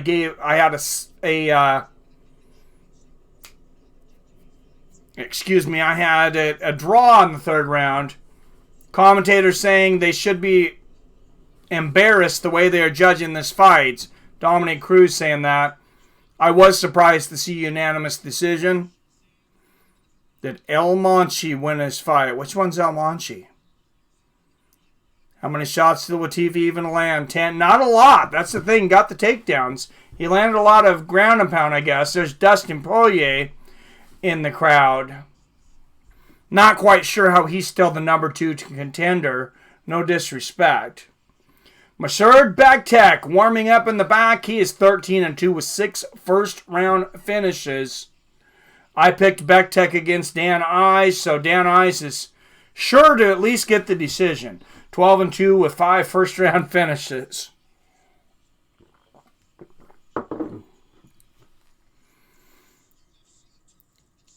Sorry, DJ Jukebox. I don't have any links to the fight. I didn't hear from anyone, if you Googled UFC 247 cracked streams, that would help you all and would never endorse such a thing. Never even heard of the thing. I'm not sure why anybody would even say it, but if somebody said UFC 247 crack streams in your Google, that doesn't sound like a good idea at all. Make sure you don't do that. Here's that W Merced needs.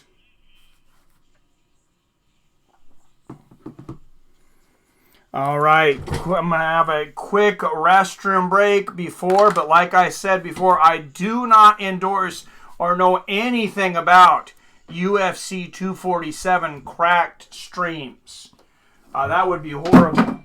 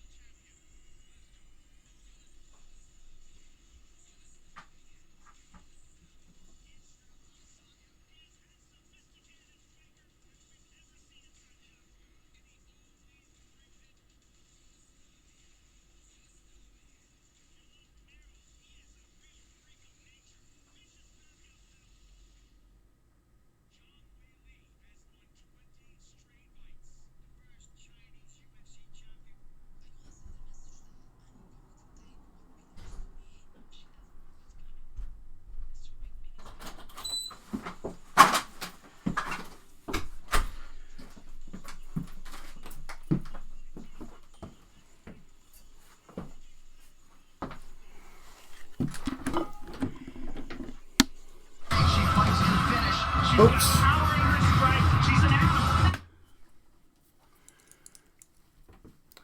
I am back.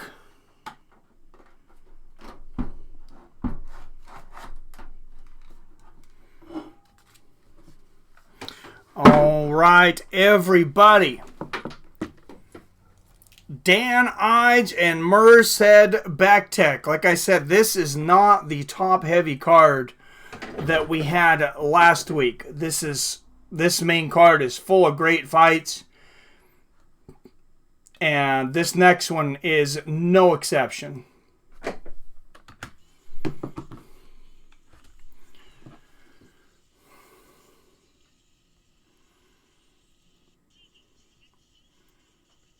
Which one do you think will win in the main event?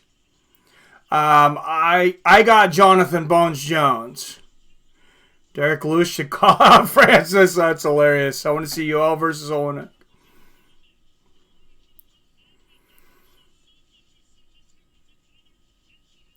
Wiley gonna murder Joanna. That's gonna be a great fight, man. I'm excited about that. Zhang versus Schevchenko 2021. Love it, Mac. They both win, then that's what the fight to make. Oh, that would be great. Yeah, Zhang's got to get past Joanna first, and of course Valentina's got to get past Chookagian tonight. Chookagian's a huge underdog, though. And she is the #1 contender. So after that, Schevchenko, I mean, she will have essentially cleared out the division.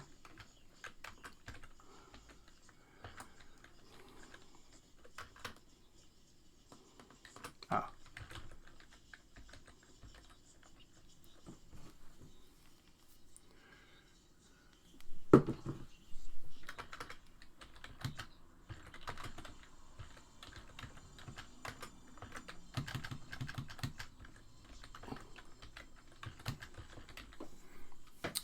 All right, Merced Backtech versus Dan Ige. Up next.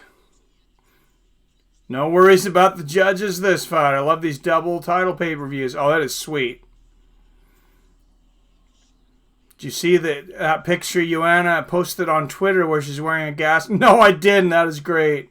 Merced will win, says Chaz. I got Merced too. But, I mean, we'll see. This is close. You know, there's a reason this is close on the scorecards. And, you know, I think could definitely win it.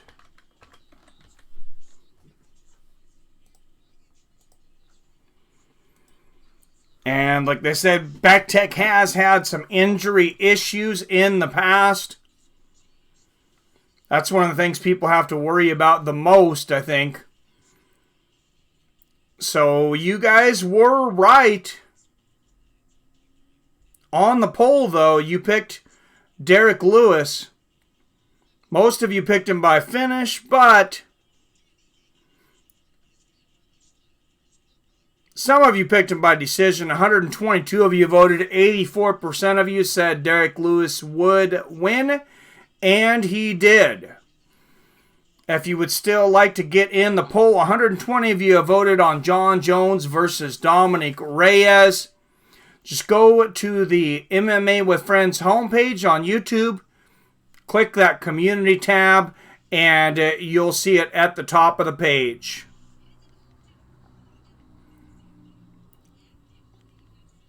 Not difficult at all. And Megan O'Leary, she's a cutie. Sitting there in the back of there showing Danny Ige, of course, training.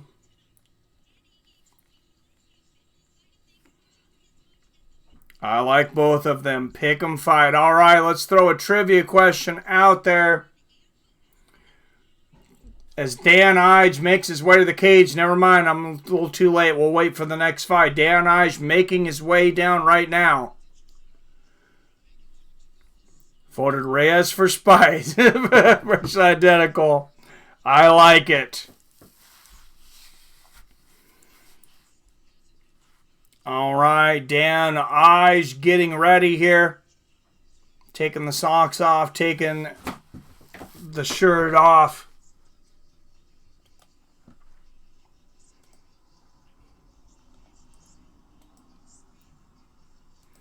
All right, guys, and this fight brought to you by Super Chat. The Super Chatters of YouTube. You guys really make this happen. Everybody who likes and subscribes, it helps out on the Super Chat. You guys help pay for the equipment that keeps this going, the expenses, and just a fun hobby for me. I really appreciate all you guys that have constantly, over the last several years, donated to this channel throughout the Super Chat. And it really, really means a lot to me. This fight, of course, from this one, PBR Racing, Arcade Chaos, and Shoujo. Thank you for your generous donations tonight.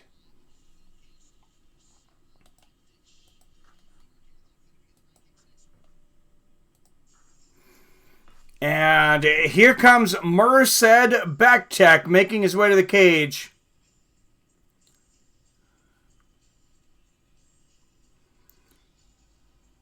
Wonder how Joe Benavidez pulled Megan. I don't get it.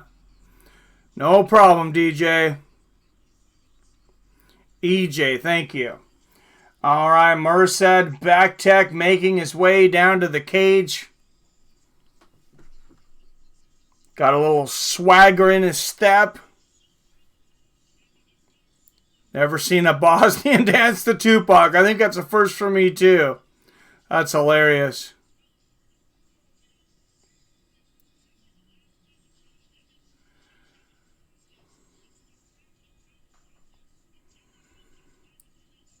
Oh, Jesus. Virtual identical. What are you saying? EJ, thank you. Sorry, I had to. All right, and putting the Vaseline on Merced Bektek. Second best strike absorption rate. That's a weird way to word that. It's defense, I guess. 1.7 strikes per minute is what he gets hit by. Fifth highest takedown accuracy in UFC featherweight history, 53.1. He's finished 9 of his 13 wins, 7 of those by knockout. And man, do we love the knockouts at MMA with Friends. And he finishes. And of course, great fights.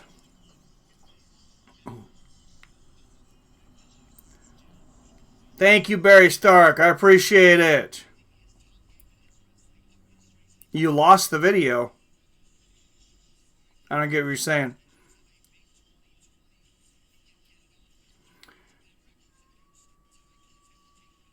Got head movement, especially against them. All right, here we go. Merced Bektek, Dan Ige, both 28 years old. Bektek, 1 inch taller at 5'8". Dan has an inch reach advantage.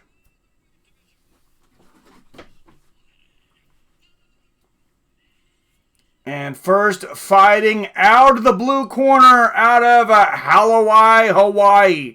He is a plus 105 underdog with a mixed martial arts record of 12 wins and 2 losses.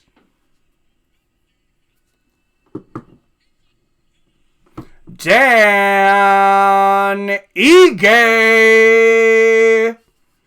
And fighting out of the red corner,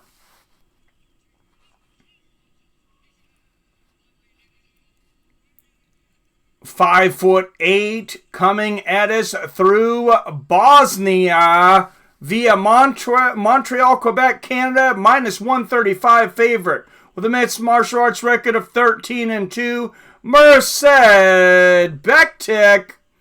Referee will be Carrie Hately.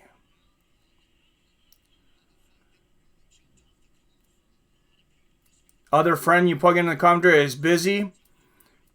Billy, he's in here. I guess he's busy. True genius. I told Billy, give me a call or let me know if you want to come in. I think he is, though. All right, Bektek and Ige. First round here, 443, 42, 41, 440 if you're looking to sync up. Oh, big left hand from Dan. Bektek moving forward. Dan's got some power, though. Bektek, great wrestling, great defense, and an all-around mixed martial artist. Nice knee and a great throw there from Dan. A big knee. Bektek lands a big right hook. Great first 45 seconds of this fight. Oh, huge right hand from Ige and a left hook afterwards. Excuse me, Dan Ige turning it on.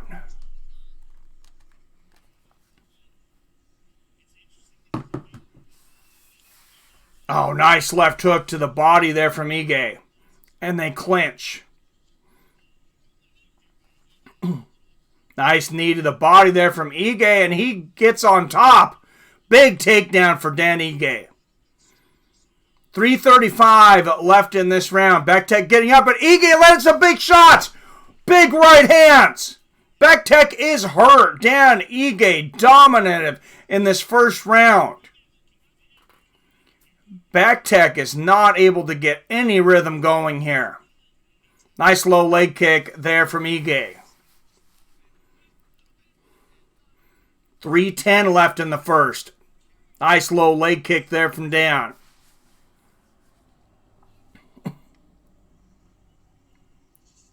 Oh, big right hand again from Ige. Left hook and a right hand. Under 3 minutes now.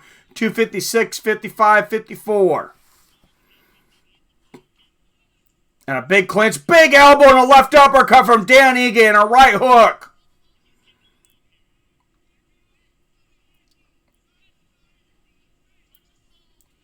Wow. Dan Ige just dominating Merced Bektek in this first round. I did not see this coming at all. 2:20 left in the first. Big right hook to the body from Dan. He put everything into that. 2:10 left in the first. Sounds like a first round stop, it says Jim. I don't know. My third favorite fighter of all time is Bektek versus Elkins. Oh, third favorite fight. Oh, that's a good one, man. Dan does look big. Oh, nice little elbow in the clinch and a shot to the body there from Ige. Right hand up top from Ige, and Bektek is just getting toasted.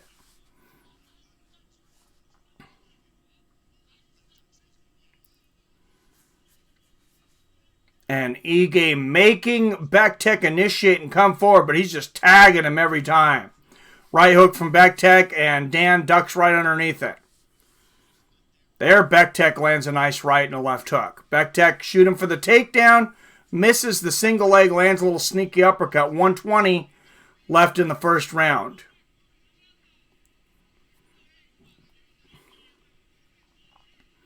Now Ige moving forward.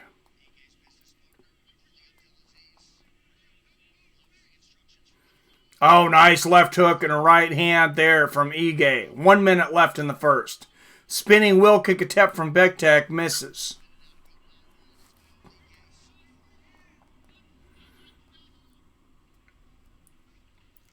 I did not expect Bektek to be getting dominated like this at all. Oh, big right hand there from Ige.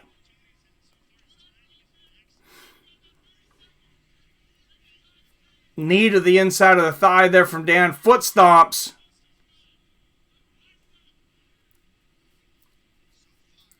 Via Marco Huas. 20 seconds left in the first. Big elbow from Dan. 15 seconds left.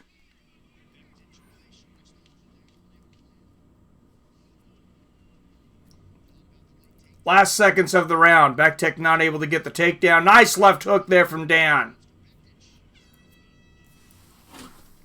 And wow. Dan Ige opened and closed that round and won every minute of it. And it just called Ali Dan's business partner. I know, right? I heard that too, virtually identical. That's hilarious. No shoulder strikes.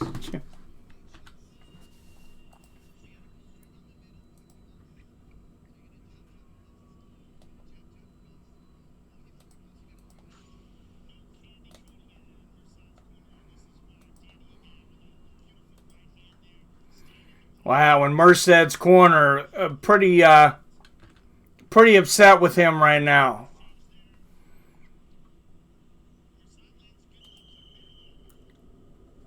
Pretty desperate, and that could have been a 10-8 round.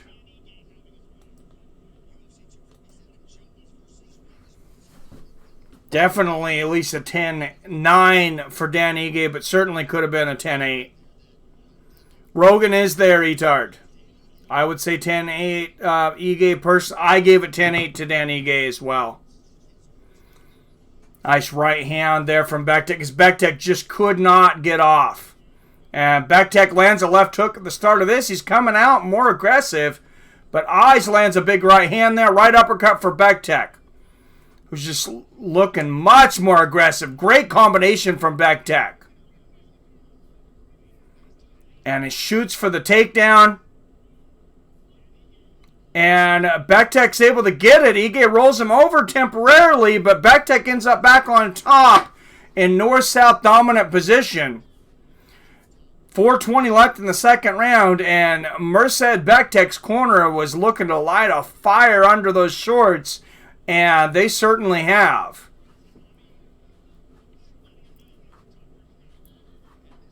Message taken. Nice knee to the body there from Bektek. Another knee to the body, who is dominating the first minute and 10 seconds at least of this second round. 3:47, 46, 45 left in the second if you're looking to sync up. Bektek is a slow fighter, yes. Mike, is Texas under new rules? They are under the new unified rules of MMA, yes. Elbows from the bottom here from Ige, but not able to land them. And Bektek just smothering Dan. Dan trying to get up now. This is amazing. Bektek just looking like an absolute different fighter. Going for a neck crank here, but Dan able to push his way up. Lands an elbow here. And Bektek shooting low, able to get Dan down once again. Dan scooting on his butt here.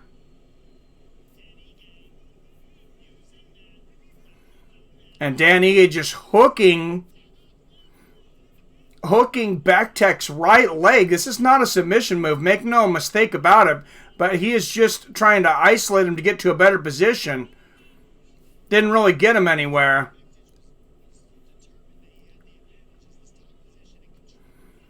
But Bektek in the half guard now of Dan Ige. And Dan's at least been able to keep Bektek from landing a lot of ground and pound here. Bektek might go for a head and arm here.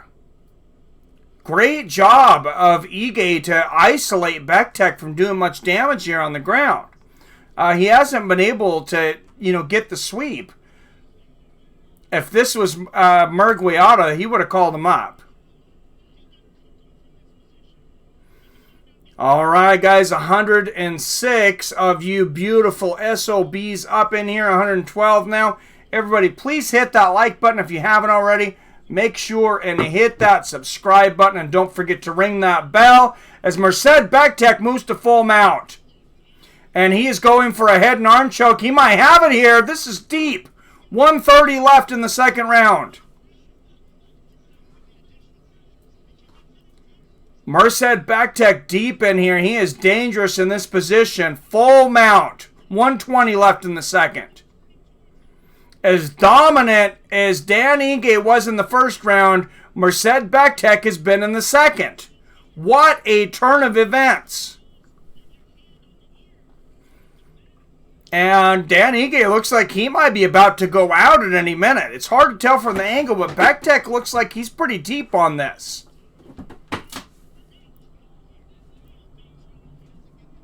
$52, $51, $50. And Bektek doesn't get it. Now he's under the head. And back to mount. Bektek just jumps Ige's guard. Oh, and Ige pushes him back out, at least to the open guard. And a nice elbow there from Ige, who's done a great job of isolating a lot of damage from the ground and pound, at least here from Bektek. Ige tries to get back up. Bektek not allowing him to. Almost sweeps there. Back to half guard for Bektek. 16, 15, 14, 13, 12. And you see Merced Bektek was in top control over Dan Ige for about 4 minutes of this round. A couple of elbows from the bottom there from Ige. And I don't think I've ever done this before. He needs to get on the other side, though, says Virtually Identical. I don't think I have ever called a 10-8 for one fighter in the first round, and 10-8 for the other fighter in the second. But to be fair, if that first round's a 10-8 for Dan, I'm calling round 2 a 10-8 for Merced. So my scorecard looks very strange right now. 19. I got a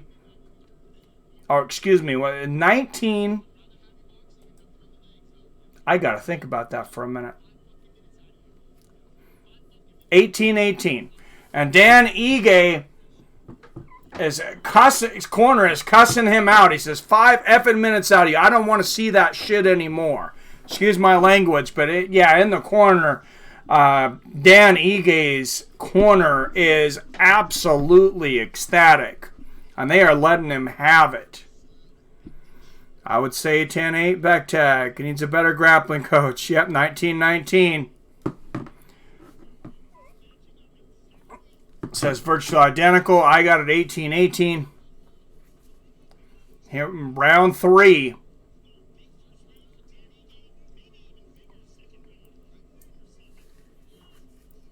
And Ige coming out more aggressive, but misses the first couple of shots. 4:40 left here in the third round. Insane to see one guy dominate the first round so much and the other guy come back and dominate the second round as much or more.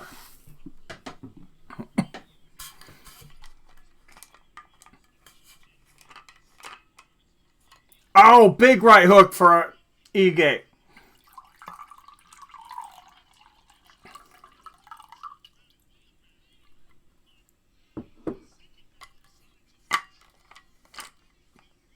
Big body kick there from Ige.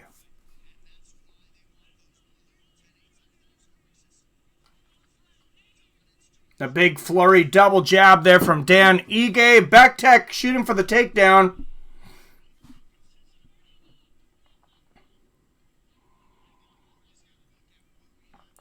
And I stand corrected. I thought Texas had made the leap. But apparently, Joe Rogan says that they are still under, Texas is still under pre-2016 MMA judging rules. Big elbows here from Ige trying to stop this takedown attempt from Merced Bektek. He's eating a lot of shots. Round 3 is the clincher. Fight of the night potential. Keep your glass. What's up, Conscious Terpene? 3:01, 3 minutes left here in the third round.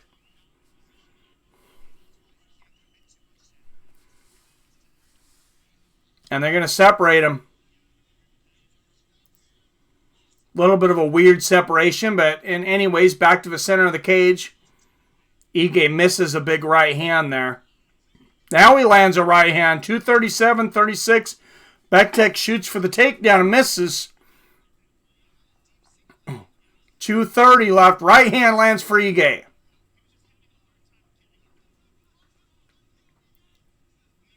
Who's going to have more energy left here? Oh, nice right hand from Bektek. Ige pushes him over in the corner. This is such a close fight. 2:10 left in the third. Oh, big exchange from both guys. Both guys landed big right hands. And Joe Rogan and John Anik were really criticizing the referee for breaking it up there. But We have him back to the center of the cage. It is what it is. Nice right hand there from Ige. Oh, right hook from Ige and a big body kick. 333, 32, 31, 30. And just like Bektek's corner went after him at the end of the first round, Ige's corner lit him up at the end of the second round. Oh, and now Bektek's got a leg, and Ige ends up on top. He might get a submission here. Oh, he loses it, and Bektek ends up back on top. Great transitions from both guys. Bektek ends up in the worst position here, though. Ige was landing some shots there on Bektek, who's now in the open guard of Ige. Oh, great sweep by Ige to get back up. And Bektek trying to drag Ige to the ground. This fight is so close. 40 seconds left in the third. Ige somersaulting to try to get away from Bektek here. And Bektek going for a choke, looking to get a guillotine here. 27, 26, 25 seconds left in the fight. And Bektek takes the back. 19, 18, 16, 15. Bektek not able to get hooks here, though. Not able to cause damage, even though it may be a dominant position. And Ige was actually going for an armbar there for a minute. Such a close fight. Both men raising their hands. Man, this could end in a majority draw here. Damn. I bet those are 10-9 rounds under old rules. Woodstrecker, I think you're correct. Jordan 33, look up slightly. Sorry, I'm watching a screen over here now.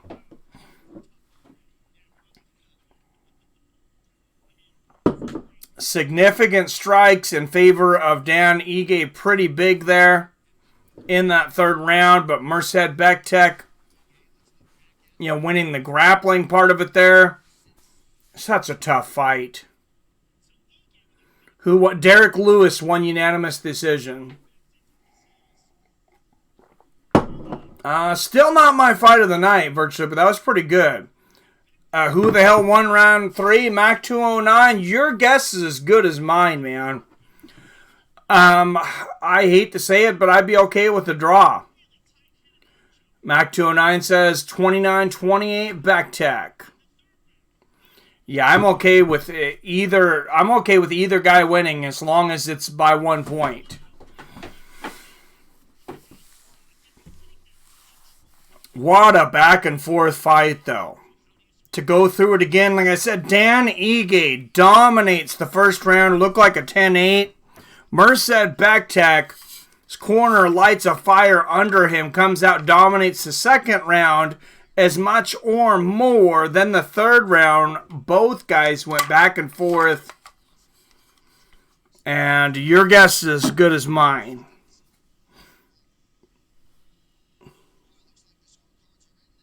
No problem. Thanks for coming in, Jordan. I will throw some more trivia out there. Thank you for asking.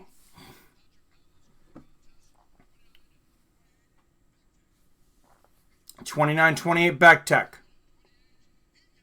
29-28 Ige. Split decision.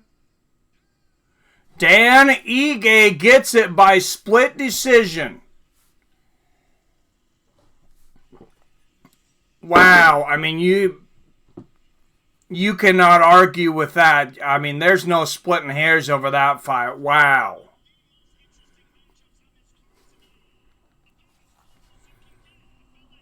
And let's listen to Dan Ige's interview here, and then we'll get some trivia out.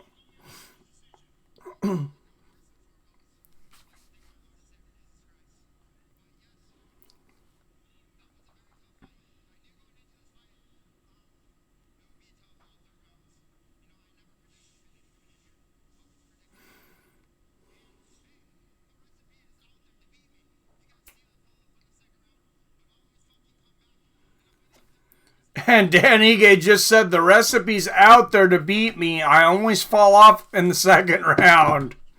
It's almost like he's daring people to burn themselves out in the second round, maybe. I don't know.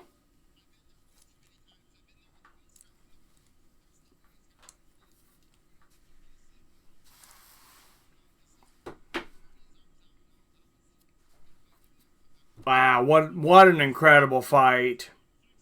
Ige should get a ranked opponent next.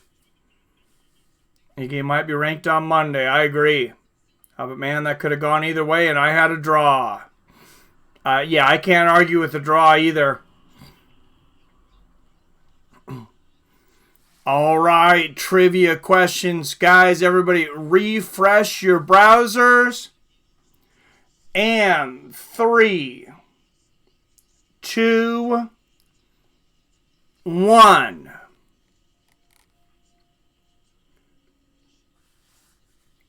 It's been years, over a decade since the first Ultimate Fighter.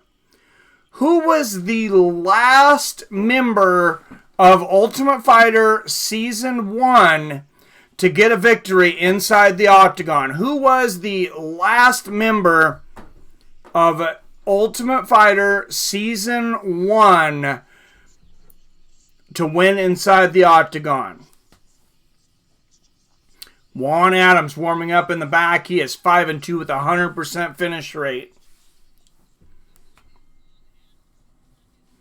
Taking on Justin Tafa. These are some big guys.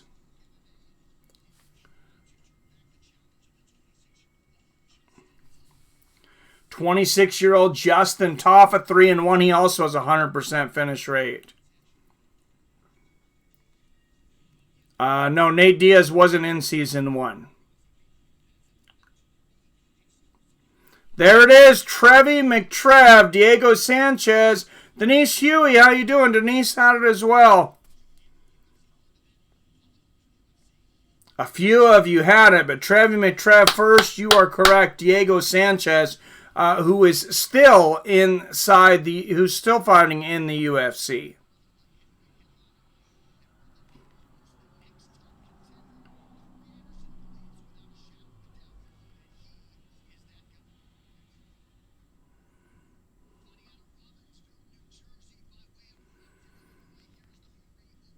All right, let's throw another question out there. I don't even watch Ultimate Fighter.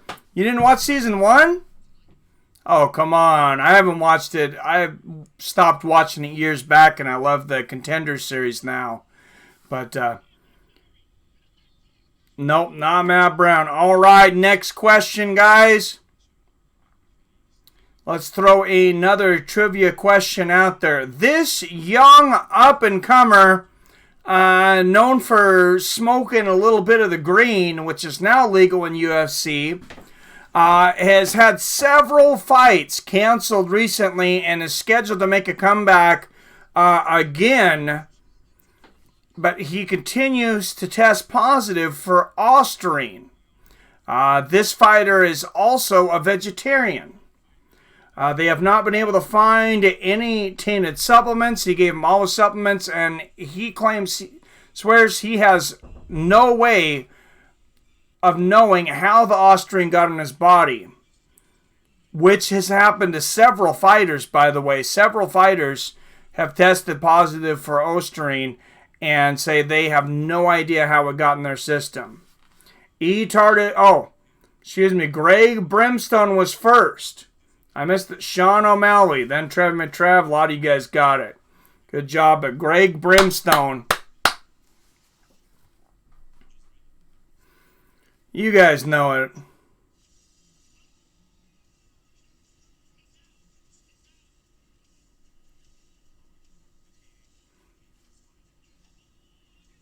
What? Is this true? Denise passed away from a massive heart attack?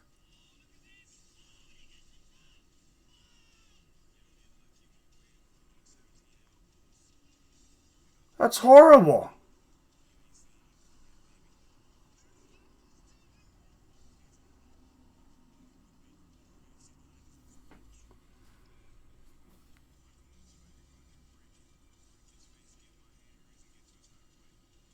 Well, Denise, a long time viewer of the show.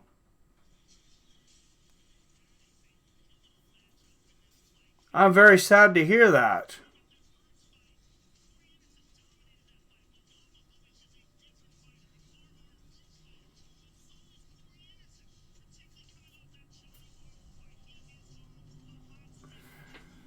Wow. Winner of Blokovich. Oh, yes, February 3rd. Oh, I'm sorry to hear that.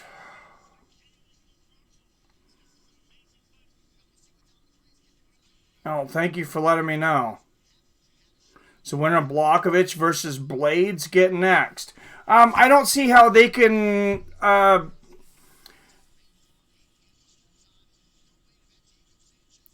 I really don't see Blokovich versus Blades. Blokovich is a light heavyweight and Curtis Blades is a heavyweight. Oh, you mean Corey Anderson and Blokovich. Okay, yes, I think they should. If it's Anderson, he may not. That's horrible.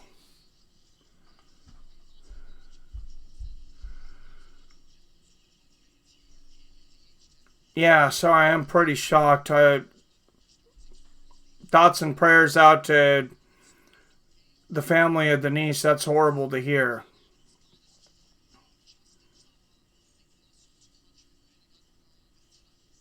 On this show, I want to see Jones be Corey Anderson. Wow. Yeah. R.I.P. Rest in peace. Drew, she's a friend of the show, somebody I've known for a while and somebody I've been watching for a couple years. I didn't know her in outside of the virtual world, but on Facebook and everybody, thanks everybody. She loved Mike's show. Well, I'm glad she loved it. I'm so sorry to hear she's gone. That's horrible news.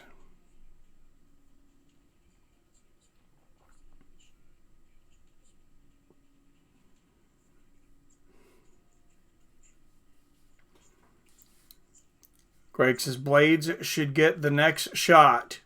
I think he earned it after KO of JDS. I don't think he jumps over. Sorry, I gotta compose myself to be able to think. Just, give me a second here.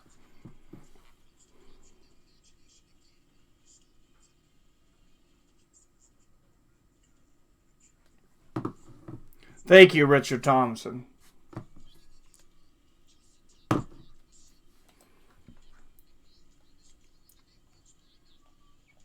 I don't think it would be fair for him to jump over Francis Ngannou.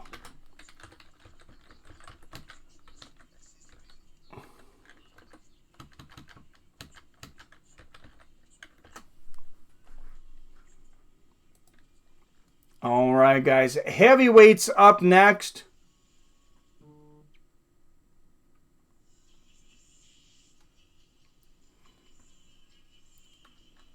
Justin Tafa making his way down to the cage right now.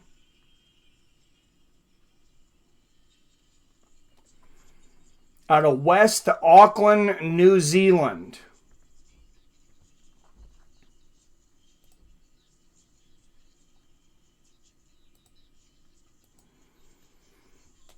He'll be taking on Juan Adams. Both of these guys have 100% finish rates.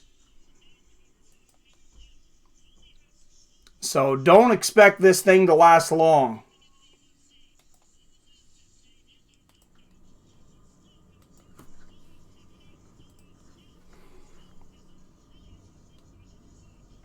Well, I like the DC trilogy personally. Oh, I want to see the DC trilogy for sure.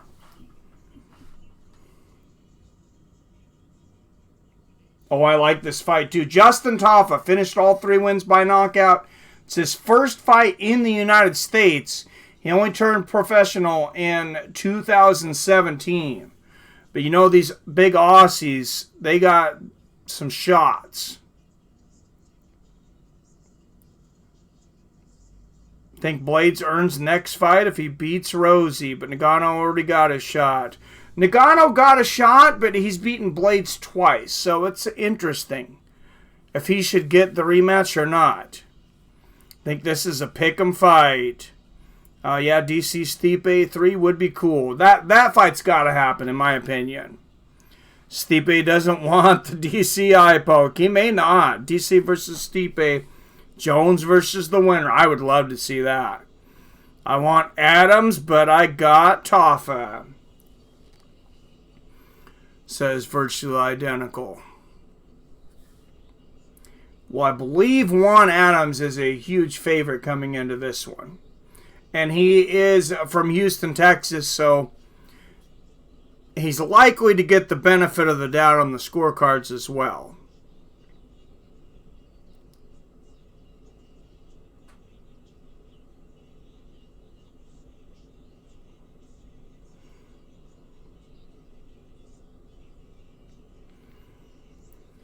All right, taking the shirt off. Guys, big heavyweights here. Taffa and Juan Adams. After this, the Women's Flyweight Championship between Valentina Schevchenko and Kaitlyn Chookagian. Then the main event between John Jones and Dominick Reyes. We still got a lot left tonight here on MMA with Friends. What time is the main event? Who do you pick? Main event should be around an hour, and I have Jones. Juan Adams, 4 first-round finishes. Finished all 5 wins by knockout. He's awarded a contract on Dana White Contender Series Week 7 of Season 2.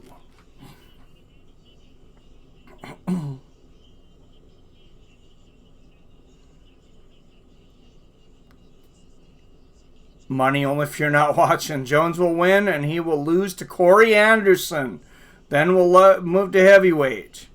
I don't know about that. How long has Adam been at Winklejohn's? I'm not sure. This is news to me, actually. This is the first time hearing of it.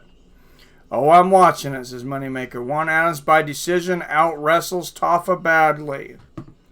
I think this is going to end in a knockout. Juan Adams, 2 years older at 28 years old, 5 inches taller at 6'5".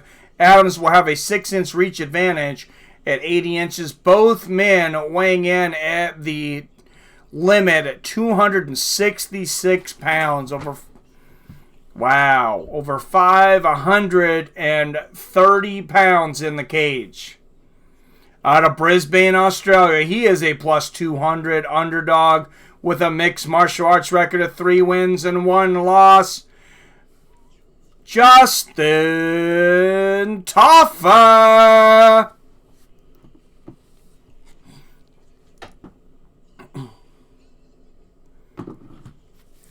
And his opponent out of the red corner. Out of Houston, Texas, he is a minus 250 favorite with a mixed martial arts record of 5 wins and 2 losses. Juan Adams. And he gives the fist bump to Bruce Buffer. Referee will be Jeff Rexroad.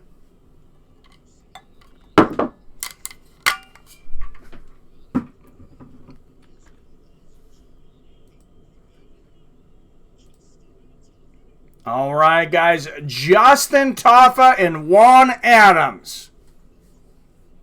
A lot of weight and a lot of power in this cage right now. Adams in the black, Taffa in the blue. Adams moving forward, lands a low leg kick. 4:45 left in the first. This could be over very, very quickly. Adams feints the head kick there. Nice front kick to the body there for Adams. Taffa misses a body kick, and Juan Adams doing his best John Jones impression, reaching forward with his fingers open, which is against the rules. Nice body kick there from Adams. Taffa throws a big right hand, misses. Front kick to the body from Adams. 4:04, 3, 2, 1, 4 minutes left in the first round. Low leg kick, lands for Tafa. Nice check there from Adams. Check that leg kick. Now with Juan Adams joining the legendary camp, that could be a big advantage. Nice front kick to the body. Nice low leg kick there from Tafa. He gets to work with John Jones and many experienced fighters over there at Winkleman. Oh, Adams falls off balance. Tafa lands a combination. Tafa says, bring it. Oh, big leg kick from Tafa. Juan Adams might be hurt. Leg kick lands for Tafa. Big right hand for Tafa and a big right uppercut! And it's all over! Justin Tafa with the upset and the first round knockout. And New Zealand, we salute you. Justin Tafa brung the bombs tonight.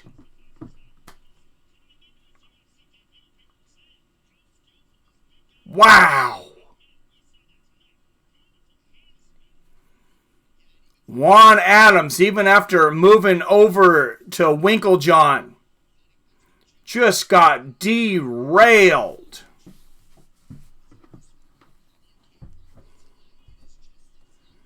That is a powerful dude. Both guys are huge. Man. Oh, that's crazy. A couple of big left hooks there. Tafa pushes Adams back. Just watching the replay here. Big right hook right on the chin. And then that big right uppercut. And Adams just crumbles. Tafa landing some ground and pound there. But the referee pulls him off mercilessly. I don't think that was a late stoppage. That's a huge right uppercut after that hook. He was just going to eat more ground and pound. I don't think that was a early stoppage at all. That was crazy. I had a feeling kickboxing would win. Yeah, I wasn't sure about the stoppage at first, and then I watched the replay virtually, and yeah, I think that's a good stoppage. Never been a fan of Jackson Wink MMA, to be honest. Well, they teach fighters to not be aggressive. I mean, I'm not going to talk smack about them. They've created a lot of champions over there, and they still have fighters that get finishes, but they're about winning and not about being exciting, and not about finishing fights.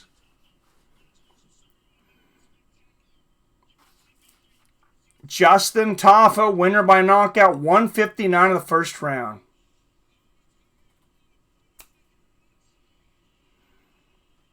He's now finished all 4 wins by knockout.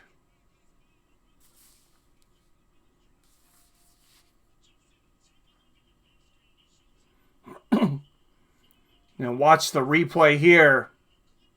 Adams clinched on, falls off balance, and Tafa throws it in the side, lands a couple of left hooks. That was the beginning of the end. And then the big right hook sets him up for that huge right uppercut. Man, when you're getting hit by 265 pounds of manhood, boom. And he shouts out to, it says, shout out to Mark Hunt, you're the man. And he looks like a mini Mark Hunt, or like a younger Mark Hunt, I should say. Big dude. Tafa's really good. No, they need heavyweights. Wow. Adams is likely getting cut. And there is Trey the Truth, Houston-based rapper, Brian Ortega in the crowd. Curtis Blades moving up in the heavyweight division. Holly Berry.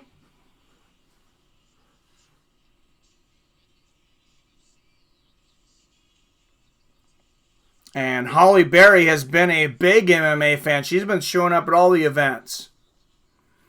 Good stoppage by the Sands. Nothing worse. Hitting unconscious people. Yeah, those guys are big, Jim. Big people. All right, 116 people up in here, including the Beast Man. Hello back to you, sir. Everybody, please hit that like button if you haven't already. Make sure you hit that subscribe button.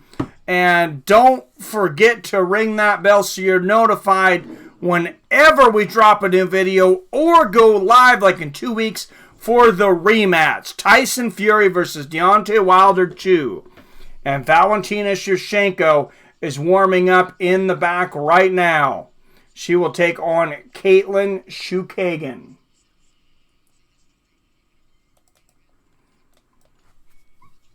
And it has been a night of upsets.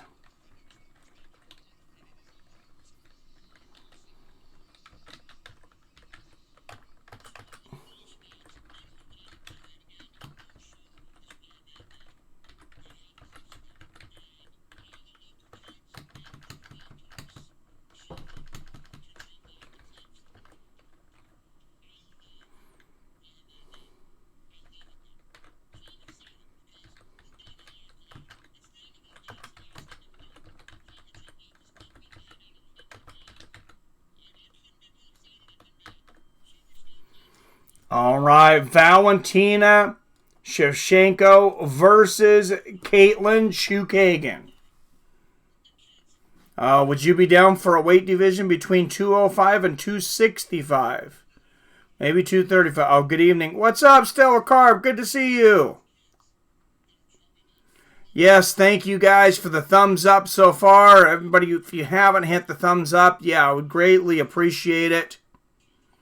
And make sure and hit that subscribe button. We've been losing subscribers lately, and that happens when you start posting, more videos again. I posted 4 or 5 last week. Some people decide they're not interested anymore. I get it. But if you're into MMA, if you like this kind of thing, if you want to watch these live broadcasts, I really appreciate it if you join the family. I would rather, Woodstriker, I would rather see, a 195 before that. But 205 and 265, that is a pretty big jump. Maybe 225 or 230. Yeah, I'd be good for it. I say no 265 limit. One thing I would say, when guys make 205, you see tonight, like Ilir Latifi, when he wasn't cutting weight, it's actually over 240 pounds. So when you're that big, I'm not sure if it would make as big a difference as between 185 and 205. Or even 170 to 185, 155 to 170. I'd like to see every 10 pounds until heavyweight. Did Adam sleep the other guy? No, Taffa knocked him out, man. What's up, Chaz Bustos? Yeah, Taffa knocked him out in the first round, man. I'd like to see 130 through 230s by 10s. Yeah, I don't know. I mean, you can't get too many weight classes. But yeah, I like every 10 pounds all the way up to light heavy. And then, I don't know if I'd do 10 pounds all the way through the heavyweights. Because if you have a 210, a 220, 230-pound champion, I think that gets a bit ridiculous. And I just don't think we have the heavyweights to support it. But everything under, I agree. All right. Valentina Schevchenko coming into this a minus 1,200 favorite. Kaitlyn Chookagian a plus 750 underdog.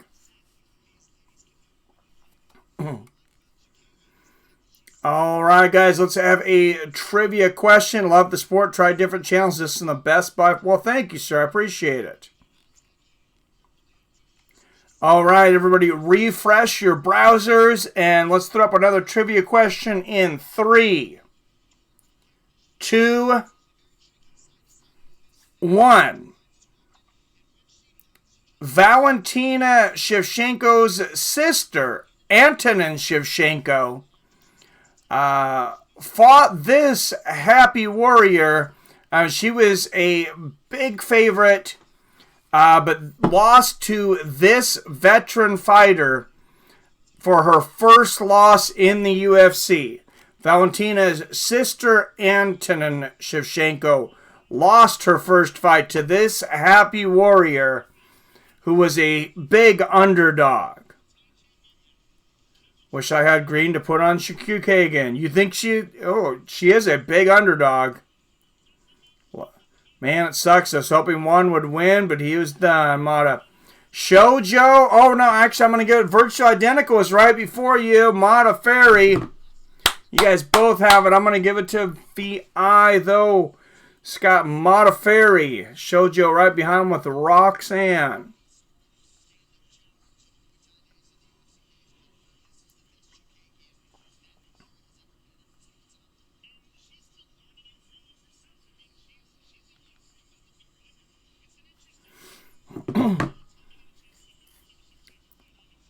All right, I'm going to throw another one out there, and we're going to go way back in the UFC. We're going to go back to Oleg Tektarov and Tank Abbott. This is back when there was no rounds, no time limit. They didn't stop the fights, and this fight went on for, I believe, about 18 minutes or so. What city did this fight happen in? Tank Abbott took on Oleg Tektarov in the early UFCs in what city? Showed you, if you refresh, you'll see Virtual Identical just before you. Says Mata. What's up, BR Longhorn? It has been a while. Good to see you, sir. Oh, Soul Fendi. Get the fook out of here. And Virtual Identical with the second one in a row. You are correct, sir. Denver, Colorado. And Tank Abbott was winning that fight, gassed out, and eventually Oleg Tektarov got him with the heel hook.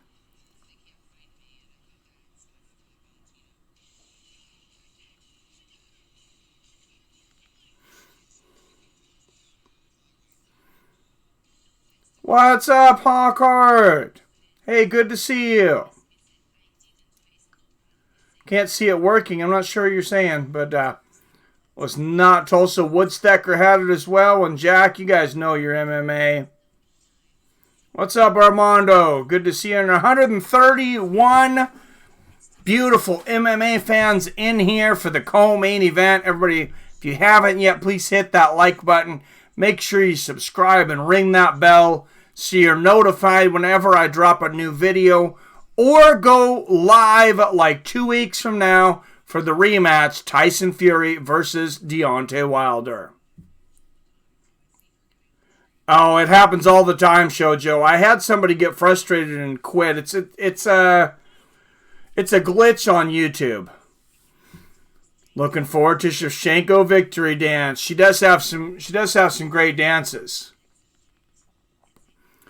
That's true. All right, let's throw another trivia question out there. And 3, 2, 1. This MMA fighter is said to have a lifetime supply of Popeye's chicken from a very lucrative endorsement. What fighter talks about having a lifetime supply of Popeye's chicken? I want to see her against Nunez again. Which, by the way, I've tried Popeye's chicken twice now. Not the biggest fan, but I'd take it if it was free. We need Bisping on pay-per-view. Oh, Bisping is great. Oh, and this time Shoujo just beats Greg Lewis. Greg Brimstone gets it with Lewis.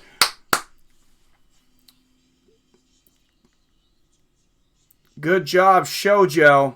Kaitlyn Chookagian making her way down to the cage right now. Number 1 contender in the flyweight division. Number 1 threat to KGB's throne. Wilder is going to KO Tyson. That's what I think. Unless these rumors coming out about Tyson Fury and things and stuff are just a smokescreen. We'll see. Kaitlyn Chookagian, she's won 5 of her last 6 fights. Second most significant strikes in UFC flyweight history, 350. Former Golden Gloves boxing champion. I think she got most of those in one fight that should have been stopped, if I'm not mistaken. But you want to talk about a badass lady. It doesn't get any more badass than Valentina Schevchenko. That's Kaitlyn Chookagian. Also a badass lady. I love chicken too. Just wasn't real impressive. Popeyes, the red beans and rice were good. I will say that. The chicken, in my mind, just in my mind, it didn't live up to KFC's. But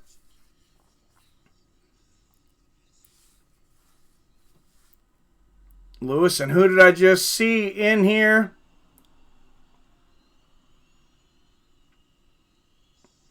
JoJo beat Chookagian, says Rich. Oh, yeah. Colonel never let me down. I love it. No, chicken is incredible. I agree. Rodney War Eagle Yarbrough, how are you, my friend? Good to see you in here. Frank McKeskey, Matt Rock, a few guys I didn't call out earlier. Supertramp, haven't seen you in a while. And Valentina Schevchenko.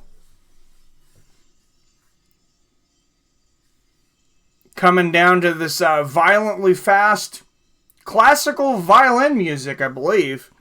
It's pretty awesome, though. Love red beans and rice, but it needs to be from Jamaican. Oh, Jamaican is great, man. And biscuits and taters. Oh, you guys are making me hungry. This is not fair. Okay, I need to stop now. I am the one who called out the question. From Bishkek, Valentina Schevchenko. She might be in the KGB. I'm not even sure that that's a real town. Ordinary Pete, no slaw. PDQ and Chick-fil-A. Oh, Chick-fil-A is pretty good too. They had some great chicken sandwiches. Valentina Schevchenko, one of the baddest women on the planet. And she's got a tattoo of a gun on her left side. I mean, how badass is this lady?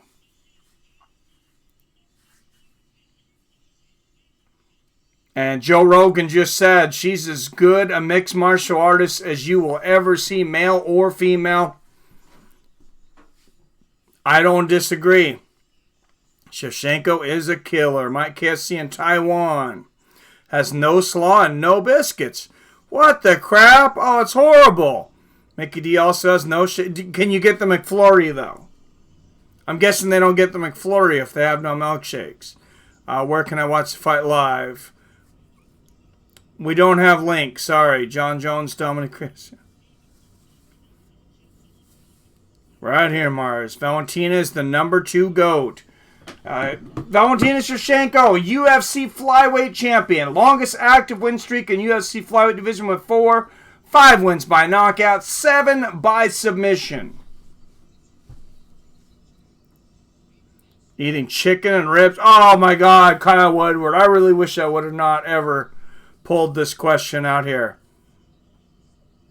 Oh, thank you, Ordinary Pete. I didn't catch that. No, I trust my mods. You guys do a good job. That's why you're there. Valentina's UFC title and her 18th world title. 18th world title fighting. Man. Yeah, she is a badass lady. What about that knockout against Jessica Ai? I mean, I think it would have definitely been knockout of the year probably if it hadn't have been for the knockout of the century over Ben Askren from Jorge Masvidal. Both women 31 years old. Kaitlyn Chookagian 4 inches taller at 5'9". Chookagian has an 1.5 inch reach advantage at 68 inches. And Bruce Buffer will announce the fighters. And just drinking coffee. I got to work early in the morning, so I'm not looking for coffee right now. Or I would be, probably. Referee will be Jacob Montalvo. And it is the co-main event for the undisputed women's flyweight championship of the world. And fighting out of the blue corner from Amity Harbor, New York. She is a plus 750 underdog with a mixed martial arts record of 3 wins and 2 losses. She is the number 1 feather-ranked flyweight contender in the world, Kaitlyn Chookagian.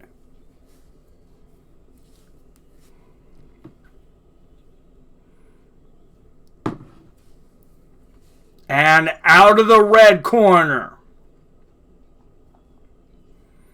from Bishkek, Kyrgyzstan, she is a minus 1,200 favorite with a mixed martial arts record of 18 wins and 3 losses.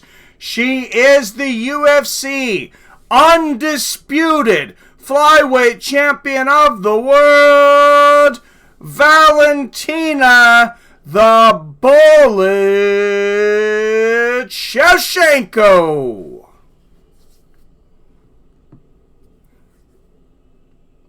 5 rounds for the women's flyweight championship of the world. And you can see how much taller Kaitlyn is. Will they touch gloves? They do.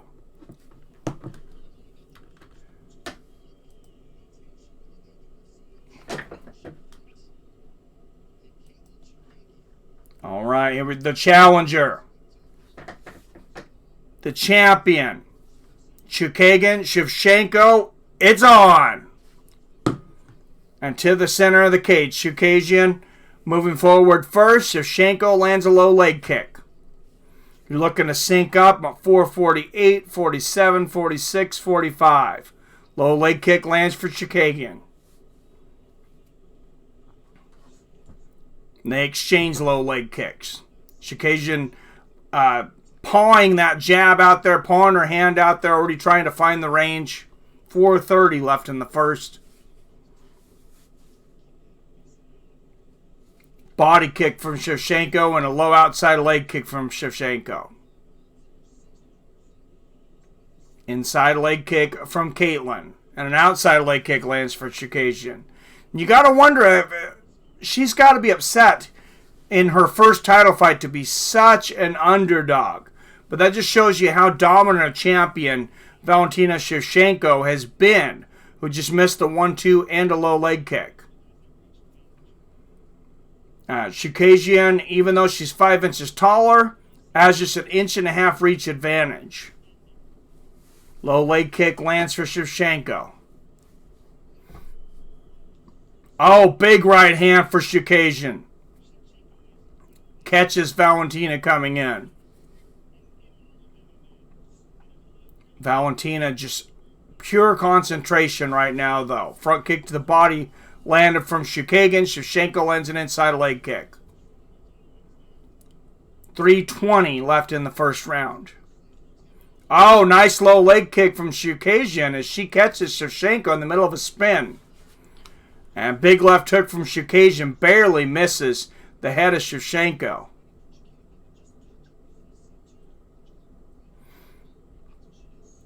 Schevchenko just waiting to explode into flurries here.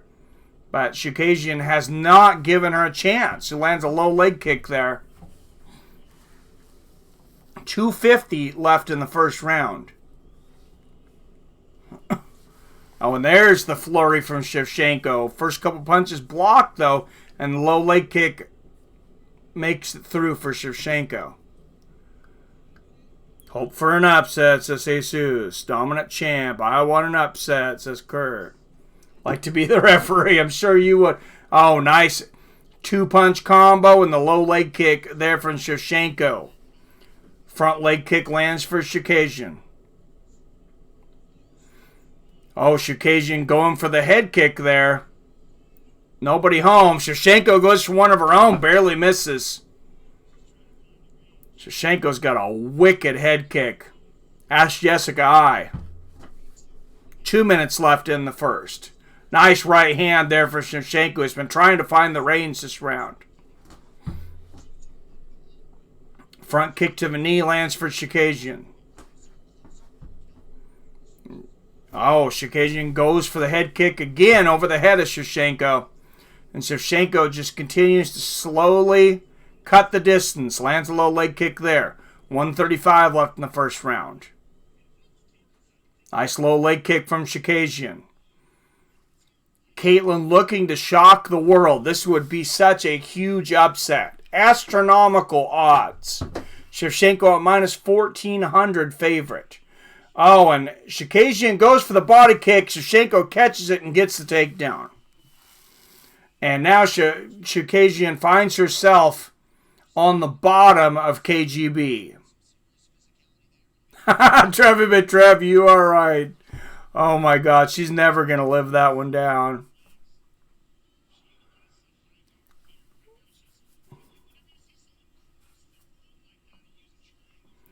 What's up, Team 10? All right, 45 seconds left in this one. Chookagian are in this first round. Chookagian landing a couple elbows from the bottom here. Schevchenko trying to break the guard of Chookagian. Now, there's no doubt Kaitlyn Chookagian is without a doubt the number one contender. So for her to be such a big underdog is, even against such a dominant champion, a little bit surprising. You see Dominick Reyes not near the underdog tonight. Nice elbows from the bottom there from Chookagian, and she's thrown up that rubber guard, but only 10 seconds left here in the first round. Chookagian's got some good jiu-jitsu. Nice elbow from Schevchenko from the top. But Chookagian held her own on the bottom and striking there. I'm going to give the first round to Schevchenko, but that was a competitive round.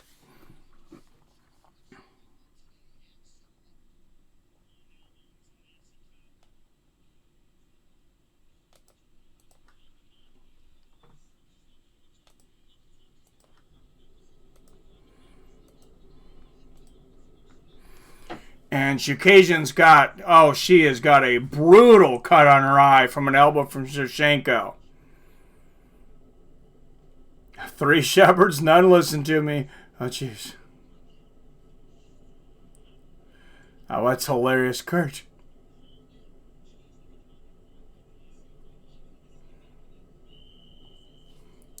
All right, round 2 of the Women's Flyweight Championship.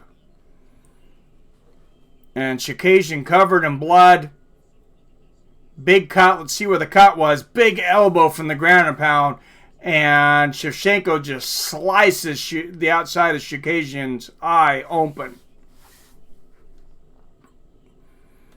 That's a bad spot because it's going to bleed. She's going to bleed into her own eyes. 4:50 left in the second here. If you're looking to sync up, 4:46, 45, 44. A straight left over the top for Schevchenko. And Kaitlyn going for the side body kick, misses. Nice body kick there from Schevchenko. Well known for those body kicks as well as the head kicks. And so the left side, watch for Schevchenko to go up and look for that right hand, or even to switch to orthodox, go for that right head kick. Because Chookagian's got so much blood coming out of that left eye. Nice spinning kick to the body there from Schevchenko. That could really affect her vision tonight. Spinning kick to the body attempt for Chookagian, but cannot land. Goes to the spinning head kick, misses again. 3:50 left in the second. Inside leg kick lands for Valentina. Chooka's name makes me want cookies and KFC. Oh, Jesus. 3:35 left in the second. Chookagian, the aggressor now, moving forward, but it's Valentina catching her on the way in, straight with a straight right. Nice front kick to the body from Valentina. 3:20 left in the second.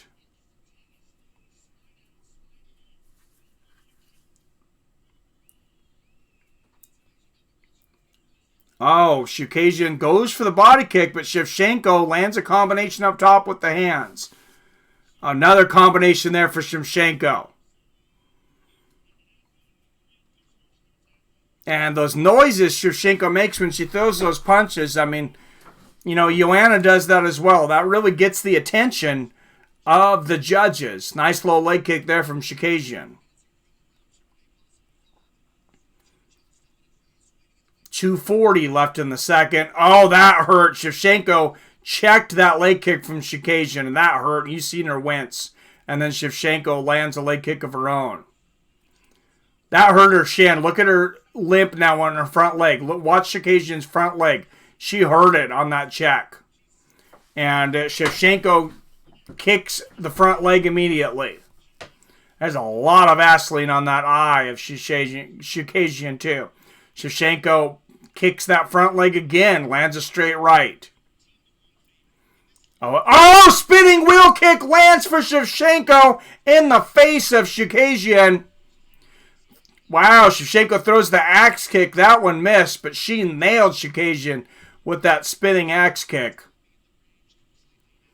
She didn't catch her with it all the way. Chookagian goes for the body kick, and Schevchenko catches it and gets the takedown. Last time Schevchenko took her down, she sliced Chookagian up with that elbow.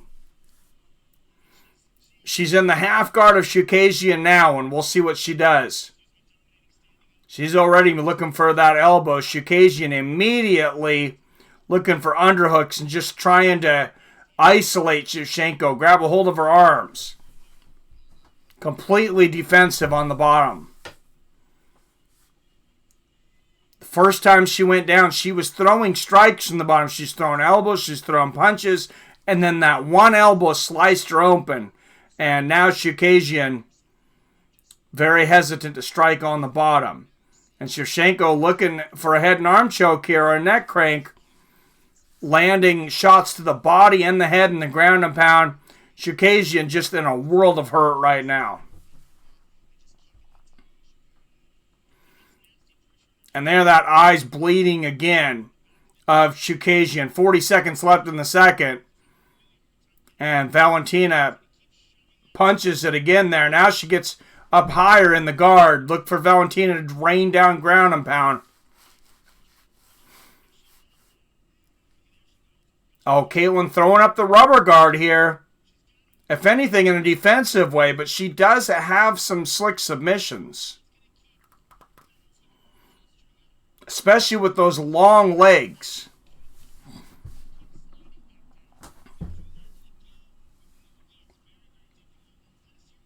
There's up higher. Valentina was up higher into the guard. And the round is over. Does it hurt when a girl gets kicked in the groin? I believe they can really get hurt. She's a savage. Body kick these nuts. No problem, Ordinary P. Thanks for mentioning that. Do they wear I don't know. I imagine they probably do. Because I know you could really injure a woman from that. I've seen a timeout called from that. I don't remember if it was in UFC or Bellator or both. But I've seen the fight break for a low blow in a woman's fight.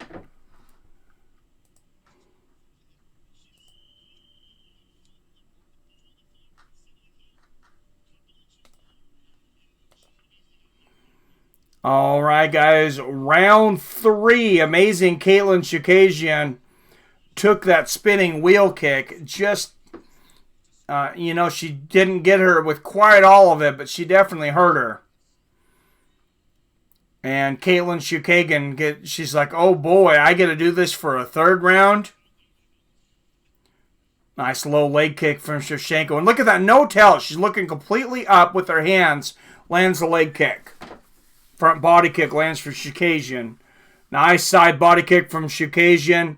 And 4:35, 34, 33 left in the round. Low leg kick for Chookagian. Oh, and another leg kick. Schevchenko goes for the takedown, and she gets the sweep, and she's on top again in half guard. The first time Chookagian was able to avoid it, jumped out. Oh, big elbows from Schevchenko. She's got side control there now, and she has landed some brutal elbows. This could be the beginning of the end. She just landed about 7 unanswered elbows. Big elbows from Schevchenko. And now big right hand. She is about to ground and pound Kaitlyn, and it's all over. The referee stops it, and still women's flyweight champion of the world. And then you see the front flip. Valentina the Bullet Schevchenko. Wow. Jesus, Kurt.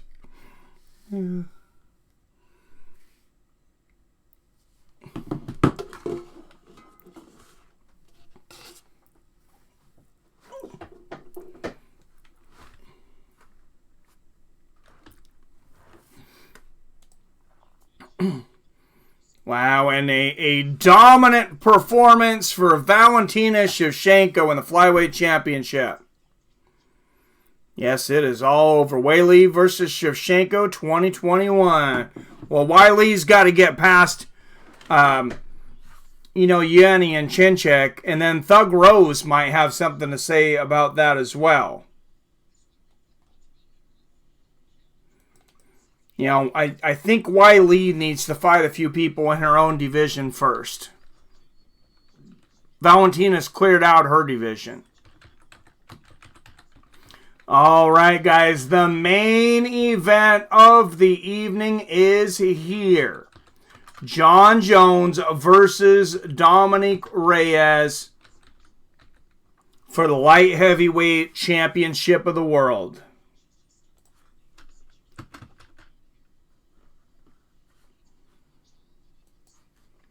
If you haven't voted in the poll on YouTube, go to the MMA with Friends homepage. Just type in MMA with Friends. Hit the community tab, and right at the top you'll see a poll. Who do you think will win, Jon Jones versus Dominick Reyes? That poll will be closing shortly. It has been Jon Jones. Last time I checked, I think Jon Jones is trending with about 75% of the vote. 151 of you beautiful fight fans up in here. Everybody, please hit that like button if you haven't. And I appreciate a subscription and invite you to the family. And winner and still UFC Women's Flyweight Champion of the World. Official time, 1 minute and 3 seconds of the third round. The Bullet, Valentina Schevchenko. That's the dog to leave me alone. Oh, Jesus. Thug Rose is my girl, says Kurt. Yes, Valentina won, Valentin.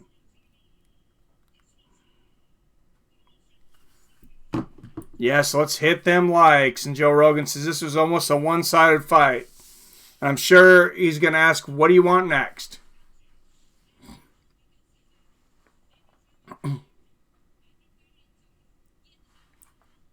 She said Joe Rogan asked her, was there anything surprising about this fight? And Schevchenko says, this is what we prepared for. It was pretty much what we expected. Wiley versus Josh Barnett. Oh, Jesus.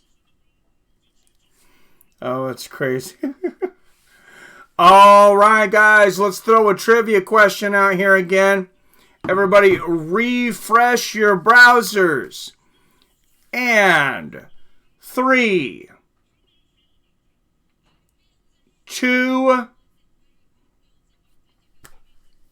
1. Jon Jones will be defending his light heavyweight championship tonight. Who did Jon Jones originally win the championship over to become the youngest light heavyweight champion ever? 8th knockout in UFC history from crucifix position. That is my favorite, of course, from Gary Goodridge. Good to see you, Stelkarp. Yeah, Kevin Blacklake. Thank you. Phone died. What happened? Valentina Schevchenko finished her a little over a minute of the third round. There it is, Damon Stout. It was Shogun, Mauricio Shogun Hua. Damon Stout got it first. Great job, sir.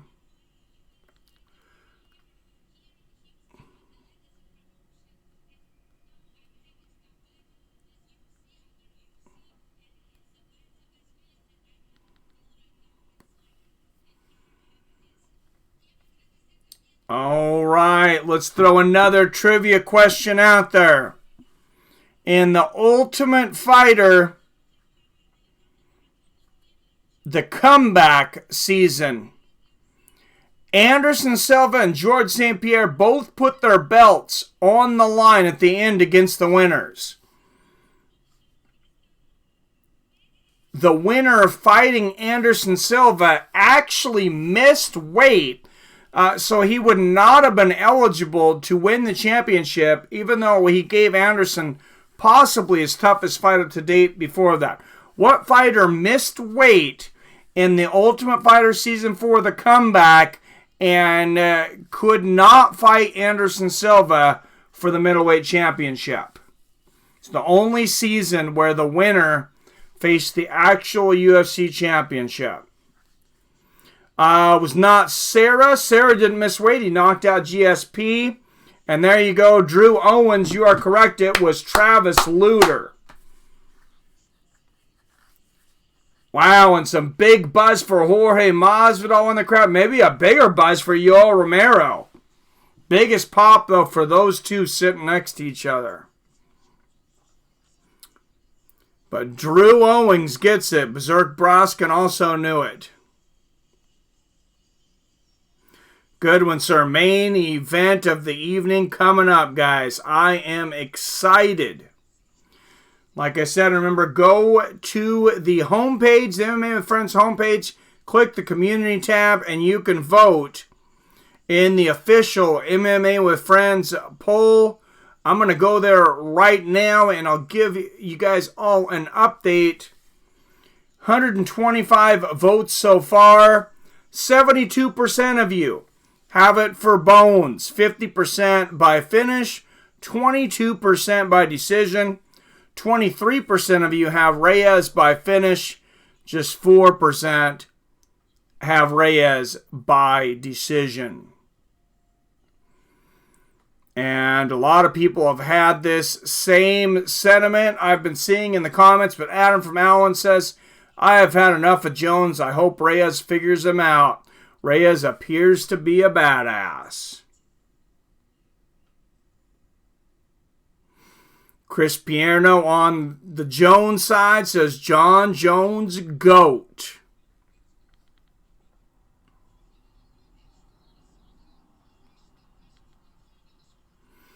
And they're advertising now. We know Israel Adesanya will face Yoel Romero for the middleweight championship.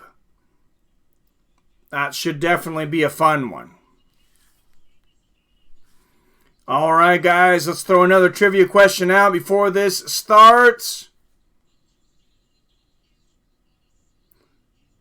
Good name, we'll try.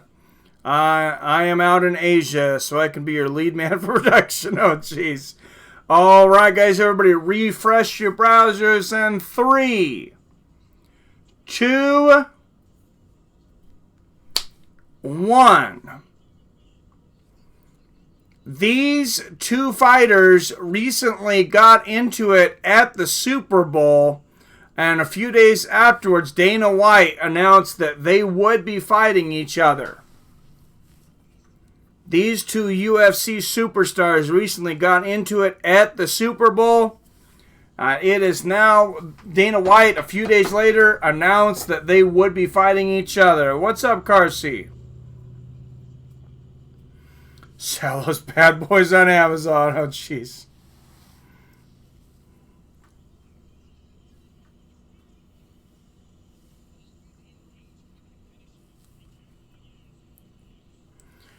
Ploddington Brown, you are correct.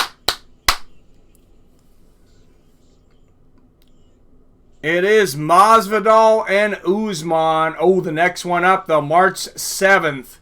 That is going to be a badass one. UFC 248, Israel Adesanya versus Yoel Romero, and Kaitlyn Chookagian versus Weili Zhang.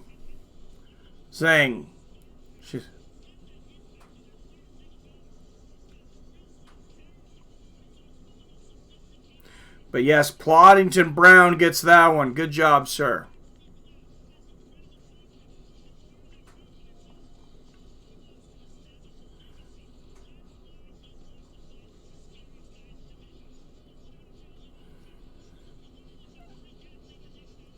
And, I mean, I got to hand it to Israel Adesanya on a 7-fight win streak. It's not been in the UFC so long. Yoel Romero said, I want to fight him, and Israel says, bring it on. That card's going to have the return of Sean O'Malley versus Jose Quinones. Neil Magny returned against Li Jiangli. That's a great fight. Derek Brunson versus Edmund Shabozian. Zhang Weili versus Kaitlyn Chookagian. Israel Adesanya versus Yoel Romero. That's your main card for UFC 248. March 7th. Lil Wayne and Josh Barnett. That is great. Hey, buddy, much love. Hey, good to see you, Carsey. Need to get more time to... Okay, I'll give you more time. Thank you. Sorry about that. Thank you, Virtual Identical. All right, it is time from Houston, Texas, for the main event of the evening. The champion, the challenger. A guy a lot of people say is the GOAT. Of course, there's quite a few people out there that would say John Bones Jones is the greatest mixed martial artist of all time. Then you would have others out there that would say the PED. Accusations, no sir. You got to go with GSP or, somebody else, GSP, Khabib Nurmagomedov, one of those guys.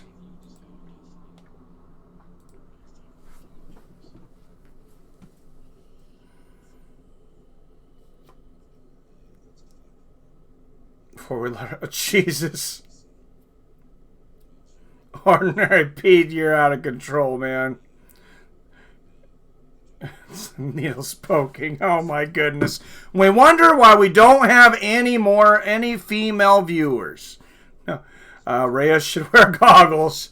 I kind of thought of that, Woodstrecker. That's funny. You seen it was John Jones that was training with the swimming. He was wearing goggles and training underwater. Which I don't know why every fighter doesn't implement more swimming into their workouts. I've recently, been getting back in the gym, and basically I'm hardly lifting weights. Just because I want to work up slowly. I don't want to injure myself, but I'm hitting the bag a lot, and then swimming and sauna. I do the bag. Where's the fight at? They are in Houston, Texas. I picked the challenger. Frankie says he is the GOAT. John Jones. Woodstrecker says Mighty Mouse.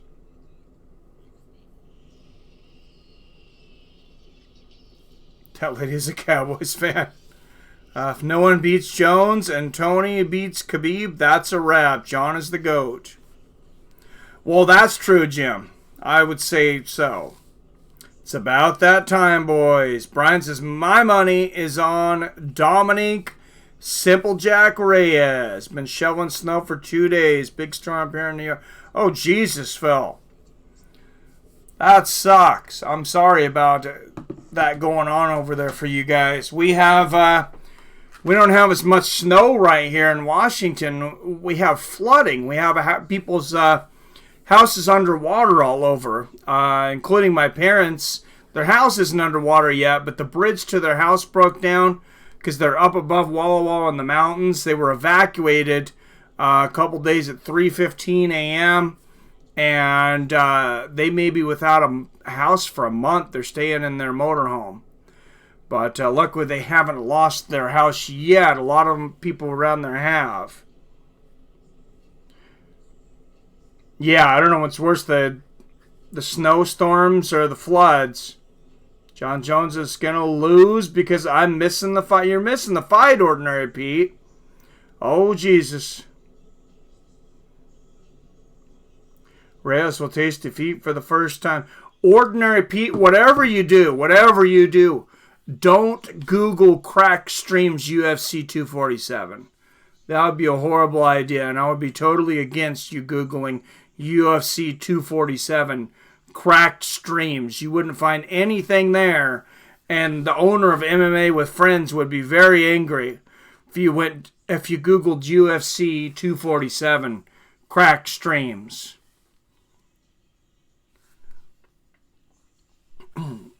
What's up, Capri Sun? That's where I'm from. Where are you from? You're from Washington?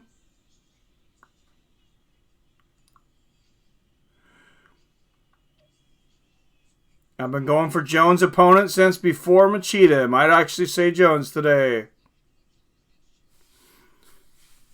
Wasn't paying for only him. Oh, I got you, man. I like to... Oh, Jesus Christ, Ordinary Pete. Oh, God.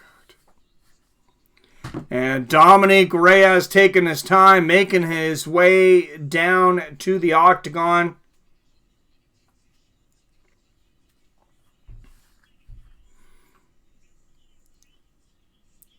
Got the Mexican and American flag with him.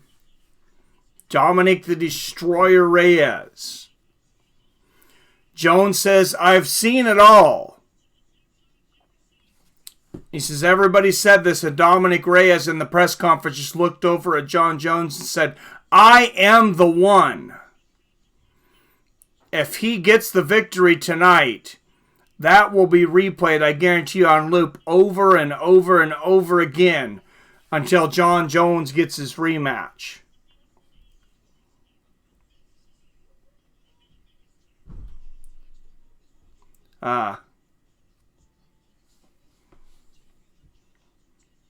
Wow, I think this is going to be nuts. I got to go with the Raza. Dominick Reyes, undefeated, 12-0, 9 first-round finishes, 4 in 55 seconds or less. He's finished 9 of his 12 wins, 7 by knockout. Jones has faced a lot of guys with a lot of different skill sets. He's never faced a finisher like Dominick Reyes. He's never faced someone who finishes fights as quickly as Dominick Reyes. Vote time. Yes, everybody vote. Over on MMA with Friends homepage, click that community tab and vote right now before I close the poll. Who do you think will win? Dominick Reyes or Johnny Bones Jones? Hendo helping Reyes prepare for the fight. Oh, that's awesome.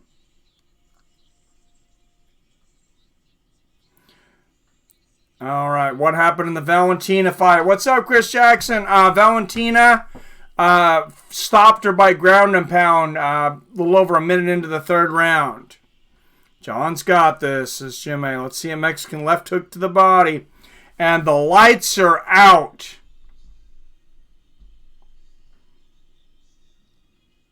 And 50 Cent's God Gave Me Style, God Gave Me Grace fills the arena.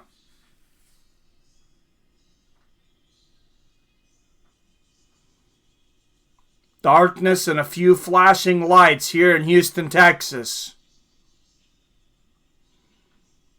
And there is the champ, possibly the greatest mixed martial arts artist in the history of planet Earth. Jon Bones Jones. Should he win tonight, he will pass George St. Pierre for most title fight wins in UFC history. With this last fight, he passed Anderson Silva. He is now tied with GSP. He will most certainly break that record, if not tonight, eventually. Left hand drops Jones first or second rounds. It's good. Reyes will get KO'd in 2 rounds. Who's worse to listen to? Jones' narcissist BS or Dom talk about his athleticism? That's a good question. We should have had a poll on that, Drew Owings. Mike, my words, Jones will lose tonight. Is in the script, says Brian. Yes, isn't WWE, man. Definitely Reyes will get cut. Can't stand GSP, says Pete. Who can't stand GSP? Come on. All right, out of 128 votes, 77% of you say Jon Jones will win, 50% by finish. 24% of you said Reyes by finish. Only 26% of you said by decision, but 22% of you said Jones by decision. So, just like the odds, Jon Jones dominates the poll. And Jon Jones hugging his teammates there. You see Greg Jackson. Greg Jackson saying something in his ear. Not quite a hug, but a little just pulls in Jon in closer to say something in his ear. You wonder if he's already seeing something. Greg Jackson always observing. And Jon Jones looks ripped. Reyes Coda. Can't stand LeBron James. What is wrong with you, Ordinary Pete? Now just pulling names out. Can't stand Tyson Fury and all the crap he does. JJ will eye poke Reyes in the second minute. I wonder what the over-under is on eye pokes. 13 UFC title wins, 17 fight unbeaten streak, 16-0-1 no contest in his last 17 fights is Jonathan Bones Jones. Or his actual name, Jonathan Edwards Jones. Is Jon Jones slapping himself in the face and the stomach to get himself pumped up for this fight. 300 of you incredible MMA fans up in the chat room, and they say Jon Jones is not popular. I see a lot of people in here, though. Everybody, please hit that like button for me if you could. Make sure and hit that subscribe button, and don't forget to ring that bell so you're notified whenever I drop a new video or go live like February 22nd for the rematch. Tyson Fury versus Deontay Wilder 2. And there's Dominick Reyes dancing over his corner, soaking up the moment, something Jon Jones had criticized him for. Said he was too much in the moment, taking pictures on his Instagram. Jones 2 years older at 32, both men 6'4", but Jones has a 7.5 inch reach advantage at an incredible 84.5 inches. Yes, thank you everybody. It is the main event of the evening.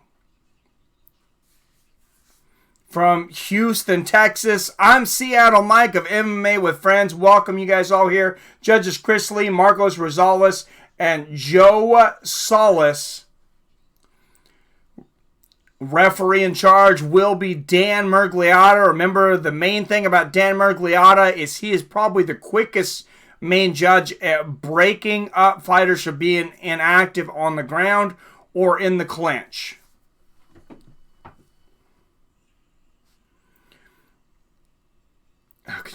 All right. For the 325 or more of you in here watching, and everyone around the world, it is time for the main event for the light heavyweight championship of the UFC. Let's get it on!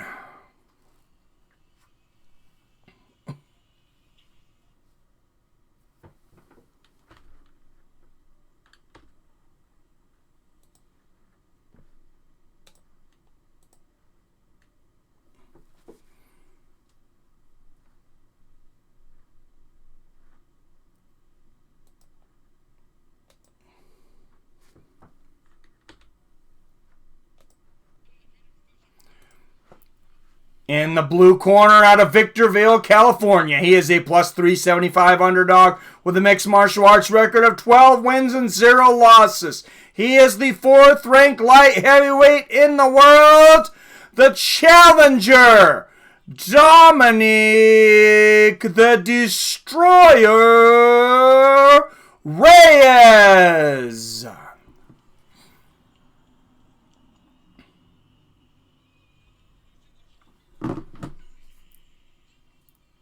And fighting out of the red corner from Albuquerque, New Mexico, he is a minus 550 favorite with a mixed martial arts record of 21 wins, 1 loss, and 1 no contest.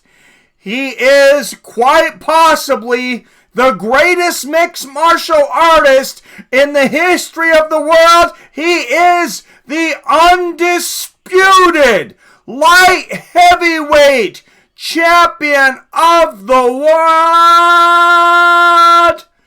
Jon Bones Jones.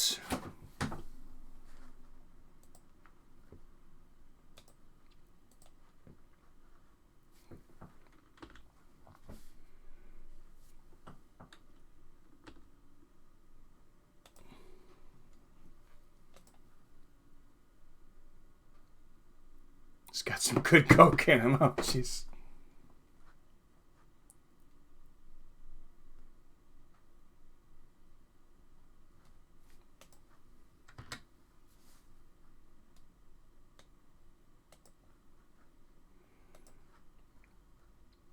And just a second, a short glitch on my stream here. We'll be right back.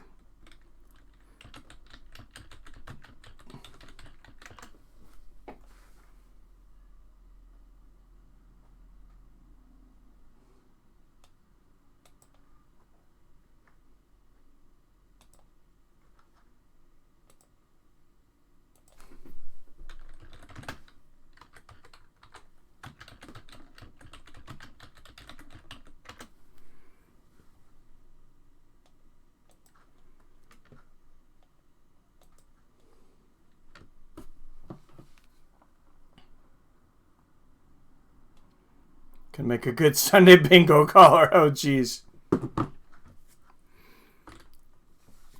Thank you. 217 people watching. Everybody, please hit that like button. Hit that subscribe button if you're new here. And we are ready for UFC 247. Jon Jones versus Dominick Reyes.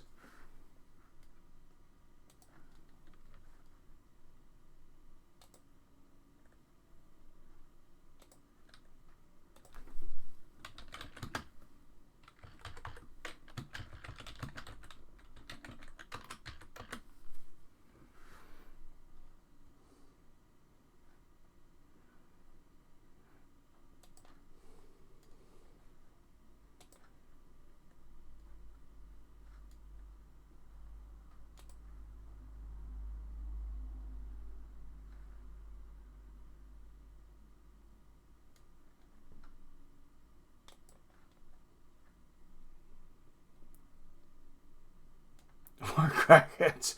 Oh, jeez.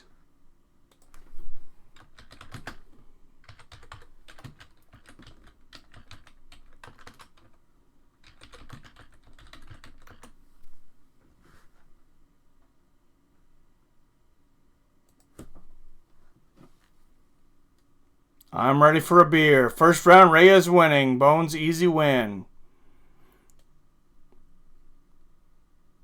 Jones almost dropped.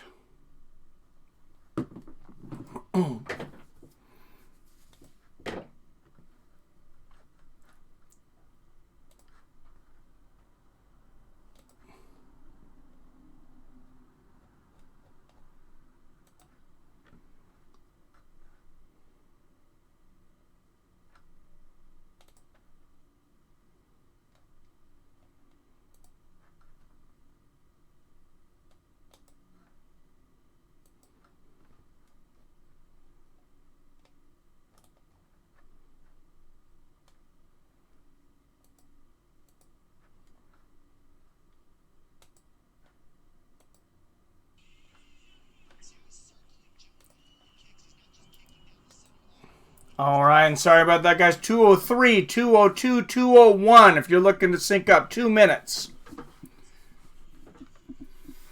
Nice left hand there from Reyes.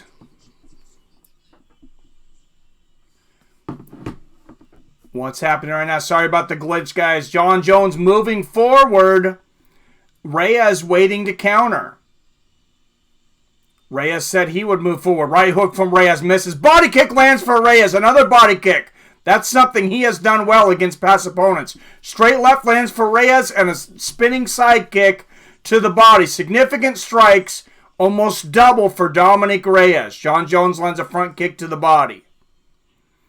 And a low leg kick. Dominick Reyes has been very susceptible to those low leg kicks. Reyes lands one of his own. You've seen that in the Volkan Ozdemir fight.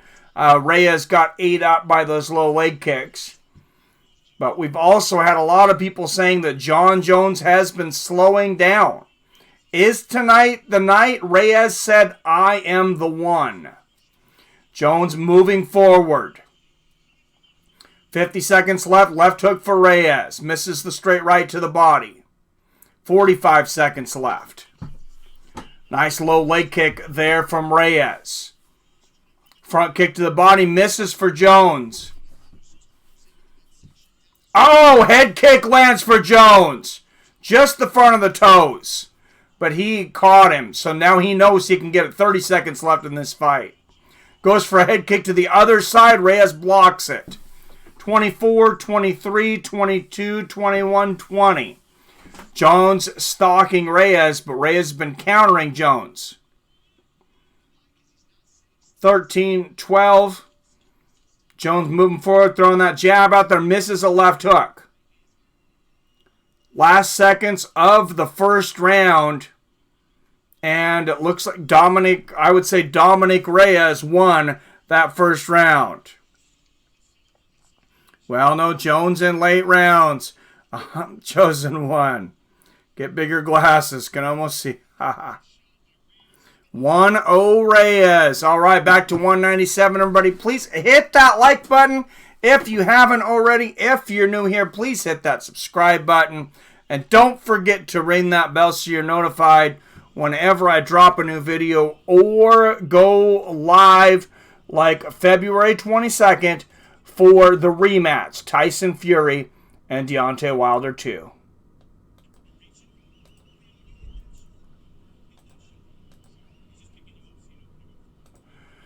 And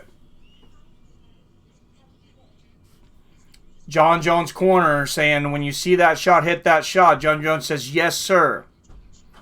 Jones has seemed short. He seems slow to pull the trigger in this fight, though. Reyes stays strong. All right, guys. Round 2 of the Light Heavyweight Championship. Hello. How are you? I thought you were in bed. No. Oops. How's it going? Good. Jon Jones. Oh, nice low leg kick there from Reyes. How was your day? Good. Good. My Opal lesson was awesome. Good. Oh, you're just in time for the Jon Jones fight. Low leg kick from Reyes.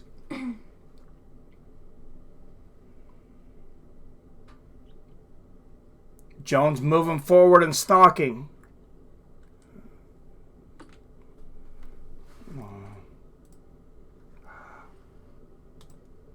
Hey, Have you eaten dinner?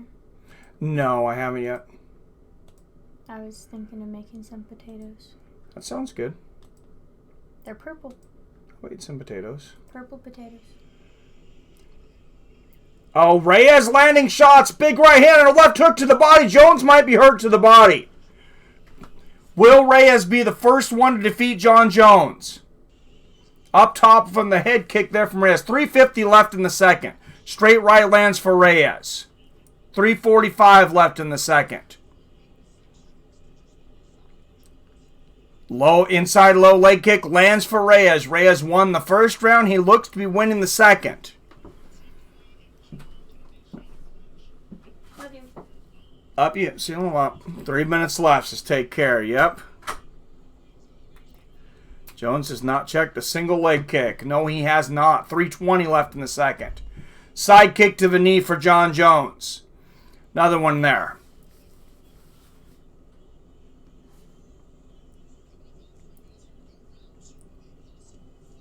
Oh, Jones catches that body kick from Reyes, but not able to keep a hold of it. That body kick still landed. Like I said earlier, the things that Reyes does good is the body kicks. I thought he might sneak in. And the low leg kicks. Right uppercut lands for Reyes. Sneaky right uppercut and a straight right to the body.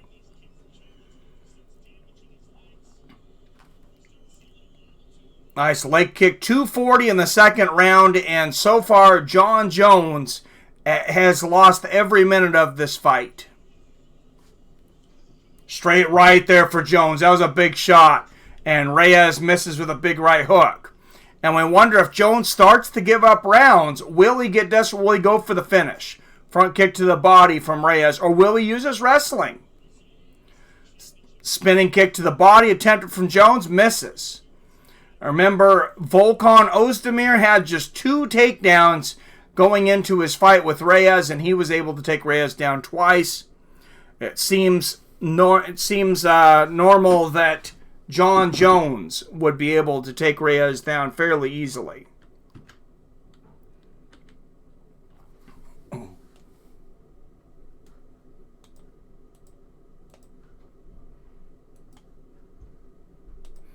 Who will it be, the challenger or the champion? I said Dominick Reyes said, I am the one.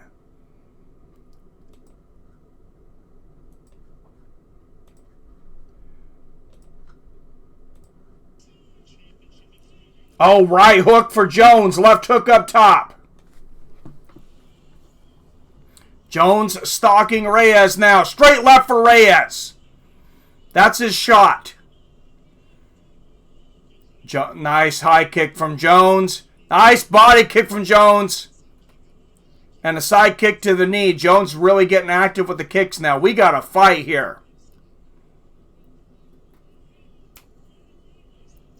Sounds nuts. Jones' eyes swollen. Oh! Big straight right and a left hook from Jon Jones.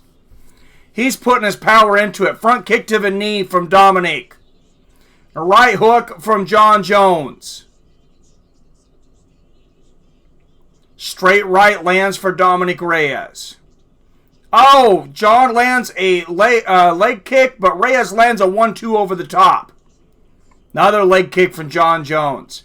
Dominick Reyes has been very open for leg kicks. We've seen in other opponents.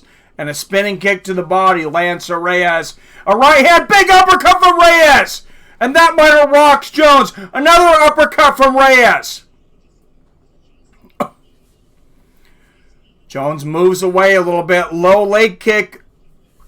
That knocked Jones off balance.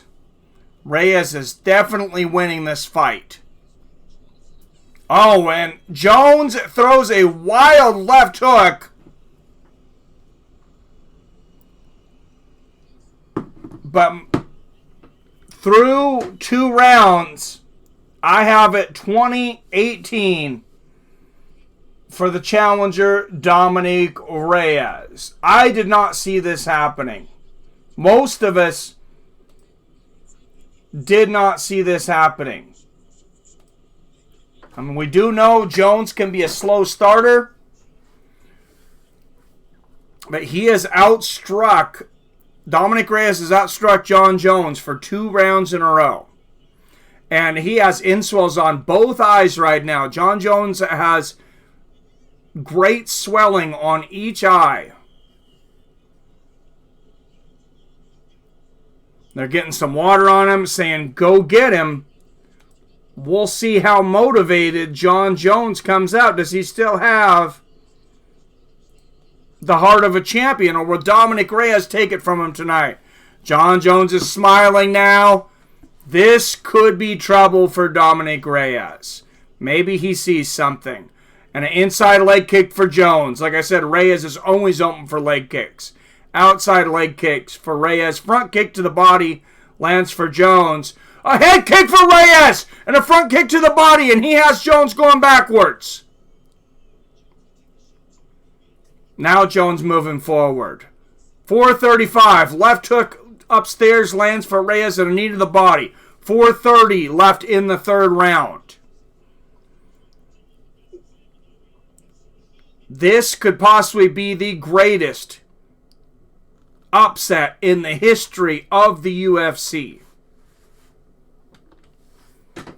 Very few people gave Dominick Reyes a chance. Pretty much just Dominick Reyes. And another low leg kick from Dominick. And another great round for Dominick Reyes.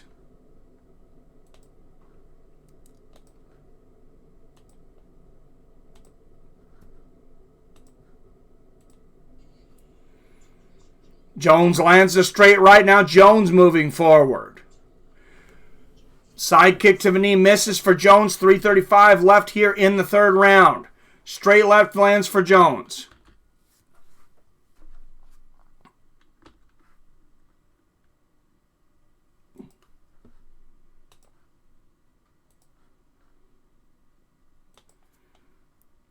And a sneaky uppercut lands for Reyes. Nice left hook to the body for Reyes. Something else he has been effective with. Against OSP, against Jared Cannonier. And they exchange body kicks. 3 minutes left in the third round. Oh, John throws a spinning kick to the body. Glances Reyes. Ain't over yet. Well, they already proved me wrong. Jones missing with his kicks. Yes, he has 2:45 left in the third round. Oh, Reyes goes for the home run with the left hook, misses.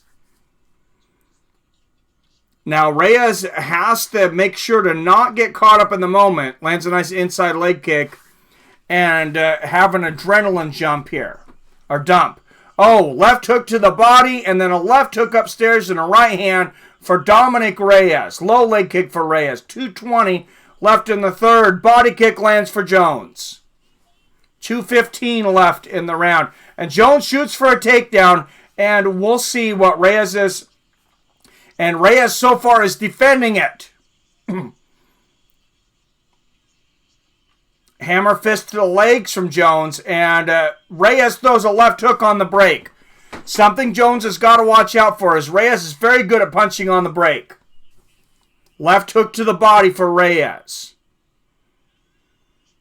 And is the sport passing Jon Jones? Is he not the dominant factor he was just a few years ago? Straight left lands for Jones. 132, 31, 130 left. Left hook lands for Reyes. Jones misses a right hook. Straight right lands for Reyes and a big body kick. 118, 17, 16, 15. Left hook for Reyes. Jones blocked most of that. Jones moving forward, getting Reyes up against the fence now. Nice low leg kick from Reyes. And Reyes never lets Jones get set. Straight right down the pipe from Dominick Reyes. Reyes never goes more than a few seconds without hitting Jon. 50 seconds left in the third. Left hook for Jon Jones. This crowd is going crazy. And now 40 seconds left in the third. And it sounds like we hear the chants of Dominick. 30 seconds left in the third. Straight right lands for Reyes. Straight left lands for Reyes. Jon Jones is landing nothing right now. Misses a leg kick. Jon continuing to move forward, continuing to miss almost everything. Lands a jab there. Seconds left in the third. Straight left lands for Reyes and a right hand. Jones goes for a flying jump kick, lands it to the body there towards the end. That's not going to be enough for me. I have it 3-0 for the challenger, Dominick Reyes. Look at that head kick from Dominick Reyes. And a body kick. My mom... Yellow pulled broom to a hurt today. Oh, Jesus, Kevin. That's the way I got it. Reyes 3-0. And I'm not sure the right guy to have in the corner right now for Jon Jones is Greg Jackson. This guy's a little too calm. And he's telling Jon Jones, he's saying the pressure is killing him. Keep the pressure on him with the kicks. So Greg Jackson, he's not telling Jon Jones he's winning, but he's kind of almost essentially telling him he's winning. This is very interesting. Jones breathing heavy. Finally ran out of picograms. I might, man. Yeah, he take care. I agree. Jones did look discouraged in his corner. Fourth round of this championship bout. Oh, big body kick from Dominick Reyes to start the fourth round. Side kick to the knee lands for Jones. Who would have thought in round 4 we'd be talking about Dominick Reyes with a 3-0 lead. Straight right and a right hook from Reyes. A left hook. Jones might be hurt. Left uppercut from Reyes. Left hook from Reyes. Reyes landing at will right now. Jones clinches. Jones goes for the takedown. Reyes slams him to the ground. Jones gets his back for a moment. Reyes pops right back up. And now Jones trying to drag Reyes to the ground, and he gets the takedown. Reyes pops back up again. Jones staying on him. Incredible battle right now for Reyes to stay on his feet. A minute into this fourth round. Knees to the inside of the thighs here from Jones. Knee to the body from Jones. So Jones, I'm guessing, has got to be thinking that at least one of his first rounds went to him. Back to the center of the cage. Reyes breaks. And Jones is bleeding out of his nose, and Reyes lands another left hook. Straight right lands for Reyes.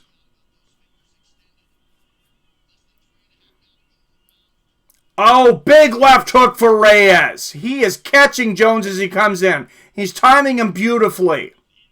Reyes' boxing is incredible tonight. 3:15 left in the fourth round. Nice low leg kick from Jones.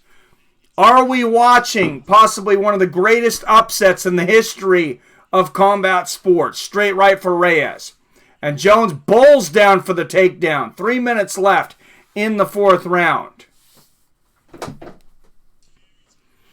And Reyes fighting this. How long can he fight it? Now he's got his back still on his feet, though. Reyes is still on his feet. And he's got a hold of one of Jones's wrists. And he's out. And a left uppercut from Reyes. Jones landed the knee, but a right uppercut for Reyes. And now a left hook. 2:35 left in the fourth round. Jon Jones may need a finish to retain his light heavyweight championship. A straight right and a left hook to the body from Dominick. Left hook upstairs and a straight right from Reyes. Reyes dominating Jones in the center of the cage. Low leg kick lands for the champion. 2:15 left. And Jones catches a low leg kick from Reyes. Jones has been waiting for Reyes to get tired, but did Jones get tired as well? 2:02, 2:01, 2 minutes left in the fourth round. Low leg kick lands for Jones. Reyes misses the 1-2. Straight right lands for Reyes.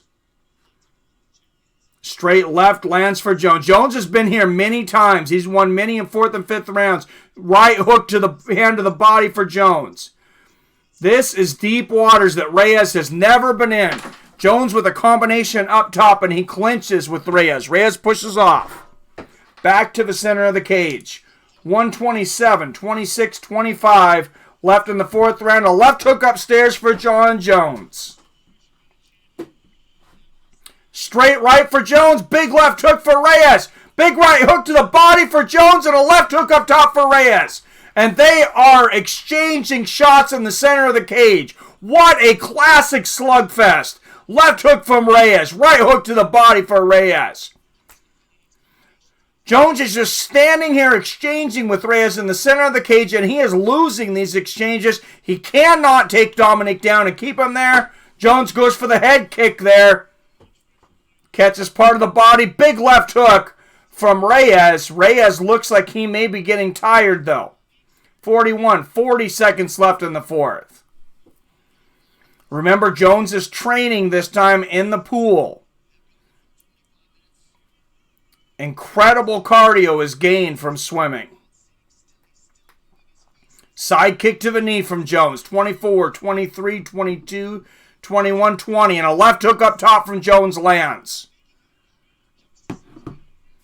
Low leg kick lands from Jones. And a right hook to the body and a left hook up top from Reyes. 10, 9. Last seconds of the round. Right hook to the body and a left hook up top from Jon Jones. And a big right hand from Jones. And a big finish to the end of the round. And that is the first round I have given to Jon Jones. I have it 3 rounds to 1. Dominick Reyes. And Virtual Identical says the same. And you see Greg Jansen, good round. Breathe. Yes, Jones is tired too. Mac209 also says 3-1 Reyes. Diego Velazquez says 4-0 Reyes. Dude Lebowski says Jones by KO in the 5th. 5th round finish for Jon, ground and pound or sub. This is a crazy fight. It is 10 p.m. here, Pacific time, so sorry for those of you on the East Coast. I know it's 1 o'clock in the morning, but we got a classic championship match on our hands. And they just told Jon Jones, you got to come out after it harder. And the stats agree with me. Jones slightly outlanding Reyes in that 4th round. 19-12, actually almost double. Have it 3 rounds to 1. And a left hand from Reyes right out of the gate. Reyes has got to be careful not to start this round too fast. Right uppercut and a straight left from Reyes. Jones, I don't think Jones will start this round fast. I think he will start to speed up and hope to hit stride about 3 to 2.5 minutes. He's very patient. Inside leg kick lands for Reyes, and Jones shoots for the takedown. Oh, he is shooting with everything he has, and he has Reyes down to a knee. 4:20 left in the fight. And Jones trying to get on the back of Reyes. Reyes standing up. Jones continuing to hang on Reyes to try to get this takedown. And Reyes is exhausted. This is all heart right now for Reyes trying to stay up. 4 minutes left in the 5th. Knee to the body, and Reyes breaks back to the center of the cage. We've never seen, I don't know if we've ever seen anybody get up like this against Jones. Big combination from Reyes. Right hand to the body and a right hand upstairs from Jones. 2 right hooks land from Reyes. What a war. 3:36, 35, 34. And they exchange low leg kicks. Jones misses the axe kick. Low leg kick lands for Jones. 3:20 in the 5th. Big right hand from Jones. And a nice left hook from Reyes. Body kick lands for Jones. And this is about the time I expect Jon Jones to start really putting on the pressure. Low leg kick lands for Jones. This is when he's going to dig deep and he's going to try to stop this fight. Straight left lands for Jones. Straight right lands for the champ. Right hook lands for Reyes. He keeps catching Jones as he's coming in. Low leg kick lands for Jones. Who wants it more? Who has the champion inside of them? Does Jones still have it, or is Reyes here to take it away? 1-2 misses for Reyes. Jones lands the body kick. And another body kick. That was a big body kick from Jones. Halfway through the 5th round. Jones checks that leg kick. 2:20. Jones starting to attack the body of Reyes. Low leg kick lands for Jones. He's whipping those leg kicks now. Jones trying to kill the body and the head will fall, as it said. Overhand right and a left uppercut. Miss for Reyes. Straight right lands for Jones and a spin kick to the oblique. Reyes missing shots now. Right hook lands for Reyes as Jones comes in. Straight left lands for Reyes. Reyes so much heart right now. He is exhausted though. 150 left in this fight. 48, 47, 46, 45. Jones moving forward. Reyes up against the cage. Jones head kick and Reyes ducks underneath it. And this crowd went crazy over that. He could have ended it with that. Front kick to the body for Jones. Jones is trying to finish this fight. Body kick for Reyes. Jones does not want to go to the scorecards. Front kick to the knee from Reyes. 1, 22, 21, 20. Jones stalking with killer instinct now. Straight left from Reyes. And a right hand lands for Dominick.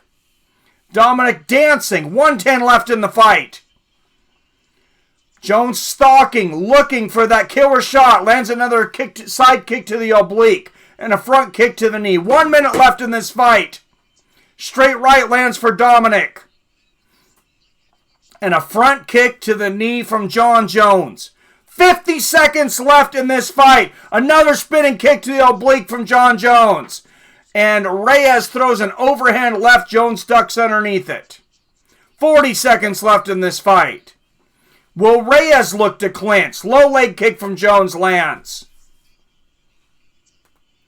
Big body kick from Jon Jones. 30 seconds left in this fight. 26, 25, 24. Jones continuing to move forward. Straight right lands for Reyes. Right hook lands for Jones. This crowd is on their feet. Jones chasing Reyes. 12, 11, 10, 9, 8. Is this the end of Jon Jones's reign? Jones goes for a spinning back fist and it misses. Time expires. We will go to the scorecards. 276 people in here. Everybody, please hit that thumbs up button. Don't forget to hit that subscribe button. Ring that damn bell so you're notified whenever I drop a new video or go live for the rematch. Tyson Fury versus Deontay Wilder 2. What a fight. I have it 3 rounds to 2. Dominick Reyes. 48-47. Dominick Reyes, and I see no other way to score this. Remember, we have had controversial decisions all night. But those first 3 rounds were the Dominick Reyes show. Jones had very few positive moments those first 3 rounds. But we're still waiting the final score. Everybody wants a fairy tale of a fighter that is unbeatable and retire undefeated at around about 35 years old, but there's no such thing, and I don't think it will ever happen.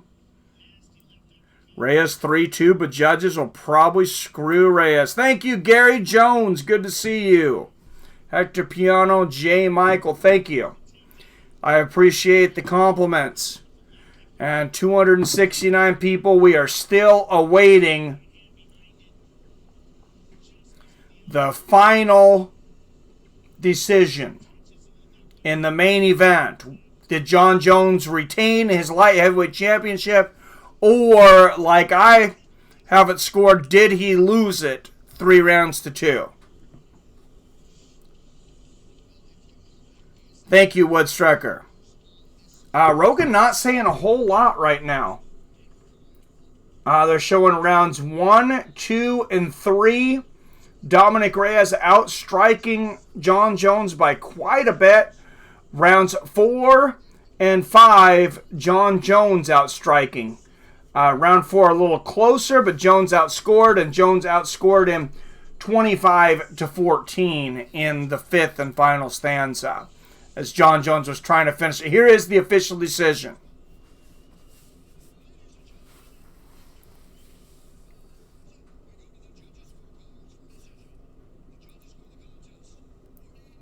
(48-47), 48-47, and 49-46 for the winner by unanimous decision. And still, light heavyweight champion Jon Bones Jones.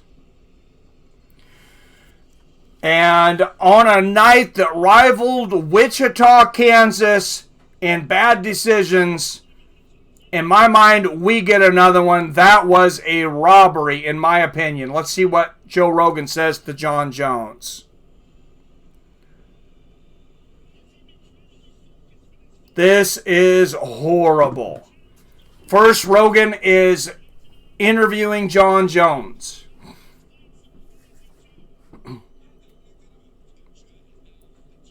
Rogan asked Jones, was anything about this fight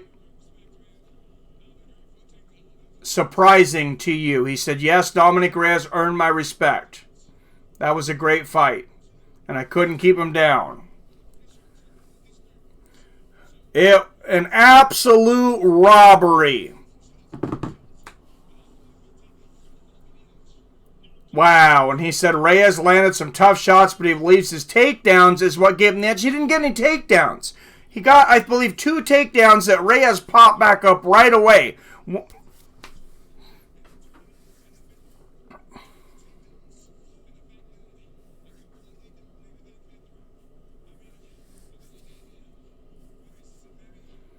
Now, I will say Jon Jones did come on late, but he did not have enough time.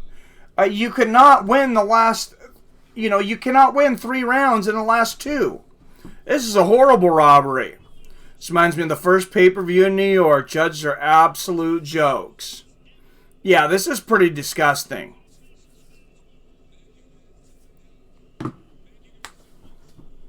Dominick Reyes poured his heart out. And Jon Jones says, thank you, I love you all so much. And to top it off, this victory, Jon Jones has passed George St. Pierre for most wins in title fights with this abomination of a decision. I agree, M60. Jones won rounds 4 and 5. Reyes won the fight. I had it 48-47 Jones, says Rob Hyman. I might have to watch it. I respect your opinion, Rob. I'm at 49-46 seems crazy. You gave him rounds 4 and 5. What other round did you give Jones, though?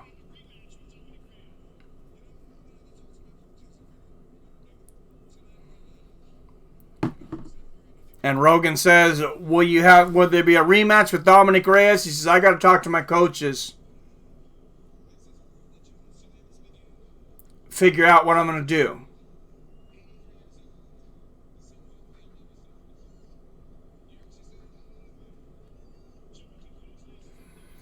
And Jon Jones breaks George St. Pierre's all-time record for defenses with what was, in my opinion, a horrible decision. And Joe Rogan will talk to Dominick Reyes. It's an incredibly close fight. And he is getting the cheers from the crowd.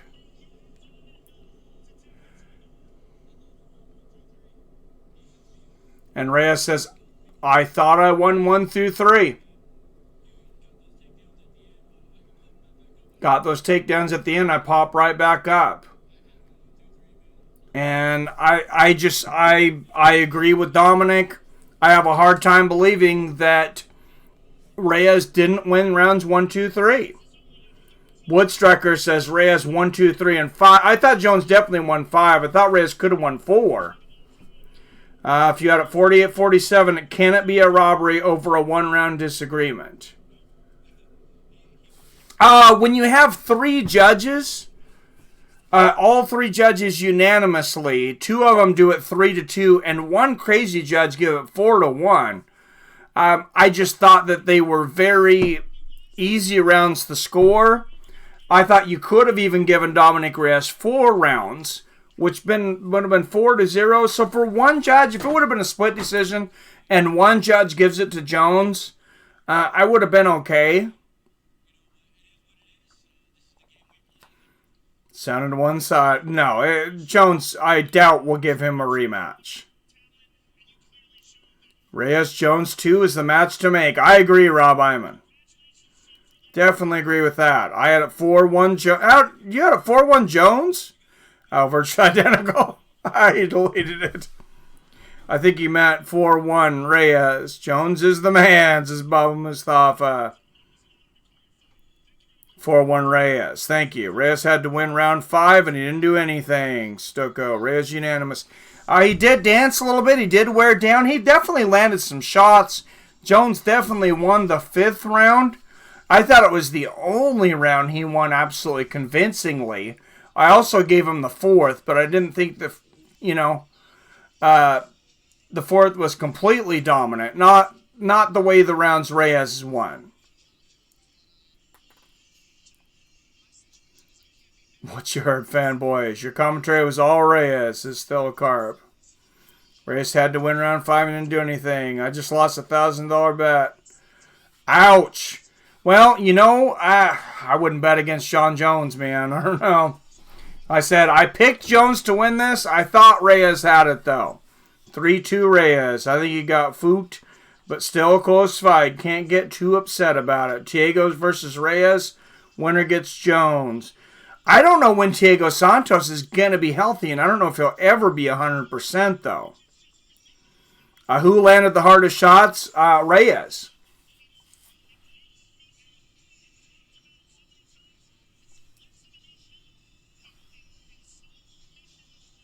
Rogan's talking about the judging right now.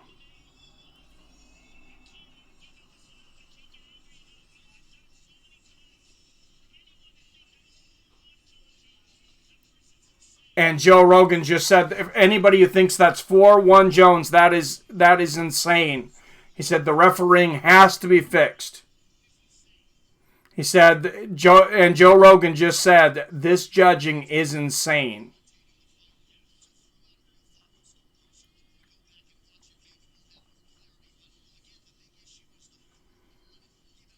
And John Anik says, maybe you don't have clarity when you're calling a sports card. I feel like I pay more attention when I'm commentating because I'm trying to, I know I don't commentate the same way as these guys do because there's 3 of them. And I'm calling pretty much every play for people that aren't watching it. But I feel you call better when you're calling a fight.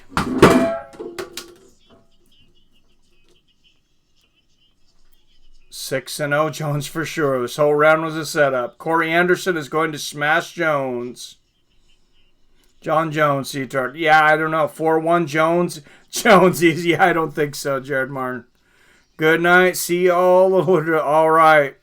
Diego Velasquez, I'm actually pissed. I'm kind of pissed too. I'm not even the biggest Reyes fan. I thought Jones would win, but yeah, this is horrible judging. Joe Rogan's talking about the horrible judging. It's certain places. It's certain places that this has happened. Wichita, Kansas. We've seen horrible judging. There was one other town that was maybe not as bad. I think Wichita was the worst up until now. Houston, Texas, you might have broke the record. I think this is probably the worst. Nope, Reyes didn't win overwhelmingly.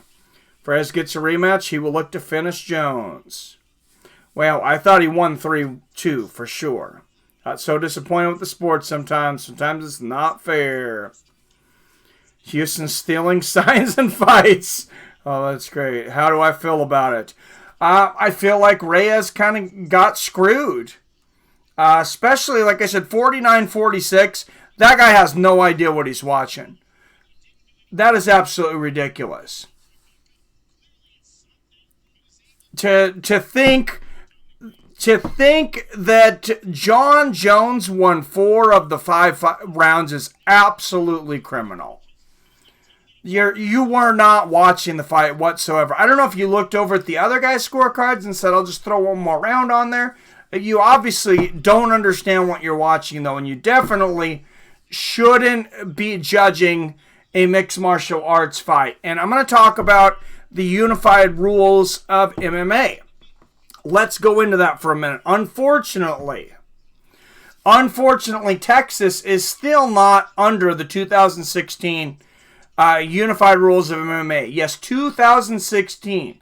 They're still playing by rules well over 4 years old. They've had 4 years to change to the new scoring system, and they have still refused to do so. One of the things on the new scoring system also is that when you get a takedown and you don't do damage, it's supposed to count just like a strike, like one significant strike, and not like a knockdown strike, not like, and Dominick Reyes is saying we need one system, or excuse me, Dominick Cruz saying we need one system, not different systems in every single state. And you just have absolute ludicrousy. His takedowns were weak. Chris Blewett charged Jones with robbery. Well, when it's not Jones's fault, what's he supposed to do? Hey, I thought I lost. You could make a case for him, like I said, in round 4, and he definitely won round 5. So maybe he thinks, I think it's got to be pretty hard to score a fight while you're actually in there fighting. And I'm amazed at how honest and how good some of these fighters are. But when you're landing shots on guys, a lot of times, and you have a good round, you both have good rounds, I would think you got to feel like you won that round most of the time if it was close. It's probably a little more skewed towards you, but, I don't know. Rematch, Reyes needs another opportunity. I honestly had Reyes 48-47, but I think round 3 was close. Probably as Reyes clearly won 1 and 2 in dominant fashion, but 3 and 5 were close. I don't know. I'm drunk. Well, here's another thing. In boxing, this has never really been mentioned in UFC, but when you leave it to these commissions, there's this thing called a tie goes to the champion. And if there's close rounds, a lot of times they would give them to the champion. I don't necessarily agree with that. A tie goes to the champion, obviously, because if you have a draw, he retains his championship. That's as far as I think a tie goes to the champion needs to go. I think whoever did the most to win a round won the round. Whether you have a strap around your waist or you're fighting for it. You didn't defend your championship. You're not the champion if you didn't score the most points and win the most rounds. And I'm not saying I couldn't be wrong. Maybe one of those rounds didn't flip over. I don't think I am, but that's not what I'm saying right now. I'm saying if your challenger wins 3 rounds out of 5, you can't just be like, well, this guy's the champion, so we're going to give him one of these close rounds we thought Reyes won. I would love to see these guys' notes.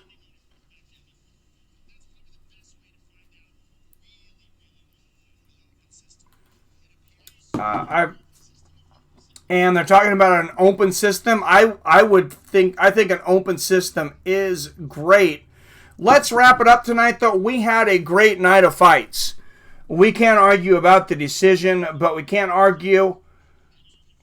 We did have a great night of fights. Valentina Schevchenko was absolutely dominant in her defense against Kaitlyn Chookagian.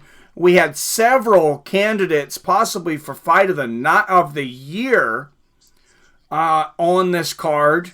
Let's go through wrapping up exactly what happened tonight. Who won and how? We had a great battle between Derrick Lewis and Ilir Latifi. But all the way from the early prelims, Dominick Pilarte and Journey Newsom. Journey Newsom with that big shot 38 seconds in, the first round knockout. Could be knockout of the night. Could be a few of them that could be, though. Andre Ewell and Jonathan Martinez. That was a battle. Austin Alingo, Youssef Zalal, guys in their UFC debut. That was a war.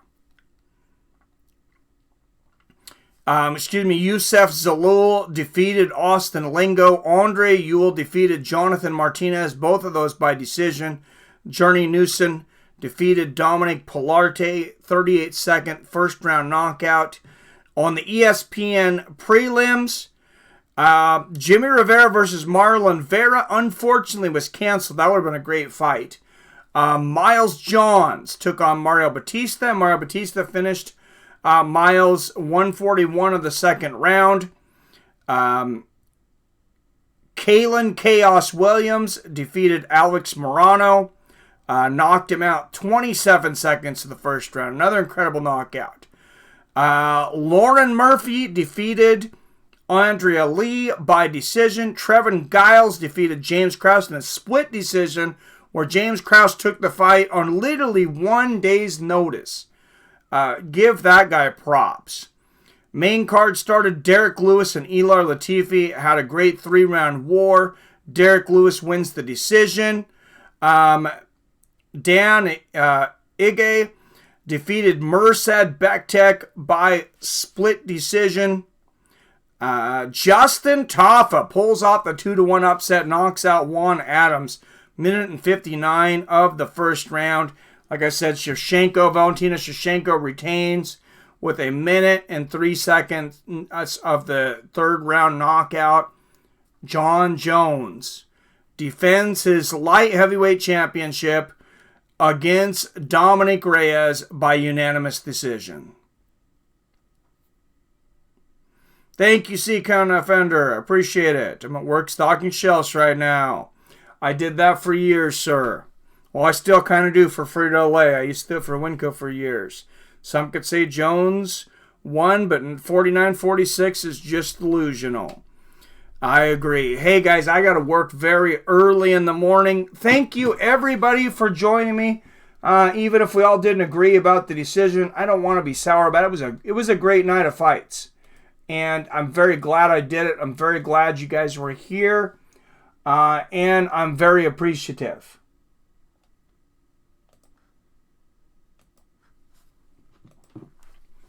And I hope we get Billy Hughes. I don't know if he's out here, but I hope we get him for the next one. I know he's been working a lot. I hope he's doing well, though. All right, guys. Thank you very much for joining me, though. Next week, I got to remember the card for next week. Excuse me. Give me just a second. I know 2 weeks from now is Tyson Fury versus Deontay Wilder, of course.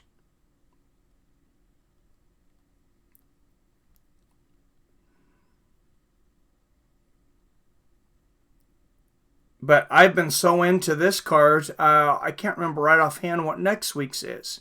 Pretty sure we have a UFC next week, though.